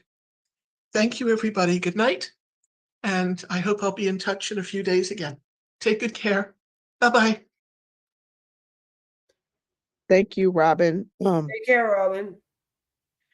So much for your Sister kind Robin? words and for your Okay. encouragement. We love and appreciate you so much for coming on tonight. And God is going to see you through. We are praying for you. We're praying for a blessing and for healing and for your journey as you begin your journey on this week. We love you. We support Hopefully to you. get some And treatment. anything that you need, we're here for you. So thank you for popping on and for supporting Julie. I know she appreciates it so much and everything that you're going through.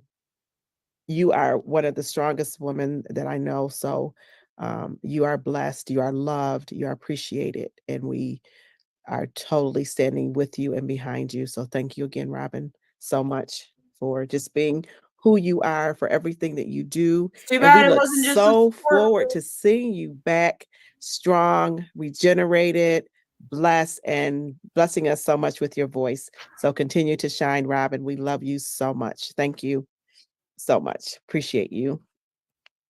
And the next person. That did sound like it was Robin saying goodbye. And I hope it's not Robin saying goodbye. I don't want anything bad to happen to Robin. I hope that everything is going smoothly for her. I hope that she gets the treatment and ends up doing better. Maybe they can cure this. They have no humanity for her. No. Sounded more like she's going to get palliative care. Maybe. Whatever it is, I hope that it goes well. I mean, it's upsetting.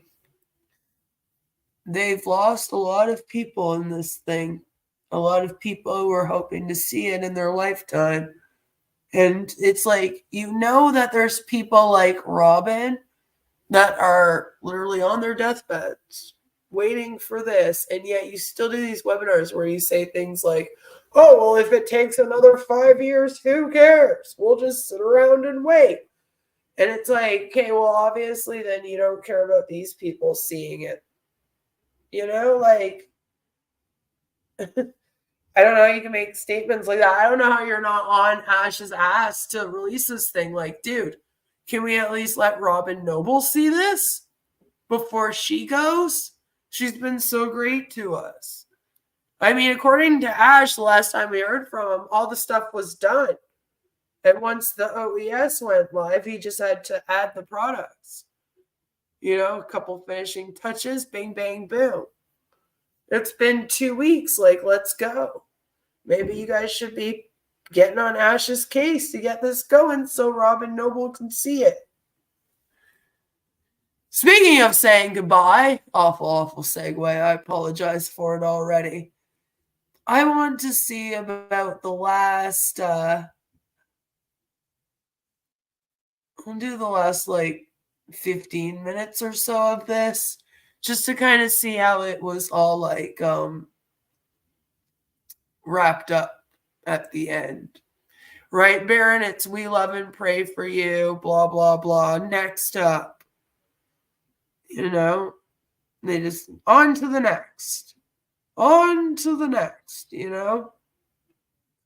OES is going to look better than what? Yeah, I don't know. We have no comparison because remember, Ashraf Mufareh is the only one that's ever come up with an OES in the history of the world. So smooth, and I appreciate Sister Debbie so much, but it's the team behind the scenes that does everything that makes this run so smoothly.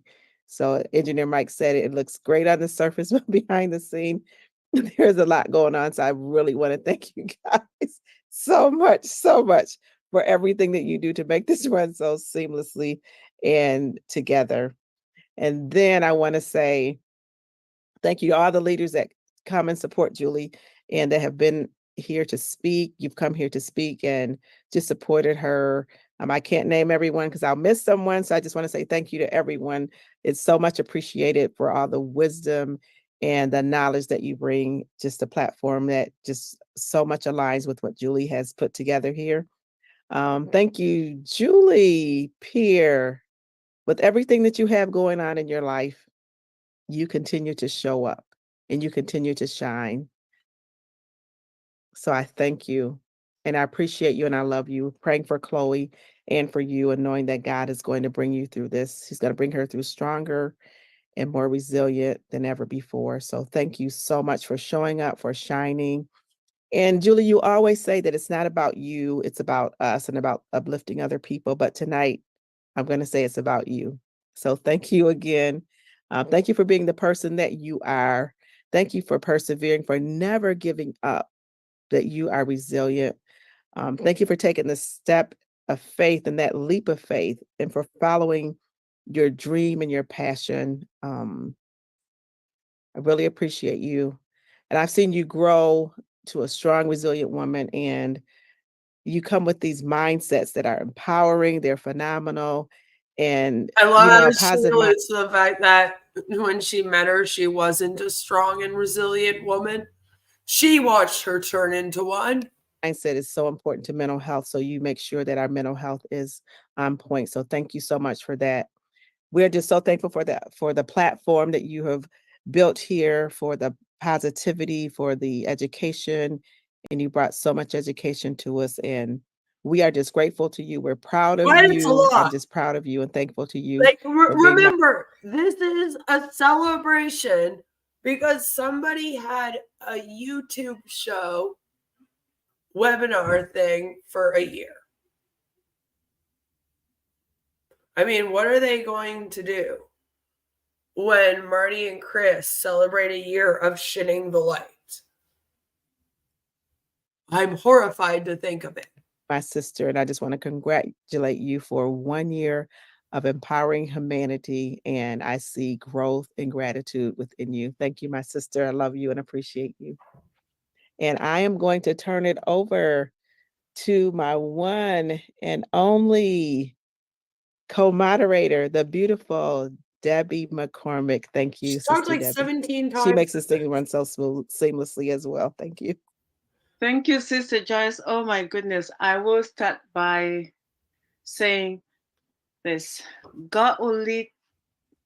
And you know, if it makes you feel any better, Scam Chan, I'm still a loser watching Onpassive. Dr. Bill retired to run to Onpassive. Yes, he did. He did. God will make a way where there seems to be no way. He works in ways we cannot see. Faith He will make a way for you and I, manipulation. and He will be our guide, hold us close to His side, and with love and strength for each new day, He will make a way, and He always will make a day. Sister Julie. God's looking down with Jesus right now. He nudges him and goes, should I smite this bitch? She's blaming me for this shit. Jesus is like, no, hold off. You said in a write-up that you will not take a no for an answer for anyone, from anyone at no given time. And you stick to your word. And I have seen that in action. You are a person of your words. And you are one of those that they say winners never quit and quitters never win. You stick to your guns. We've seen the growth, and we are grateful that you keep to your words, because you started by picking an awesome team that they all believed in you. And I'm honored that I happen to be one of those team members. You believed in us, and we believed in you, and we have grown together. And we are grateful that we are in this platform, surrounded right now, today, celebrating this anniversary. And I must appreciate the faces I'm seeing on the screen, each and every one. Sister Jean, I've seen you in so many platforms, especially Singapore. which is where I also pulled Dr. Bill out, and he just keeps gracing our platforms with his presence week after week. Regardless of the time and day you call, he shows up. This is what we call growth. When you don't only have one person, you don't only have one place, but multitude. And it's always blessed. And those blessings are countless. So let us. Well, Jesus Christ, I'm glad that somebody finally defined what they meant by growth. Remember that our blessings are countless, just as the people who come in and out of our lives are countless. Thank you all so much. I appreciate you, and I'm going to pass it over to our one and only beautiful sister, Queen Julie Pierre from the island of St. Lucia. No, the beautiful island. Yes, Brother Vital. Brother Vital, we don't want any war tonight. We're celebrating. Engineer Mike is still here. That was weird. Wow. Sorry, guys, I've lost my voice. I'm not in a proper frame of mind. My heart is at the hospital with my daughter, and I'm a mess. But I just want to say thank you. I want to say thank you. Thank Yeah, God. and instead of being at the hospital with your daughter, you had to come and do this webinar, which I find bizarre. All right, if my daughter was in the hospital, the nurses would have to make me go home. Like they would have to have security come in and like carry me out of the room to get me to leave her side. It would be a whole thing. I would make a very big deal out of it. Like I could never ever leave my kid at the hospital. All right, I just couldn't. And my husband had trouble when I gave birth to my daughter because I had a C-section, so I had to stay in the hospital for 3 days, which meant that he would have to leave us at the hospital and go home at night. And that was fucking hell for him. He hated every second of it. And like was like, I feel like I'm like abandoning you and my child like every time I go home. Like I do not want to leave. And that's the feeling I would have.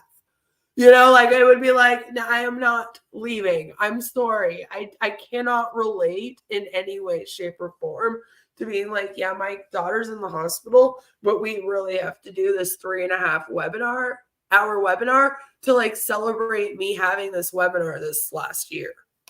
Like, go be with your family, please. God. But again, as a cult, for giving me the strength, the courage, the gifts that he has bestowed upon me. I want to thank our CEO, Mr. Ashraf Mufareh, and his family for the continuous sacrifice. Like, for sacrificing. Yeah, what has he sacrificed? Nothing. Nothing. You right now, not being at the hospital with your daughter and doing this webinar, you've officially sacrificed more for Onpassive than Ashraf Mufareh has. That man has pocketed at least $108 million, along with a bunch of the O-Connect commissions. All right, like he has not made sacrifices. So what are you thanking him for? He's not the one that started your YouTube channel and your show here. Again, that was all you. You're giving thanks and praise to someone that had nothing to do with this whatsoever. It's weird. That he's made for our future. He's not only sacrificed himself, but he has sacrificed the time of his young children and his wife and family. For that, I am grateful. I want to say thank you. I don't know his mom, but I want to say thank you for birthing him, this beautiful soul. We are literally thanking Ashraf Mufareh's mother for birthing him right now. I mean, if you didn't think that this could get any more weird or cringe, that is what we are doing in this moment. be selfless person. Thank you. I want to say thank you to each and every one of you who have supported me through this 1 year journey. Thank you especially to Dr. Bill.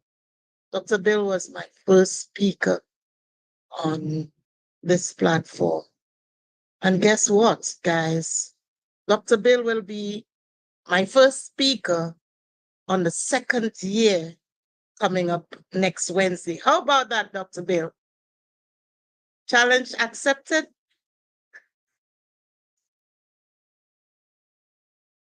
Really putting them on I the can't spot. turn that down unless I'm raptured up.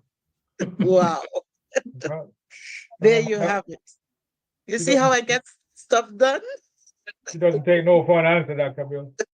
Wow, that means that's a way of country.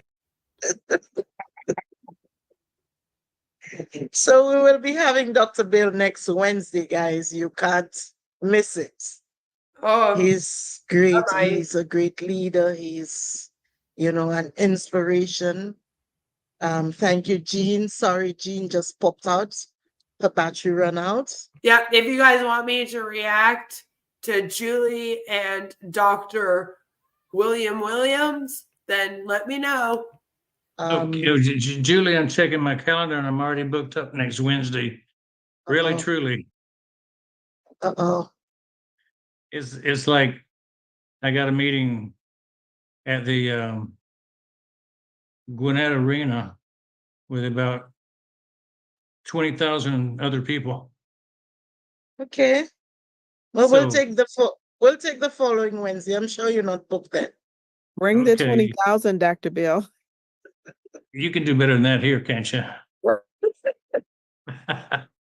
Well, anyway, yeah, we'll set up a week Wednesday down the road real soon. Thank you, I'm glad Dr. I Bill. looked before I let you go, though, so I didn't disappoint you. Thanks for the Thank invitation. I don't like disappointments. Thank you very much. Thank That was you. actually hilarious because she did that and it was like, yeah, you're gonna be on my show next Wednesday, all right. And then she was all like, see how I get stuff done here, guys, and got a little bit of praise for that. And now it's like, yeah, you got nothing done, Julie. You got nothing done. Thank you for been undone. To my admin team. I've not always been the easiest to work along with because I always aim for perfection. This is something Angel that's says, well, it's either a Trump rally or an MLM rally. I mean, it could be either. bad in me. I always like things done perfectly. So it's good, it's bad. Thank you very much. Dr. John, Dr. Pat, Engineer Mike, Dr. Benny, Sister Debbie, and Sister Joyce.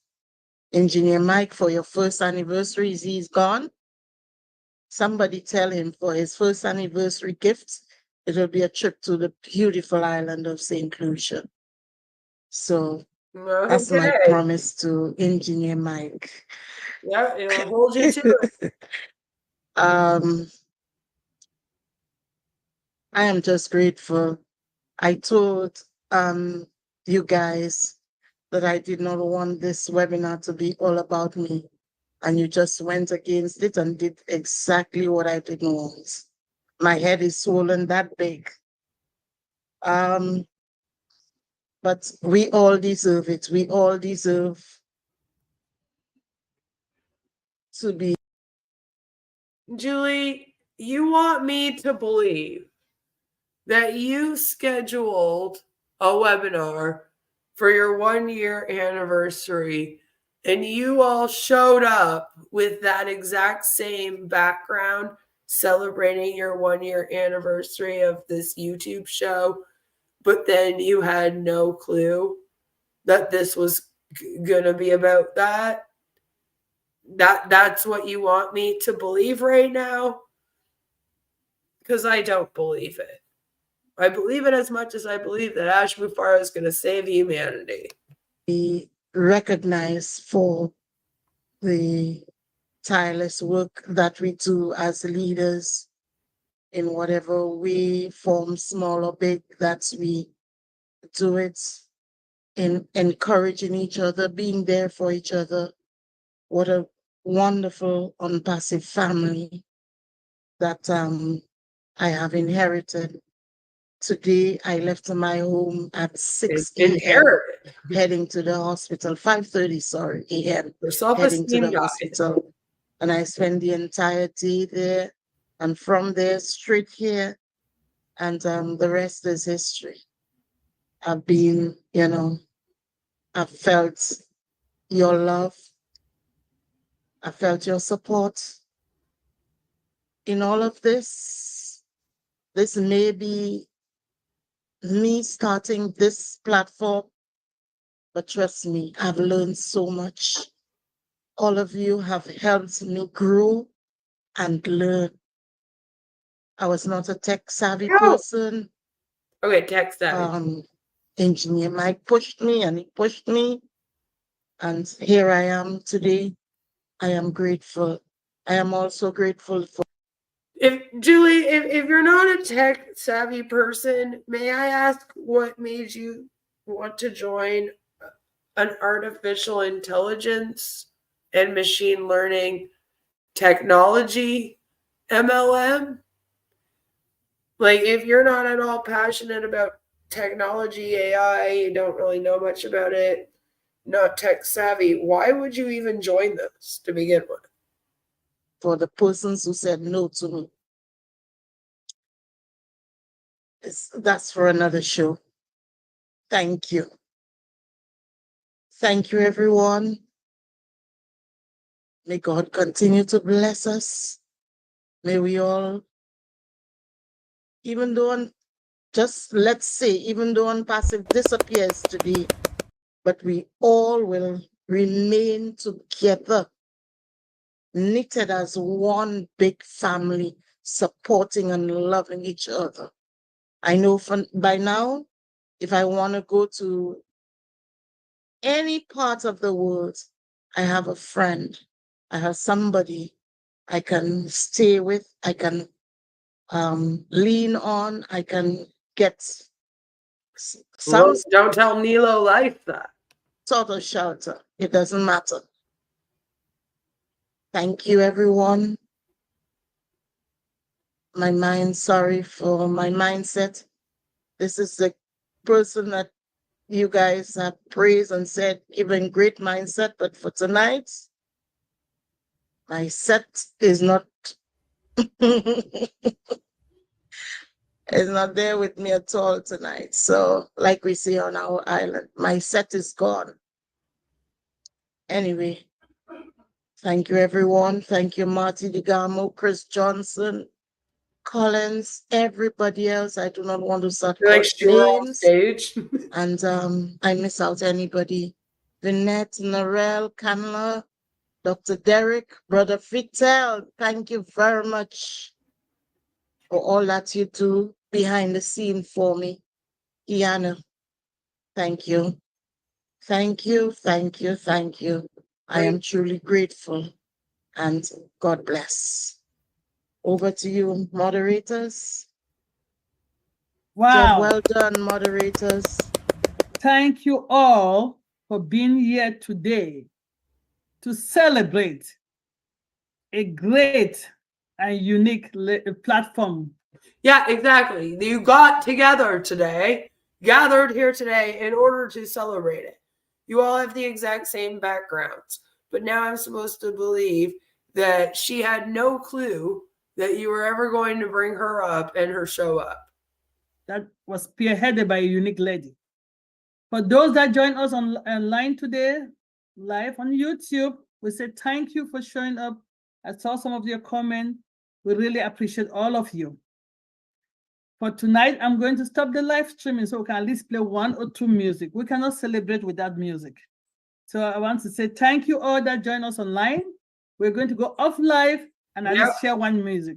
But I want to echo Sister Julie. There's thank you, more. Dr. Bill, for taking the first call. Thank you, Brother Marty. for always being there as the special guest. And thank you, Brother Chris, that you always tag along when you're available. We love you all. We really, really appreciate you guys. Pastor Tony, wow, a whole series. I'm glad that you showed up back of financial literacy on getting ready, because I will truly, be back. I have more. yes, truly, trust me, if you don't have the knowledge, you will not be able to know how to grow that wealth. So thank you all for showing up today. We are not ending. I just want to end the live. So Then we end can it, at least damn play it. 1 or 2 music End to it. celebrate. End it. All right. End it now. Thank you all for YouTube. Sakes. Lord, end the damn live. Excuse me. Ooh, still using Zoom. Yeah, they are.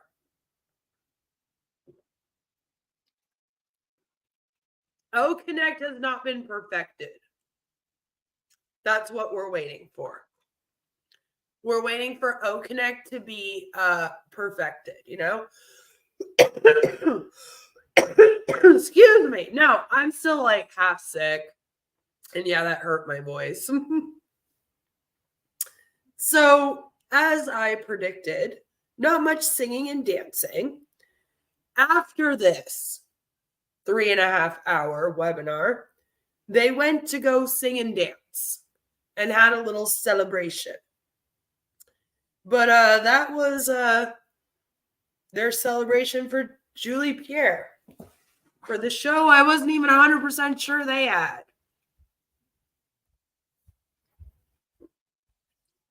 So, like,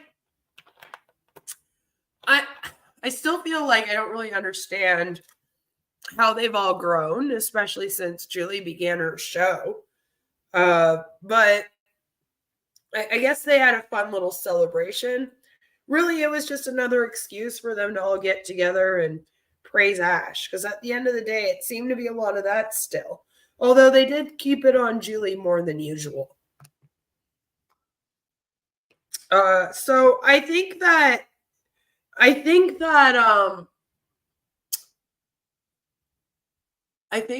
the reason why it was important to show that video was to show you that even when they're celebrating what someone else is doing, an accomplishment they have, they still make it about Ash and thanking Ash first. Also, it was kind of interesting to see how they sort of hung out together there. It got a little bit dry at parts, and we didn't even watch the whole thing. All right, we only watched about, I would say we watched close to a third of it. Yeah, but not even the whole thing. So there was a lot more of that we kind of skipped through. So I hope that in watching that, you see that this thing is still forming a cult. It's getting very, very culty. We are now thanking Ash's mother for birthing him. We are so grateful for Onpassive. But again, like, nothing has happened. It's only the OES. All right? There's no products that have been added. And even when the products are added, we don't have a merchant.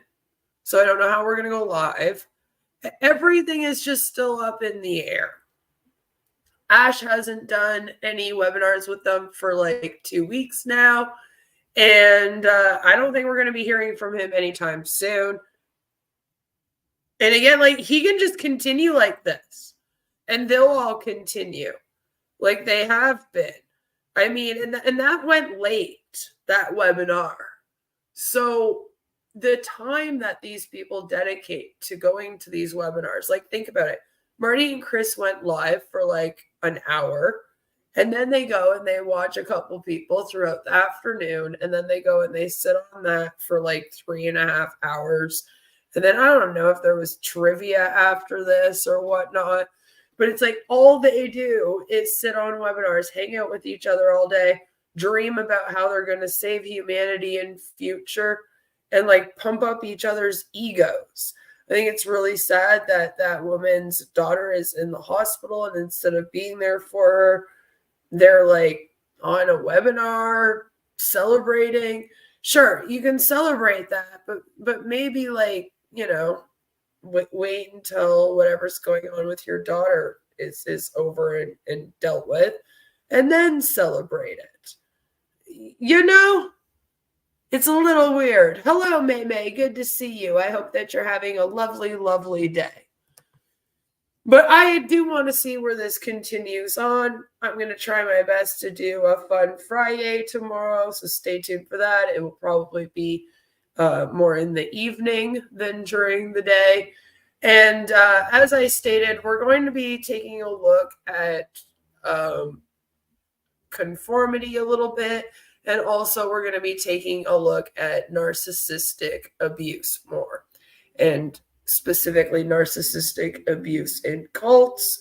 And we'll be having that conversation as it pertains to Ash and the top leaders here. I'm hoping we can do it next week because I don't think much is going to change here. I highly doubt that over the next several days, products are going to be uploaded to the OES. These guys are just going to keep kind of doing what they're doing. So it gives us a great opportunity to kind of branch out and look at other culty things. And I was also thinking that next week, maybe we should take another walk down Ashraf Mufareh memory lane. You know, since we haven't heard from him in a bit, it might be fun to go and revisit an older live stream or webinar of his, and we can kind of compare the then and now. So stay tuned for all of that. That will all be coming. I released a video today about good old Amber Nicole Ortiz. So please go and check that out if you have not seen it yet, and let me know what you think. And yeah, that's all I got for you guys today. Hopefully now we can have our own Onpassive dance party. I love all of you. Thank you all for being here and for going through this with me. I understand there's parts that are boring and dry, but again, sometimes we got to sit through those parts to kind of show the world what exactly is going on over here. All right, it's a little bit bizarre, a little weird, and we need to make sure that we keep an eye on it because apparently there's only a couple of us that are. I love all of you. I will see you all very, very soon. Stay tuned to the community tab. That's what I was just about to say. Stay engaged to my community tab, and I will be posting everything on there, including tomorrow's Friday. You might want to come because we will probably be doing a game. So come and hang out. And yeah, have an awesome rest of your day. All right, I'll stop rambling now. Mwah! Bye!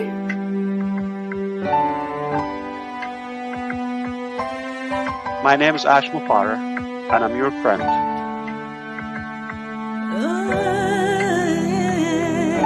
My name is Ashraf Mufareh, and I'm your friend.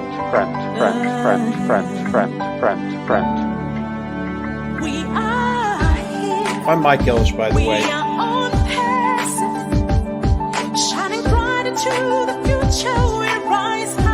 Call me Reverend Jim Jones, okay? Let's go to Guyana, all right? No joke. If that's a call. Hey.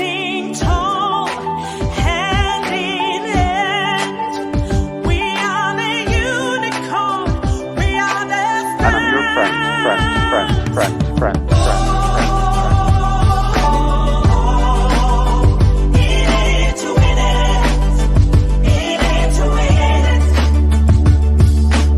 That negative YouTube channel has got more followers on it than I do on my own.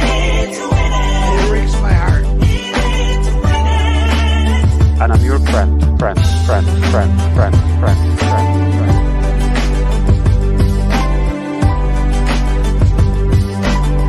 My name is Ashraf Mufareh. If you're rude, if you've been doubting or sighing, or we know who you are. Stop going there. She wants to be the first to make us look silly. Yeah, Queen of Karma's on there asking for a debate. That's the lady I brought on. Her debate was 3-minute Ash. And another Queen of Karma. think we've answered that over and over again. I've been answering them all morning long. It's not the answer you want. Only Reverend Jim Jones. Okay? Let's go to Guyana. All right? No joke.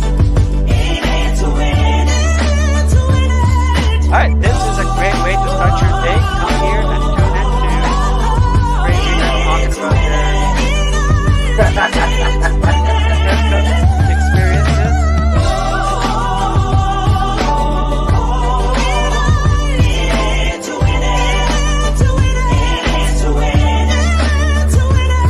My name is Ashraf Mufareh, and I'm your friend.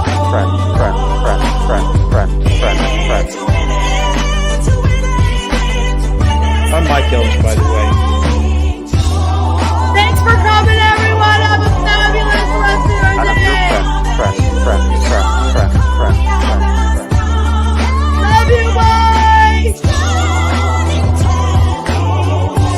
Stop going there.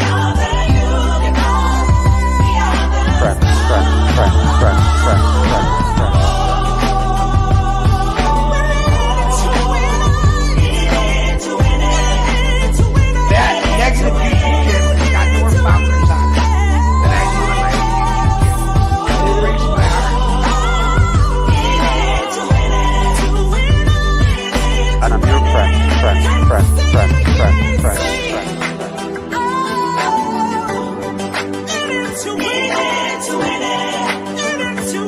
My name is Ashraf Mufareh.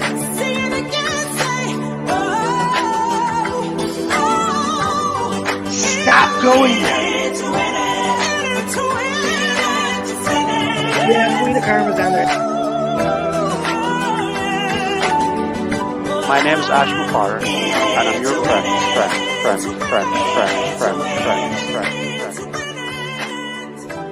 Let's go to Guyana.